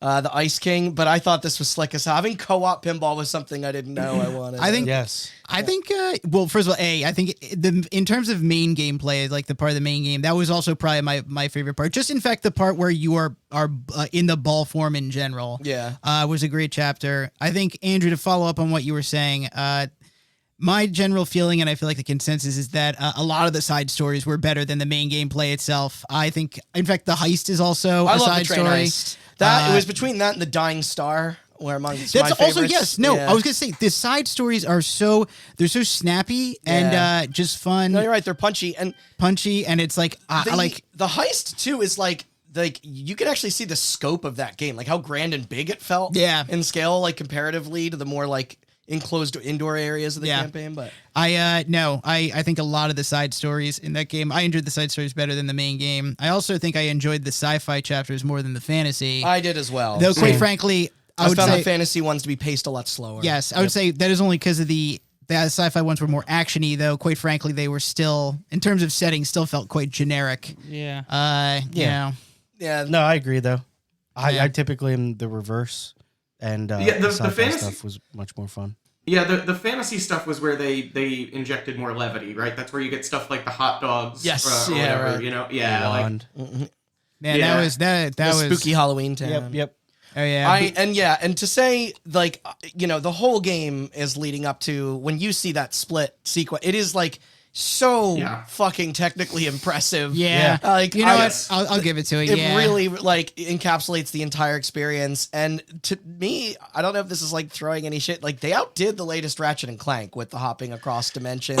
They did. People were impressed, like, you know, were like into that. And I thought this was like the numerous ways they share and split the screen. Yep. At one point, it's like 8 fucking things like laid on top of you. Yeah. You're going back and forth from one and the other, from full screen I to think split screen. Like, That's Yeah, the it's crazy wow. part of this, because you are playing the entire game split screen, but they actually play around with the way that the screen is split. Like they take a thing that you think of as not even a part of the UI or a part of the game, and it becomes a part of the game. Yeah, right. Like absolutely. it's very clever, and also it's like exactly when you were saying it was like technically impressive. It's like you're thinking like. And my first guess was right when I was like thinking like, how did they do that? But I had to ask myself after playing it, how did they do that? Yeah. And then I heard in an interview, it is what I thought, which is still not easy. But yeah, it is impressive. I seriously went to your house, Matt, to watch you and Alfred finish it again, like right after me and Liz beat it, because I just wanted to see it, like from like the perspective of not having to like.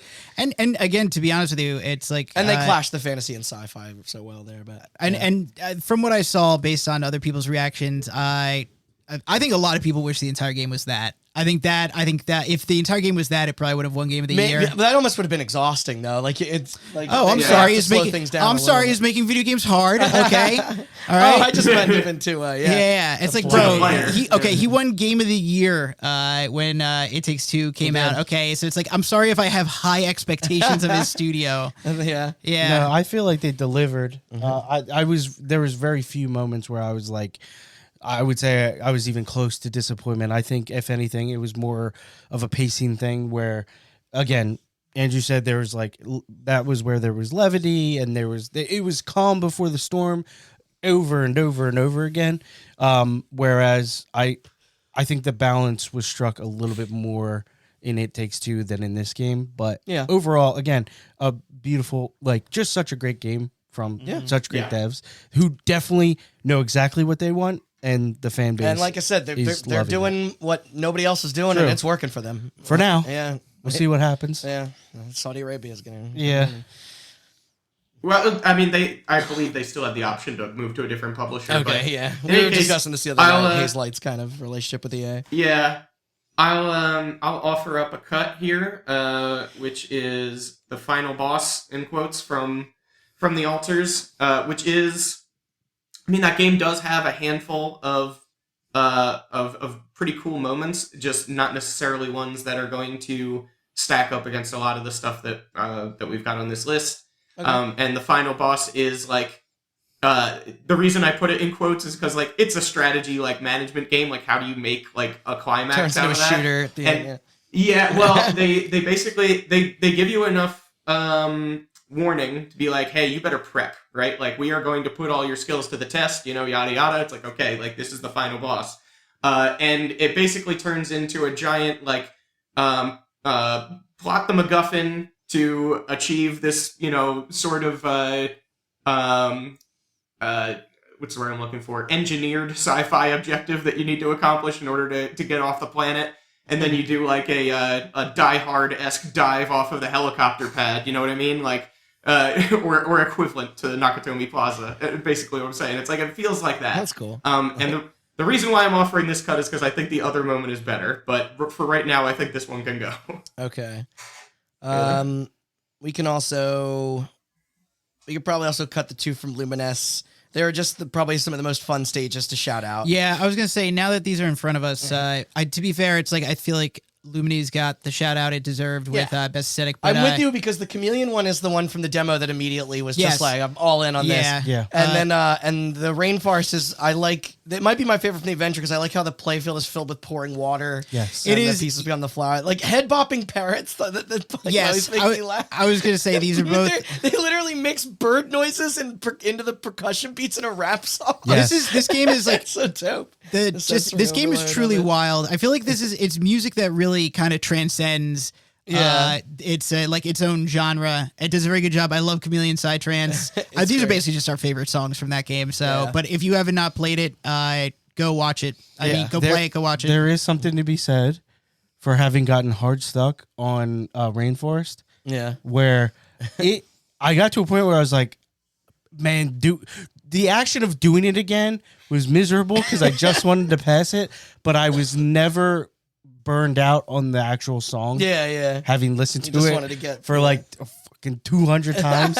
I got hard stuck on that place, but I eventually got through. Such All a right. great experience, if anything. I'm also gonna whittle Mafia down to, I think, the standout, because I have 3 moments, but there's only one that like truly matters to me, and it might be in my top 3. Okay. So the assassination is good. The part that's big narrative, it shows your devotion to the family, and Okay, that's actually what I thought you were talking and also about. it increases the pacing of the gameplay into like you go from like a fast shootout in a public square to like an Assassin's Creed like foot chase Yes. through buildings. Like Yeah. that was rad. Really? and then you lands into the car, so it ends with like yeah. The car chase. No, it's That's really, the clip you use for the sizzle reel in the trailer. really, yeah, it's underused. The Assassin's Creed section. Yeah. So it was a little clunky. So It I is got, a little, yeah, I got yeah. a little pissed off. Yeah. But as It set was a piece- little. The game What? could not keep up with that scene. It's true. Yeah, Yeah. absolutely not. Yeah. So, It was but punching above its weight there. but yeah, as a set piece, I think it was. Yeah. It definitely stood out. And the factory fire to me was just a pretty novel place to host a shooting section. Of course. Everyone trying to kill each other in the building that's burning down. It's very cinematic. But no, The La fire America, kind of happened for no reason. Like, True. yeah. But La America is that is the finale where the backdrop is being in the middle of a fucking volcano eruption. Yes. Yeah, which is you say Godfather Mobster and be like, yeah, the They final. didn't do that. Yeah, Yeah, it's just like, okay, the final mission takes place At the base of Mount Etna. at Mount Etna while it's erupting. It's like, what? How does Yeah. it? It's just like it makes you immediately want to play. Like, how does it escalate to this point? And it's so cool because gradually, like where it starts, you can see where the money is spent because they have a lot of like matte paintings, and you can see like the electrical, like the ion lightning in the ashes, like, and it's just crouching further and further. That's and the cool game's as getting hell. more and more red and like sinister. That is cool as hell. and Dude, every chapter they amazing. start with the rumble of the volcano. Yeah. And it's like in the very start of the game, one of the first things you point out getting out of the mine is check out the smoke. You're It's right. And it's Yeah, like yeah. it does Character's damn. like, whatever. God dang, dude, that Yeah. game does a very good job. I gotta finish that when up. it starts spewing rocks and like and how dark it gets, and it's this is all in the midst of like the most dramatic escalation of the story. Yeah. Yep. So like, and I know Austin was as much of his fan because he thought it went on a little too long, but it's like Not a little. I thought it was neat Way to too take you long. on a tour of every previous mechanic. Yep. So it'd be like, all right, here's driving, shooting, stealth, and Yep. combat, the knife fighting, and it kept me motivated to see it. And it would just keep kind of like rotating them out. And Yo, I was, I'll say if I'm outvoted on this, and I'm outvoted on this, that sequence, that last chapter of that game brought it in my head like an entire point lower. Wow. really, I did to not, me, I it brought it went an on- entire point higher. It went on for so long, and it was just like the thing of like everything was so telegraphed, where it's like, oh, Cesare, your fight with Cesare is over. Time to go fight the Don. Oh, Cesare's not dead. So let's fight him again. And then, the Don comes crawling out of a fucking Yeah. collapsed mine to Yep. fight you more. And then, Plays the Cesare- girlfriend and a then you lot. have to play as a girl in a Yep. in a instant fail stealth section. And meanwhile, it's like the idea of like the climax of that game taking place during the eruption of the volcano that's been in the background of this whole game is neat, but it went on for so long, and I found it so frustrating from a gameplay perspective. And I completely disagree. I think that is If you could pick a I different- think that is the worst moment in that game. Okay. I think well, that is the entire game to me. Austin. Like, Austin, if you could pick, would you pick one of the other moments? If I didn't nominate any I'm moments pregnant. in here. But if you had to pick, ready, No. the baptism. I would say Jay? the baptism one would be my number Okay. one. Why but- don't we leave both then? And No, we no. can- If everybody else feels strongly about it, L'America, then you can leave that on there. I didn't get to that point. I so had other to say people my. what? I had to say my piece. Andrew, what are your thoughts? Yeah, my thoughts are I think all three of these can go at this point that we're at. I did think that the baptism assassination was the strongest. However, the engine failed to keep up with it. The factory Wow. fire, like I said, kind of happened for no reason. La America, I'm going to echo some of what Austin said. I didn't really find it frustrating. I largely did enjoy it, but But yeah, what brought it down for me in my mind was definitely that it's like, wait, why do I have to fight this guy 2 or 3 times, right? Like, that does hurt the pacing. Yeah. So I didn't feel as negatively about it as he did, but I would deduct points from that one for this category. The thing I found so frustrating about it was it felt like the classic video game thing of like, we're charging, $50 for this game and it's not long enough. Let's make it longer. I see. Exactly. I didn't see that. I didn't see it as Yeah. a length thing. I thought it wasn't big enough. I think that's kind of like, I think The they scope? needed it. No, I mean, I think their reasoning for that final chapter was less about length and more about they needed to end big because like, I was going to say, it's but like the I final think- crescendo. Yeah. and I think everything goes down, and My- I like it. I like My it too. argument is fighting people with molten lava falling around you is big enough that you don't have to like extend it out. Sure. That's my argument. All right. But real I quick- also think I'm sorry, go ahead. No, I wanted to get this out because Austin had said he put something on a list to complain. Did anybody else have insane technical issues with this game? What'd you play it on? PS5. So did I. Yeah. Really? I played it on a base. Yeah. Yeah. Dude, Did you have it set to performance? yes. Okay, because I set mine to performance. I so it's had fine. frame rate, ghosting. I had tons of shit. Really. Yeah. My Are you trying to play it at 4K or anything? No, like that? well, I did. Yeah, I do have a 4K Oh, TV, and I know I mean, so do I. So, I mean, I have the 4K projector, but I played most of that game on the 1080p TV that I was streaming. right. I tried everything.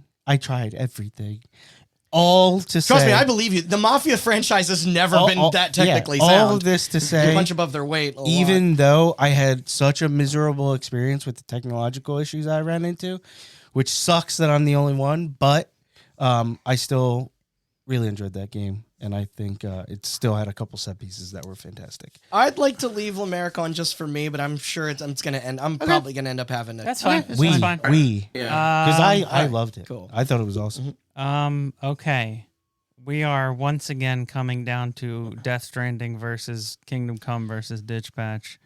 Well, we've so got Unbeatable there as well. we do have Unbeatable can- there. I can do that now. If Yeah, want. if you don't mind.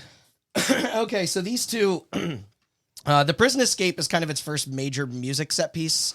The song rocks and how the chart is animated. It's the closest they come to a hi-fi rush, switching what you do, which is very cool. So it's like there are little kind of music mini games, almost like Rhythm Heaven style. yeah. Then I did get to this and part. that was neat. Yeah. But the story ending, I am just going to spoil this That's because fine. nobody's going to play this game, and I get it. But all right, so basically the game's dreamlike atmosphere and fantastical police state setting makes sense when it eventually gets discovered in the final act that you've been in a coma after getting hit by a truck. And I know you're probably thinking how worn that ground is and how cheap that like realization can be, but it's more on how it's done with the like abrupt shift in tone. It goes from being aggressively whimsy to kind of straight up misery porn, but it's not as emotionally manipulative as it sounds. In the real life portion of the game, you're just this girl that works at a shitty like a job at a Chinese fast food restaurant where you're forced to lie to your boss, you don't get hit on, and you're so poor that you have to drop out of school, and your band kicks you out for not being talented or attractive enough. And then like most importantly, your mom is dying of cancer.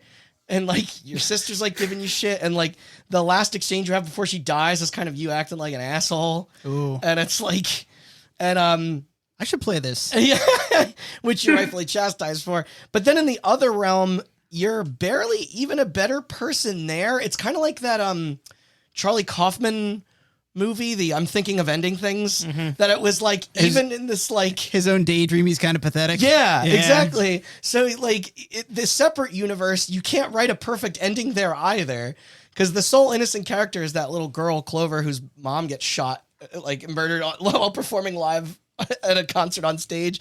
Because if I didn't say that the game is about, it is that society. There are monsters called the Silence that present themselves when they hear music, and they go after the sound source and try and kill it, which is why all music is outlawed.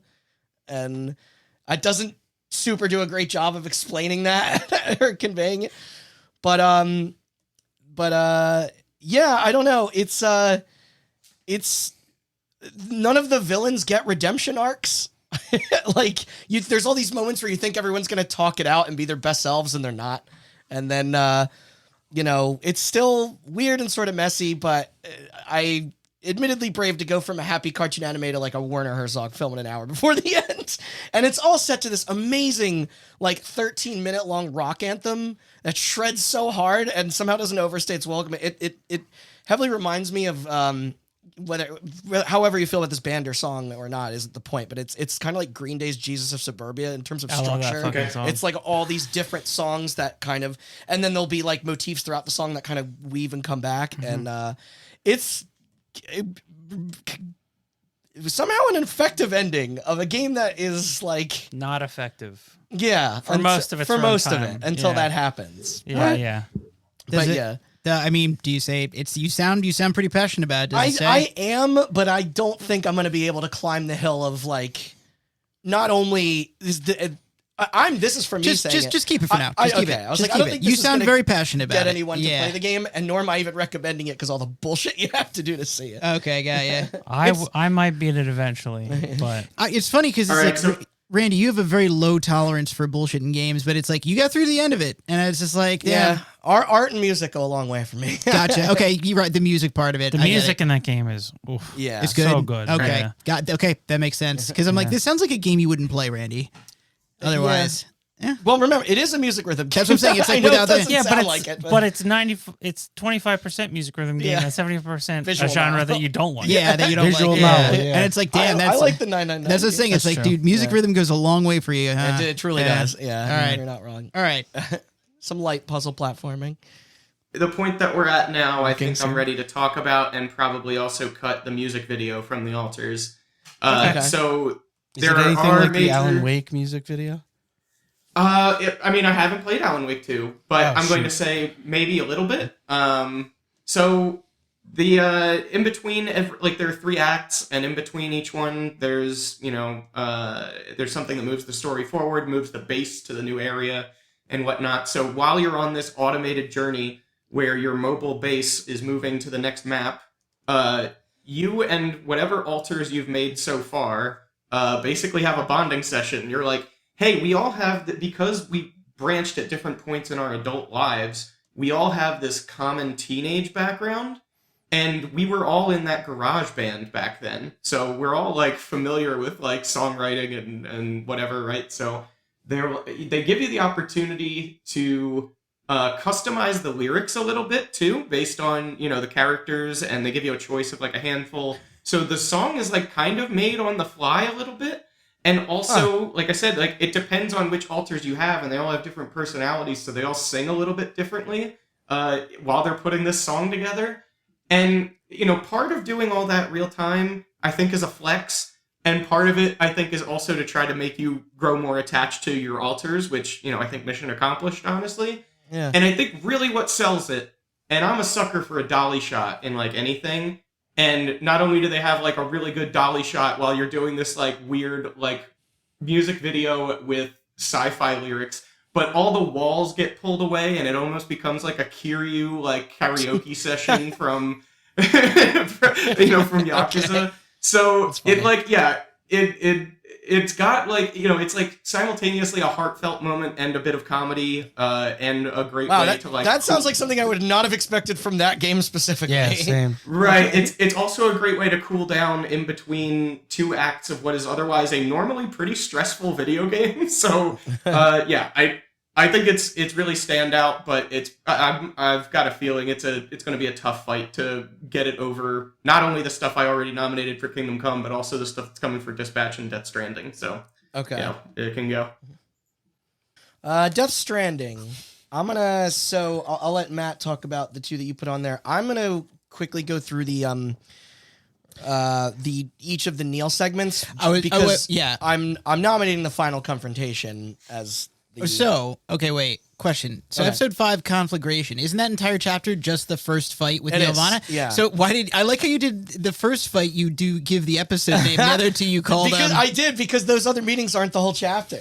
So I would just say it's like, why not just put for conflagration? Because I was like, what is that? And I was like, just put the I can't say it anyway, so I probably should. just put first fight with Nirvana. So if it hasn't already been stated, these 3 sequences are meant to kind of mirror the Mads Mikkelsen war, like the alternate history war. Yeah. I think these are better. I think these are more involved and definitely more visual. Yeah, they're spectacles. They are spectacle, and I get they could be a little style over substance, but like truly flexing the power capabilities of the PS5. That first one, is like the most next gen thing that I've seen. It is just loads of sparks and tar drips and particle effects and like, what is more awesome than like having a shootout with a hit squad of dirt bikers in a graveyard? In a like, graveyard, like, in a it's like a full like church complex. Yeah. too. And not only that, but it's very obviously like the underworld. fucking sick. You're living in hell basically. Yeah. you're fighting in a church in hell. It is a badass fight. Yeah. 1,000%. Of the 3, that one is my favorite.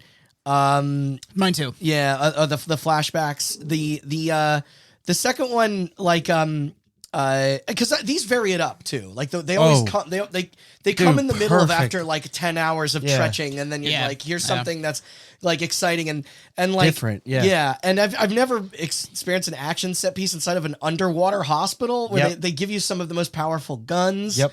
Like and like the and then the third meeting is the one that you're in that floating apocalypse city with the subway trains going through, and like they're all just so visually striking. Like platforms like suspended in air. Yeah. It's very like Otherworldly. dream sequency, otherworldly. That again, his arc for narrative is so important. Yeah. And it's tied to these moments. and these set pieces are also so important. They are visually striking. They are a blast. They're a breakup in the monotony of delivery and blackout for monotony that we love. fights. Yes. Can I ask a question? Mm-hmm. Causing a void out, is it different than causing a void out in the first one? That is a good question because I never caused one in the first one, but I did in this one. Oh, okay. Just a giant crater, giant of tar? hole. Yeah, giant it's hole handled in the same way. So yeah. it's not filled in this game. There's no tar. So it is just a massive hole in the ground where land used to be, and I was just like, it's permanently like that. And it's permanently like that. I was stunned. I was like, oh my god, this is like permanently deforming. It almost like was a side of the game I had just never expected. I'm like, dude, you could permanently deform this entire landscape of this game, and just like it is a different game after that. Yeah, you could do that in the Oh first my one. god, could, yeah, which is insane to me. Also, what if you do that next to like one of the bandit encampments? Do you just take out all the bandits there, and it's just like, I think what? you lose your ability to like as that being an outpost. What? That is Yeah. insane. Yeah. Can you just not do certain side missions after that? There's a lot of side missions that There's take probably ways that can dick you over. I mean, the first one had that. I almost want to replay the entire game, do void out maxing, and just like Just crater this whole just fucking crater map. the entire map and just see how far the game will let me Probably take a it. limit on that eventually. Probably, I'm thinking if you blow up a settlement, it will fail. But I'm like, I wonder how much I could truly get away with just absolutely I don't know. destroying. I'm sure somebody's done that for the first one. Yeah. Yeah. And reaching the top of the mountain. And yeah, so all right, so this was a game of very much of moments, and we brought up a bunch that I forgot to add on there. Pizza Chef was amazing. Yeah. Honestly, the Slingshot Network, I should have nominated that, or the Zipline Network, because that genuinely is my favorite part of both those games. Same. Okay, the Void Outs. Okay, but probably like the one thing I feel like that is like, I don't know, just has a very poetic feel to it is there's a massive mountain in that game. It is much bigger than the first. When you get to the top of it, okay, there is a lot of cloud cover, and then you break through the cloud cover, and you are surrounded by a literal sea of clouds. Okay, and if you go there at night, it is a perfectly clear night with a massive moon. Like when we were talking, like it looks like it is like Like a it is Majora's Mask moon? like a Majora's Mask type of moon. Like it looks like it is about to crash in the earth, and there is something breathtaking about it. And there is like I loved it, and also that mountain, beautiful on that PS5. I'll just say that, gorgeous, Yeah. It's gorgeous. Yeah, like I was just saying, it's truly to get up to the top and just see this scope and just trekking. Yeah, making your way Trekking. making your way through this world covering. I mean, since we both platinumed it, pretty much every inch of land. Yeah. And it is just massive. And Yeah. then when you are at the very top and you're looking down and you almost have the ability to look at everything, but it's broken up into like two little hills. Yeah. It is truly like just.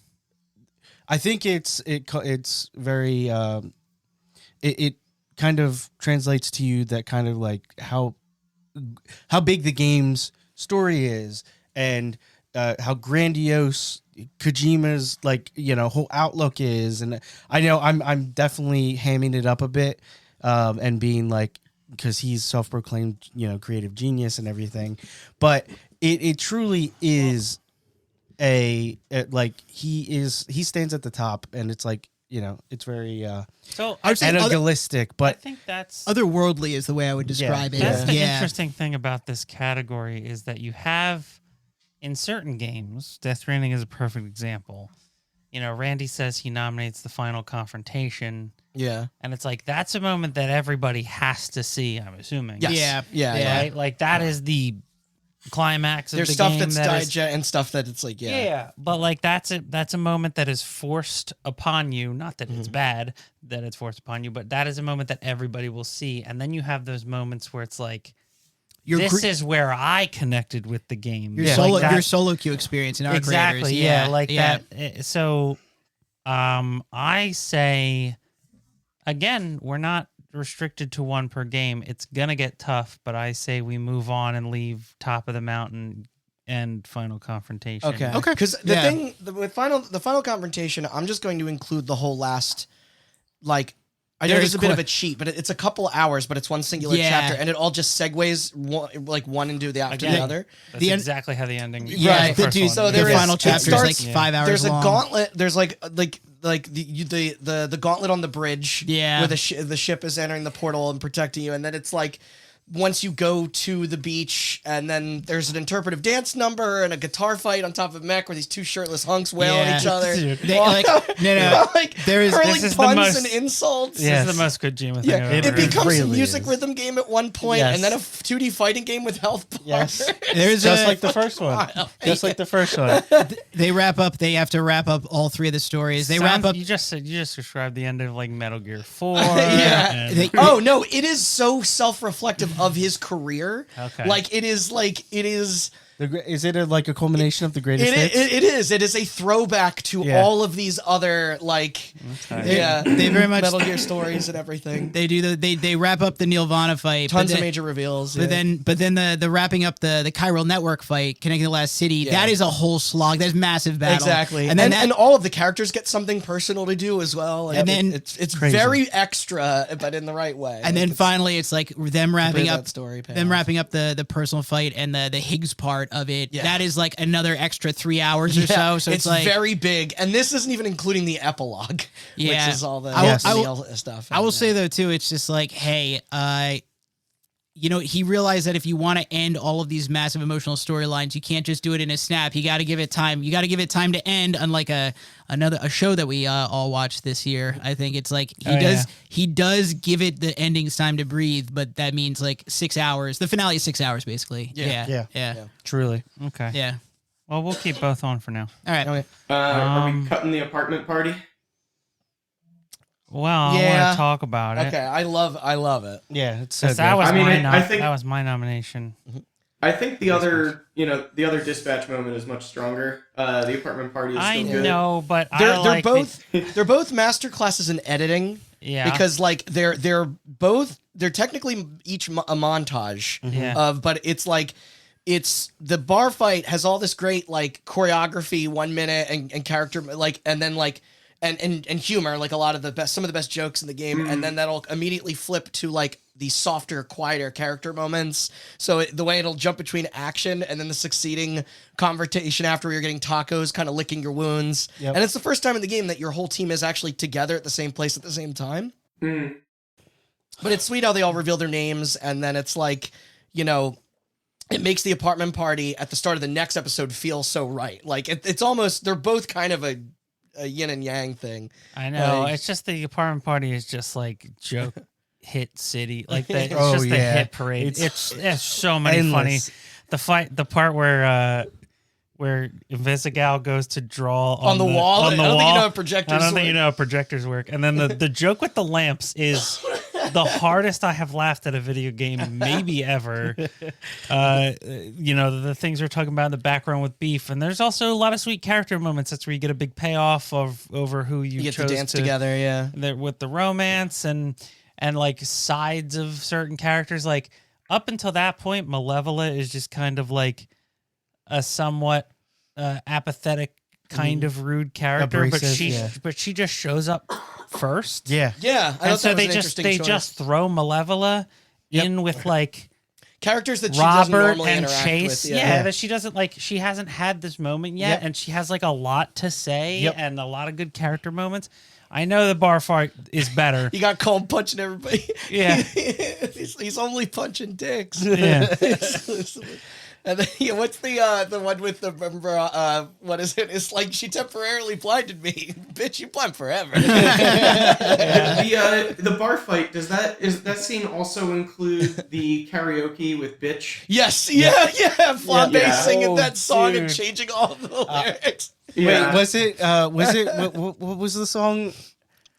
Bitch by Meredith Brooks. Yeah. Yeah. I'm a bitch. Yeah, okay. I'm a lover. But yeah. he was talking about Robert. Yeah. Yeah. And Robert's not even paying attention to it at all, Yeah. which makes it funnier. You're a bitch. You're And a I- bitch. yeah, I just wanted to shout out the apartment No, the apartment party because rules. That is of the part where close number he has two. like the cork board with the red yarn he's trying to figure out, and she just goes up and goes, "Are these your family pictures? This is depressing." But yeah, we can cut the apartment party. Okay. I just love. They're great.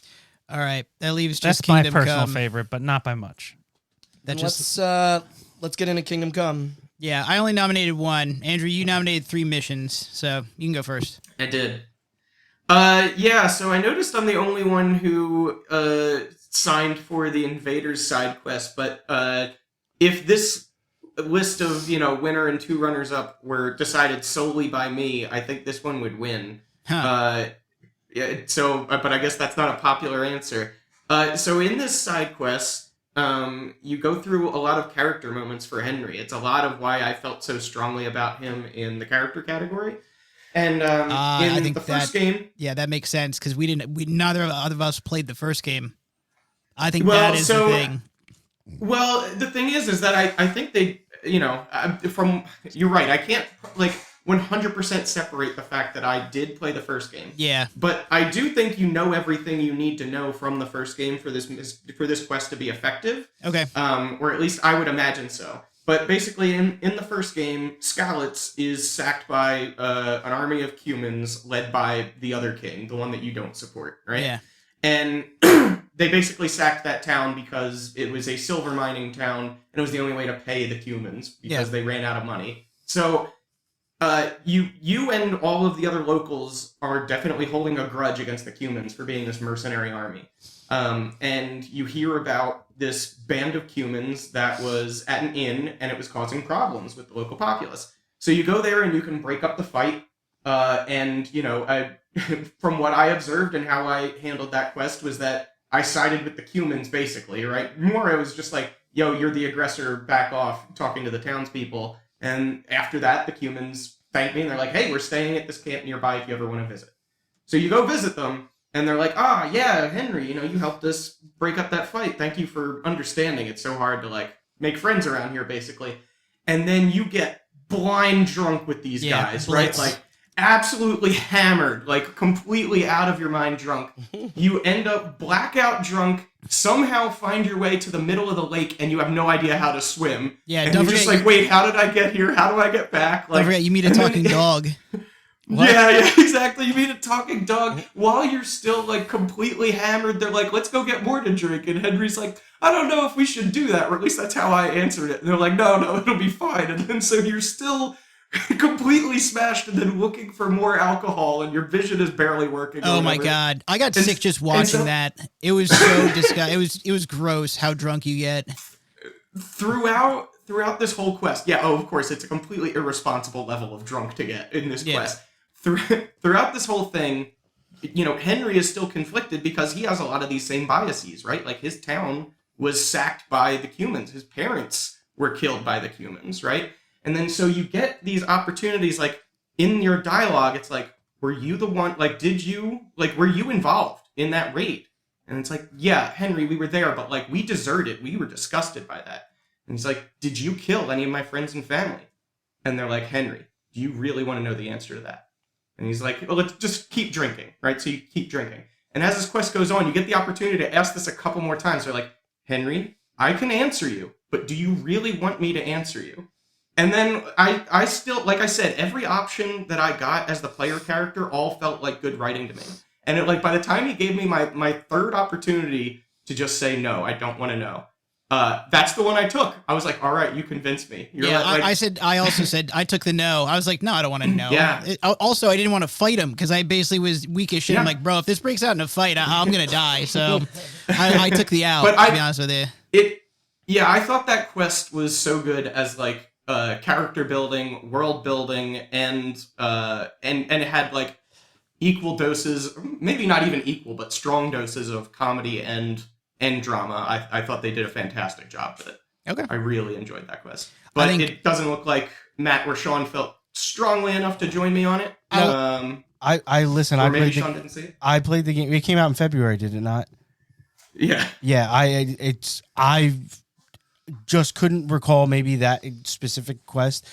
And there was a talking dog, and you don't remember it? No. So I also think it was a circumstance in which, like, I was like, all right, before I leave this area, I'm gonna do this quest, and I didn't do it, and I just moved on to the next area, and then kind of like, I think that's exactly what happened because I did want to go to their camp, but I think I ended up just leaving it because the story kept progressing, and I was like, I want to follow this. Okay. So yeah, I just missed it, unfortunately. I'll say this. I think you playing the first game absolutely made the difference. I remember that. I remember he had brought up the point that I knew he had a grudge against Cumans.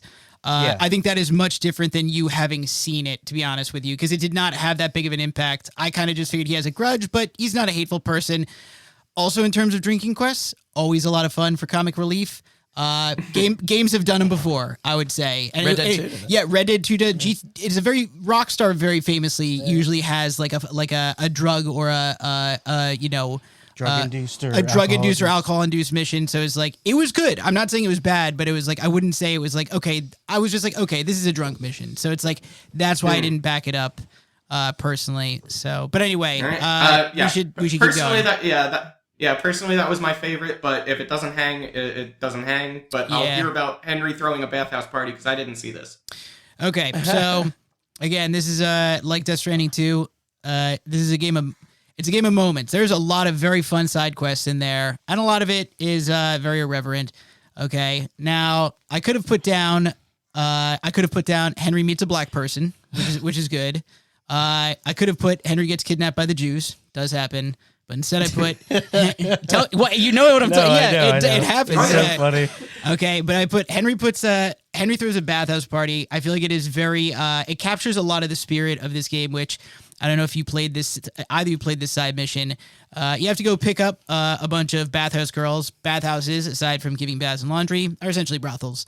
Bring them back, and then you were there for this. Yeah. The innkeeper is like, we need advertising, and so you go out and advertise, and then you come back and you attend the bathhouse party, and it is such a charming scene where it's like this. It's literally just a musical montage, and then the guards come and the music stops, and then it cuts again to the next scene, and the guards are also partying with you.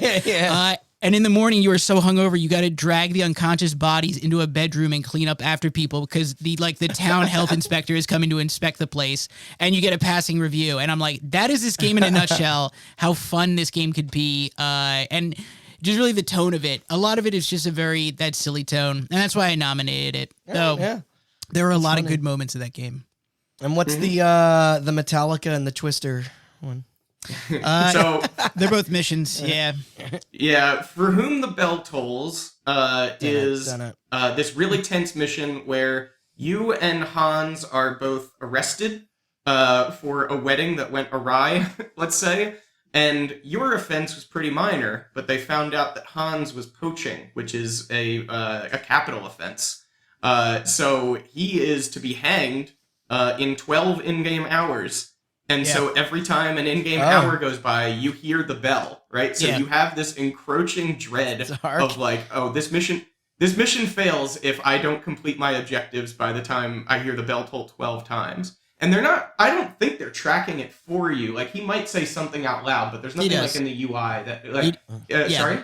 He does. He mentions, every time the bell tolls, he mentions how many are left. Says it out loud. Yeah, exactly. But it's like, so because it's not like ever present on the screen, you do still have that in your mind as you're like sneaking around this castle, like while you are technically a prisoner, to try to save Hans before he's hanged, right? Yeah, I remember this section. The other great thing, so partially is that they do throw a twist on it because they've taken away almost all of your stuff. Yeah. But the other thing, too, is that this mission is so well designed because this is at the point in the game where you've only selectively leveled up a handful of things, and there are so many ways to achieve your objectives, too.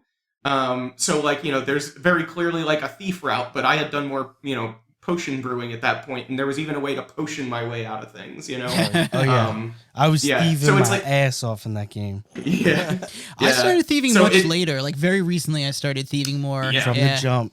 I'm always a sneaky bitch in those games. To be fair, in the second region, there's a lot more valuable stuff to thief. That's true. I did sift through a lot of bullshit. Yeah, a lot of bad shit. In the first half of the game, there's so much, and then you start finding mounds and mounds of gold for items in so many areas. Once you get to the second region, the item value climbs significantly, and now I steal everything. Also, I'm better at it, and I won't get caught. Yeah. But yeah, it's a great RPG mission that you can solve in a multitude of ways, and it has that tension, like that looming. Yeah, that's cool. I like the ominous. Of it. And it's cool. Because you're kind of like cut off, like from. You literally have to essentially just like serve this prison sentence, and deal with these other people and people who like that are friendly to you or not friendly to you, and this town or this castle, whatever you want to look at it as. There are levels, you know what I mean? It's like there was a whole section of the map I never even uncovered until towards the end, and I also agree that the ability that they give to mess around with all of the different skills or skill sets that you can have with whether it be potions or lockpicking or stealth or whatever, it's that is such a cool like. Because you're literally just like cut off. You're like the story's happening, and then it's just still. You've got no item, and you have to save. Your goal, by the way, is to get to essentially the highest room in the highest tower, and it's talk like to the priest. I think. Yeah, right? and so it's like you pretty much have to work your way very slowly towards there as all these different areas open up. I agree with Andrew. It's actually a very good mission. All right. Shall we summarize very quickly? I mean, Finger of God. There's only one left to discuss. I mean, to summarize it quickly. You are essentially attacking a fortress. You get ambushed, and it is a very bloody battle. But I think actually more particularly, are you talking about the part where the fort is then getting besieged and you have to defend it from the attackers? Andrew? Yeah, so this is like the first like large scale battle in the game. And so it's like it is a lot of like running here and there trying to defend the different like weak points as they come up. The south wall. And then, they're coming in the south wall. Yeah, exactly. And then but then not only that, but this is the lead in to like the belly of the beast kind of part of the game too, because the Finger of God is named for a cannon. Like it is the first time that these characters have ever seen a cannon. Yeah. And they call it the Finger of God because you point it at it and it dies, right? And so I didn't actually know that. They say that explicitly in the dialogue following the cannon fire, because basically they're all holed up in this siege in this like small fort, and they're just looking at this cannon. They know they have nowhere to go. Like all they can do, and they literally do this, is they just say a prayer and they're like get to the back, like exactly, like just hope you survive. And then after that, then it leads right into the belly of the beast. So it was both that big battle and also the way that it ends, the hopelessness you feel after not successfully, but you're able to prevent them from getting into the keep, and then you are basically met with like, oh, you guys are toast. And it is so it's such good writing, because it's like, how the hell do we get out of this? and it leaves you with absolute hopelessness that it's like, obviously the story's not over, but you know, I think this was one of like my absolute favorite missions, just because you go from, I guess, things kind of going right and then them just going completely wrong, because there's like a I think there's like a double cross situation that leads that to happen. And yeah, so it's truly like a very strong heel turn, but you're at your highest high, but then your lowest low. All so right. I love that mission. I will say this: out of the ones that we actually put, I'm actually, now that you reminded me of From the Bell Tolls, I think that is actually my pick, just because I agree. It is a perfect example of a well-designed RPG level. You've got a goal and a time limit, and you've got to find a way there, and there are many ways to that. And it's very self-contained. You're locked in the fortress, so it's very much, it's what do you call it? Like a bottle. A bottle episode. It's like a bottle episode, So and it's that a great over Finger of God and yeah, Would you I agree, think Andrew? so. I'd probably take that over Finger of God too. Finger Yeah. of God was my nickname in high school. Oh my god. I can't understate how every chapter of this game or every story beat is so well executed. Yeah. And the lead up is so it is truly it's such a good game. Such a good game. no, the way you're describing yeah, it. we is like, did- yeah, that's- we did only put down what, some of the things that stood out the most, but like really this game has so many inventive takes on mission design that it makes a lot of other companies look lazy by comparison. Oh, right? absolutely. Like, it's like yeah. like they're, man, Matt, you have no idea what's waiting for you towards the end when they put I'm you back sure. in God's shoes again. I'm sure. Some of the most fun shit is in the back half. Oh shit. Yeah, Okay. it was tough to get it down to like only a handful, because we could only have like a winner and 2 runners up, so it was like pointless to list more than that. But there's a lot of great moments. Yeah. So, that's why I was saying it's just like to, there's a lot in that game. Just to recap, we have 1, 2, 6. 3, 4, 5. 6. And just really quick, as an honorable mention, I mentioned it in another category. I didn't put it on the list because I think it was more personal for me, and I know those things don't typically hold as much weight, especially since so many people had played the game. But just that start, that grind, like I said, I can't overstate. You truly feel hopeless. Oh, I know. It is, yeah. So you've I had got a to the couple- hopeless point. Yeah, dude, you can't fight anything. You can't do shit. Wolves kill you in 3 hits. Yeah. Like you are just down in the dumps. Oh, So- yeah. And then but again, that power creep is not like enormous. There's never a spike. It's so perfectly designed so that the pacing, you never outpace anything like crazy. You're never one-shotting guys. Right. You know what I No. mean? It still is so steeped in realism. Like I said, All right. it's so awesome. From what you all described from the Bell Tolls mission, I think I'm willing to concede La America. Okay. And Yeah, especially because I might have forced the issue if you didn't. yeah, especially because some people didn't feel as strongly about it. Yeah. But I do agree that I think it Yeah. crescendo is how I would describe it. Yeah. Which is Yeah, that for Ita- sure. Is that an Italian word? Crescendo, yes. Yes. Okay. most music words are Italian words. Yeah. Okay. Yeah. Perfecto. Yeah. Matt, would you be willing to lose the top of the mountain for Death Stranding to keep the final confrontation? I mean, sure. I would like. It's like If you're down for that, yeah. Yeah, that's fine. Okay. I do like Austin pointed out. Some of these things. Having those moments you when can kind of make on your it's own. personal. Yeah. Exactly. And I think Death Stranding is not Full of only both. it's Yeah. absolutely full of both. It's so Yeah. so many good games this year. Okay. 1, 2, 3, 4, 5. Yep. How strongly are we with Arc Raiders? That's my choice personally. I'm actually, to be honest with you, you convinced me. I'm like, that sounds like such a Okay. perfect moment in gaming. It sounds amazing. How many we got left? Don't we Five. normally go to the vote? Do you want to go to a vote? Yeah, I thought that's how it's like. All right. Yeah, Yeah, I think it's we good.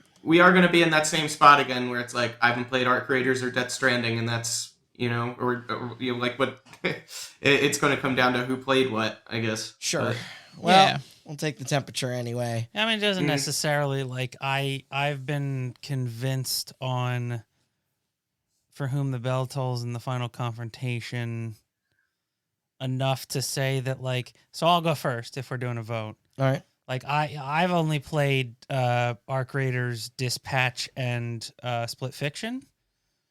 but I would actually say my 3 are Solo Q and Arc Raiders, The Final Confrontation, and For Whom the Bell Tolls. Okay. So you guys have convinced me away from the bar fight and the Wow, really? and the split fiction one. Could I actually, just because there was a lot of Death Stranding in one chunk, and I'm struggling to remember which piece of it was the final confrontation versus like fight 1, fight 2. We can't go into detail. I mean, the final confrontation is just the last 6 hours of the game. Yeah. That's it. Yeah. That is the Okay. moment. Even though that is more of a, I mean, it's not really a moment. Let's say the last 3. It's a sequence. Yeah. I think, yeah. I do know what you're saying, but I just to simplify, Yeah. because he has It's a no- single chapter that flows from all of these big set pieces, gameplay moments, and character moments and cutscene, and it's all interwoven into this like Yeah. kind of. I mean, I think that like it's not even poetic really like the ending. I think No. it's this intertangling and this interweaving of all this stuff and how it all but applies. it really to does everyone. feel like Kojima looking back on his career. Right. Like, yeah. I mean, the bar fight is a spectacular sequence, but I don't know. It's tricky. But because I haven't played them, but you guys made very compelling arguments. And if I'm personally sticking my guns behind something, it's the Arc Raiders moment. Because Yeah. it took a game I thought I wasn't going to like and made it into one of my favorite games of the year. It is a special experience. It's Yeah. something that, like Helldivers and stuff, it's Yeah. rarely created, but when it is, it's like, it's nice. Yeah. I think so. I'm the final confrontation is my number 1, and then I want to say bar fight is my number 2, but I think I'll go with split fiction actually as my number 2, because that is kind of, if you wanted to like show anybody something to be like, what is this game? It's like this is what it's The gonna be. ending? Yeah. And I Yeah. was But gonna you say, can't show them that because that's the end of the game. Yeah. I was gonna say the split level is just like, I think it's very, to be honest with you, it's like I couldn't nominate the entire game for everything, but I could Yeah. nominate that moment, for a moment, very, yeah. it's a very memorable moment, and it's like, so that's why I was like, And okay, it also feels like it's culminating off of like this trilogy of like, split screen co-op games in a way. Like they kept pushing the boundary with each new release, and Yeah. then this is like you said, it's like They like, keep kind of growing and yeah, and then it's like they show you what is capable. yeah. Yeah, Yeah. it didn't resonate with me quite as much. I've been It didn't very resonate quiet. with me more emotionally. It was just the wow factor of Of it. course, yeah. No, I was definitely impressed. I definitely think it ended perfectly. What are your 3 of these 5? I would say, like I just said, it was a very appropriate ending, and it is cool to see how far they've come. It is kind of like, every game is a new chapter in what they've learned and what they've experimented with. I'm constantly blown away by that team. I think, conceptually, with like a way out, and it's just so inventive and cool. Yeah. That being said, it didn't, like I said, it didn't stick with me the most. So my 3 would be the final confrontation for the solo queue, final confrontation, and For Whom the Bell Tolls are my top 3. I'll go solo queue, split, and the bar fight. Okay. Even though I have not actually, I am at but I'm like, I feel like you folks talked about and gushed about it so much that I'm like, I'm surprised it didn't come in. I mean, obviously, I think all of these are very good winners, but if I had to pick my top 3, I think that's it. And Andrew, where do you stand again? So I would go split and bell tolls for sure. Right. But I think remembering some, I have to use my imagination a bit, but I do remember some of the genre shifting that you mentioned before for Final Confrontation. So I think Yeah. I could be swayed to that one. Okay. Then, I hate to say it, is bar fights just slipping out? Yeah, I think so. I think so. Listen, it made it this far. It's no easy feat. All right. Yeah. What's Bunch slipping of- out? The bar Bar fight. fight. Bunch No of Bar shit. fight. Oh wow, I'm So, surprised. You guys were all pulling for it. I thought that was going to be the winner, to be honest with you. Hey. And numbers were against us here. I'm just saying, when you have a culmination of all these incredible moments, maybe not the best, Yeah. you're way more likely to get way higher on best game. Like, none of this is lost on me. Dispatch, top to bottom, fantastic. Maybe the bar fight didn't stick out to me. Maybe the apartment didn't stick out to me. That's because start to finish, it was just a solid, great roller coaster ride that was like one note, and the one note was fantastic. Enjoyed. So we got Split. Mm-hmm. We got For Whom the Bell Tolls. Mm-hmm. There were 3 votes for Split. 3 for Whom the Bell Tolls, and there were 3 votes for Split. Solo Queue, Oh, right. and there were 3 votes for Split. Okay. And So I don't, is it but I Final- also don't. did Final I'm asking. I thought Yeah, there no, were, no. I thought there were only 2 votes for Whom the Bell Tolls. There's you, me, and Andrew. Yeah, And then who voted Final Confrontation? me. Me. And Me. I supported. Okay, so there are the 3 arguments votes for that. Yeah, that's, yeah. Okay, So so Final Confrontation's a lock? sounds like Final Confrontation's a lock. That got the most votes. And then I guess we're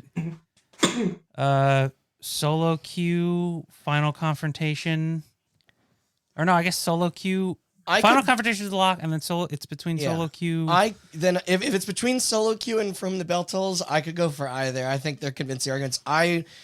It's for Split me. has to say. I want to see Split Fiction get some recognition. It would be cool for Arc Raiders to get some recognition. But the way you guys described that From Whom the Bell Tolls I want to get mission was pretty cool. So I wanted that Solo Queue. Like, it's like when you said that experience, it's like that moment where it's just like just a moment of joy, and it's so personal to you, and I'm just like, that's why I play fucking video games. You know, that moment that is so, not to oversell it, but a moment of pure humanity. Yes. In a dark world. yeah. Where like it is so easy to hate other people who you don't know, and it is way easier when you cannot see their face. And somehow this game mechanically brought it out of people that cooperation is sometimes a good thing and sometimes necessary. Yeah. And to design a game in a genre full of shit that is just the same shit that like neither me or Sean are super fans of, but this really connected with us just because of the way it is designed and because of the way that they like pull that out of people. Yeah. I think so. Okay, ready? Okay, so we're down to Arc Raiders, we're down to Kingdom Come, and we're down to Split Fiction, huh? Well, it seems like by a vote, Split would be staying. Okay. Yeah, well, I was going to say that wasn't everything tied except for Final Confrontation, which was released? Correct. It's triple three. I thought it was 3. They all got 3 votes. Yeah. Yeah. It sucks because Final Confrontation got 4. I honestly think that. Well, I was going to say I think what might push Solo Queue over the edge is that it's Austin's number 1, right? Yeah, dude, I'm pulling. I would like, dude, if you told me which one out of the 3, if you only pick one of the 3, I wanted that one to make it on there, and I think that's, God, it just encapsulates why I love gaming so much. Like you described it so perfectly. Right, Final Confrontation is my number 1. I hate to Mine play, too. I hate to play politics, but Split Fictions isn't going to get much dues beyond this. It's not. Yeah. Yeah. So and Kingdom Come already won a category. Yeah, And I don't think either of those moments is going to be the number 1 here. I think we're arguing Final Confrontation versus Solo Queue for the actual winner of the category. Yeah. And Wow. honestly, I might personally give it to Split, even if I generally feel stronger about Kingdom Come. Okay, so let's say it's Solo Queue, Final Confrontation, Split are the 3, and then we're just deciding which one actually wins. Okay. Yeah. Okay. I can do that. Okay. I like that. And it's like, yeah, I think For Whom the Bell Tolls, I think it is a great mission. A standout mission in a game full of a lot of standout missions. I think the problem. It's a standout mission in a game full of really good missions. As opposed to Split, which is kind of like, that's the big it's like reveal. Ready? It's just like, moment. yeah. I'm not gonna tell someone to just like, I can't pick one mission from Kingdom Come until it's like, but Split, it's like, okay, this is your trailer, this is your pitch. That is the agreed upon peak of that game. Yes, From exactly. everybody that And plays Kingdom it. Come is the argument that stories and games can match or supersede movie stories. You know what I mean? I forget how big the script is for Kingdom Come, but it's got to be big. It's start to finish. The writing is fucking class. I appreciate our swath of choices here because this is already more variety than Yeah. any outlet has done. Yeah. And you know, for whom the bell tolls, it's like you can't even consider it like a peak, and then it dips after. The story keeps escalating Yes. after that Yes, point. It is just true. a very noteworthy mission. In yes, I agree. The entire game is just very high quality. Yeah. Okay. All right. Now we gotta say So number one. Between these three, I think me and you are resolute, Sean. On Oh yeah, on Final Death Stranding. Confrontation Yeah. with Okay. a bullet. It is I the think me and Matt culmination. are resolute on I know. Yeah. solo queue. It is the culmination of both games.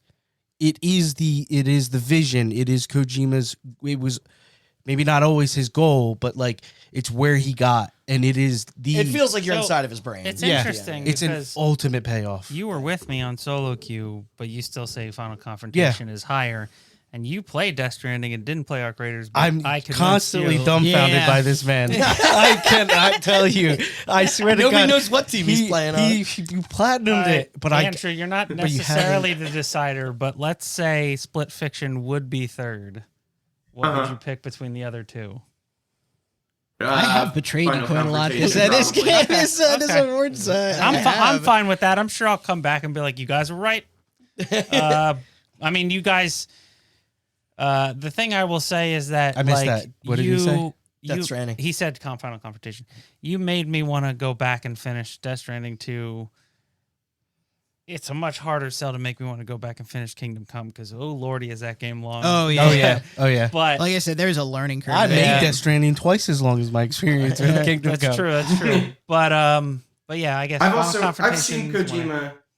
I've seen Kojima put a climax together before. I believe you guys. Yeah, Okay. that's where I'm at. okay. And you know, too, yeah. and it's like, dude, I really did want to see it, but it's like, dude, we've been recording for like 5 hours now, Yeah. and I'm just like, Yeah. just tell me, just tell me what you want. I'm done. I was Austin, getting there. To your credit, you have convinced me to try that game. I'm in the middle of Yeah. like 5 games right now, but when I can get to That's the it, beauty of Arc Raiders. You Yeah. just pick it up, you play a session. Yeah. 30 It actually cannot be longer than 20 minutes. Yeah. Okay. There is a set time It, limit on it. it All never right. can overstay its welcome. Also, Yeah. that's part of the fun because if 15 minutes in you run into somebody and you guys want to like coordinate and work together or whatever, you're on a timer. So Yeah. then that puts even more, Yeah. pressure on you. Yep. So then it's about coordinating effectively. And then, it is, like I said, it's a very unique experience that is Yep. designed to happen, but they could never guarantee that it would. Yep. okay. Okay. All right. In summary, today, so this we had Best Aesthetic. Winner was Luminous Arise. Runners up Clair Obscura Expedition 33 and Hollow Knight Silk Song. Best Narrative. Our winner was Kingdom Come Deliverance 2. Runners up Dispatch and The Altars. For Best Character, the winner was Robert Robertson / Mecha Man from Dispatch, Neil Vana from Death Stranding 2 On the Beach, and Henry of Skalitz. Scallots. Henry of Scallions, Scallots. Think like scallops. Kingdom Scallots. Come Deliverance 2. For Best Moment or Sequence, the winner was the Final Confrontation from Death Stranding 2 On the Beach. Runners up the Split sequence from Split Fiction and Solo Queuing in Arc Raiders. Yep. And thus this concludes day Part one of one. our deliberations on the best of 2025. Halfway done, guys. Yeah. For those listening, don't forget to come back and join us for the riveting conclusion. What will it be? Which games will get shamed? Because next episode is going to have a couple of the negative categories thrown in there as well. Let the debates commence. Until then, however, Can't wait to shit on games. Austin, you want to plug them plugs? Yep. Thank y'all for listening. You can find a bunch of our episodes that are nothing like this on our website, hotbuttoncast.com. Also, on all the podcast services. And if you would like to stay up to date on when, because these are going to be a beast to edit. If you would like to if you would like to stay up to date on when part 2, if you're listening to part 1 and part 2 isn't out yet, or is, I don't know. Go check the social media. That'll tell you. Twitter, Instagram, and Facebook at HotButtonCast. Yeah. All right. Thank you all. Been a pleasure. Your hard making decision making. Neil Vana. I'm the Neil Vana. All right.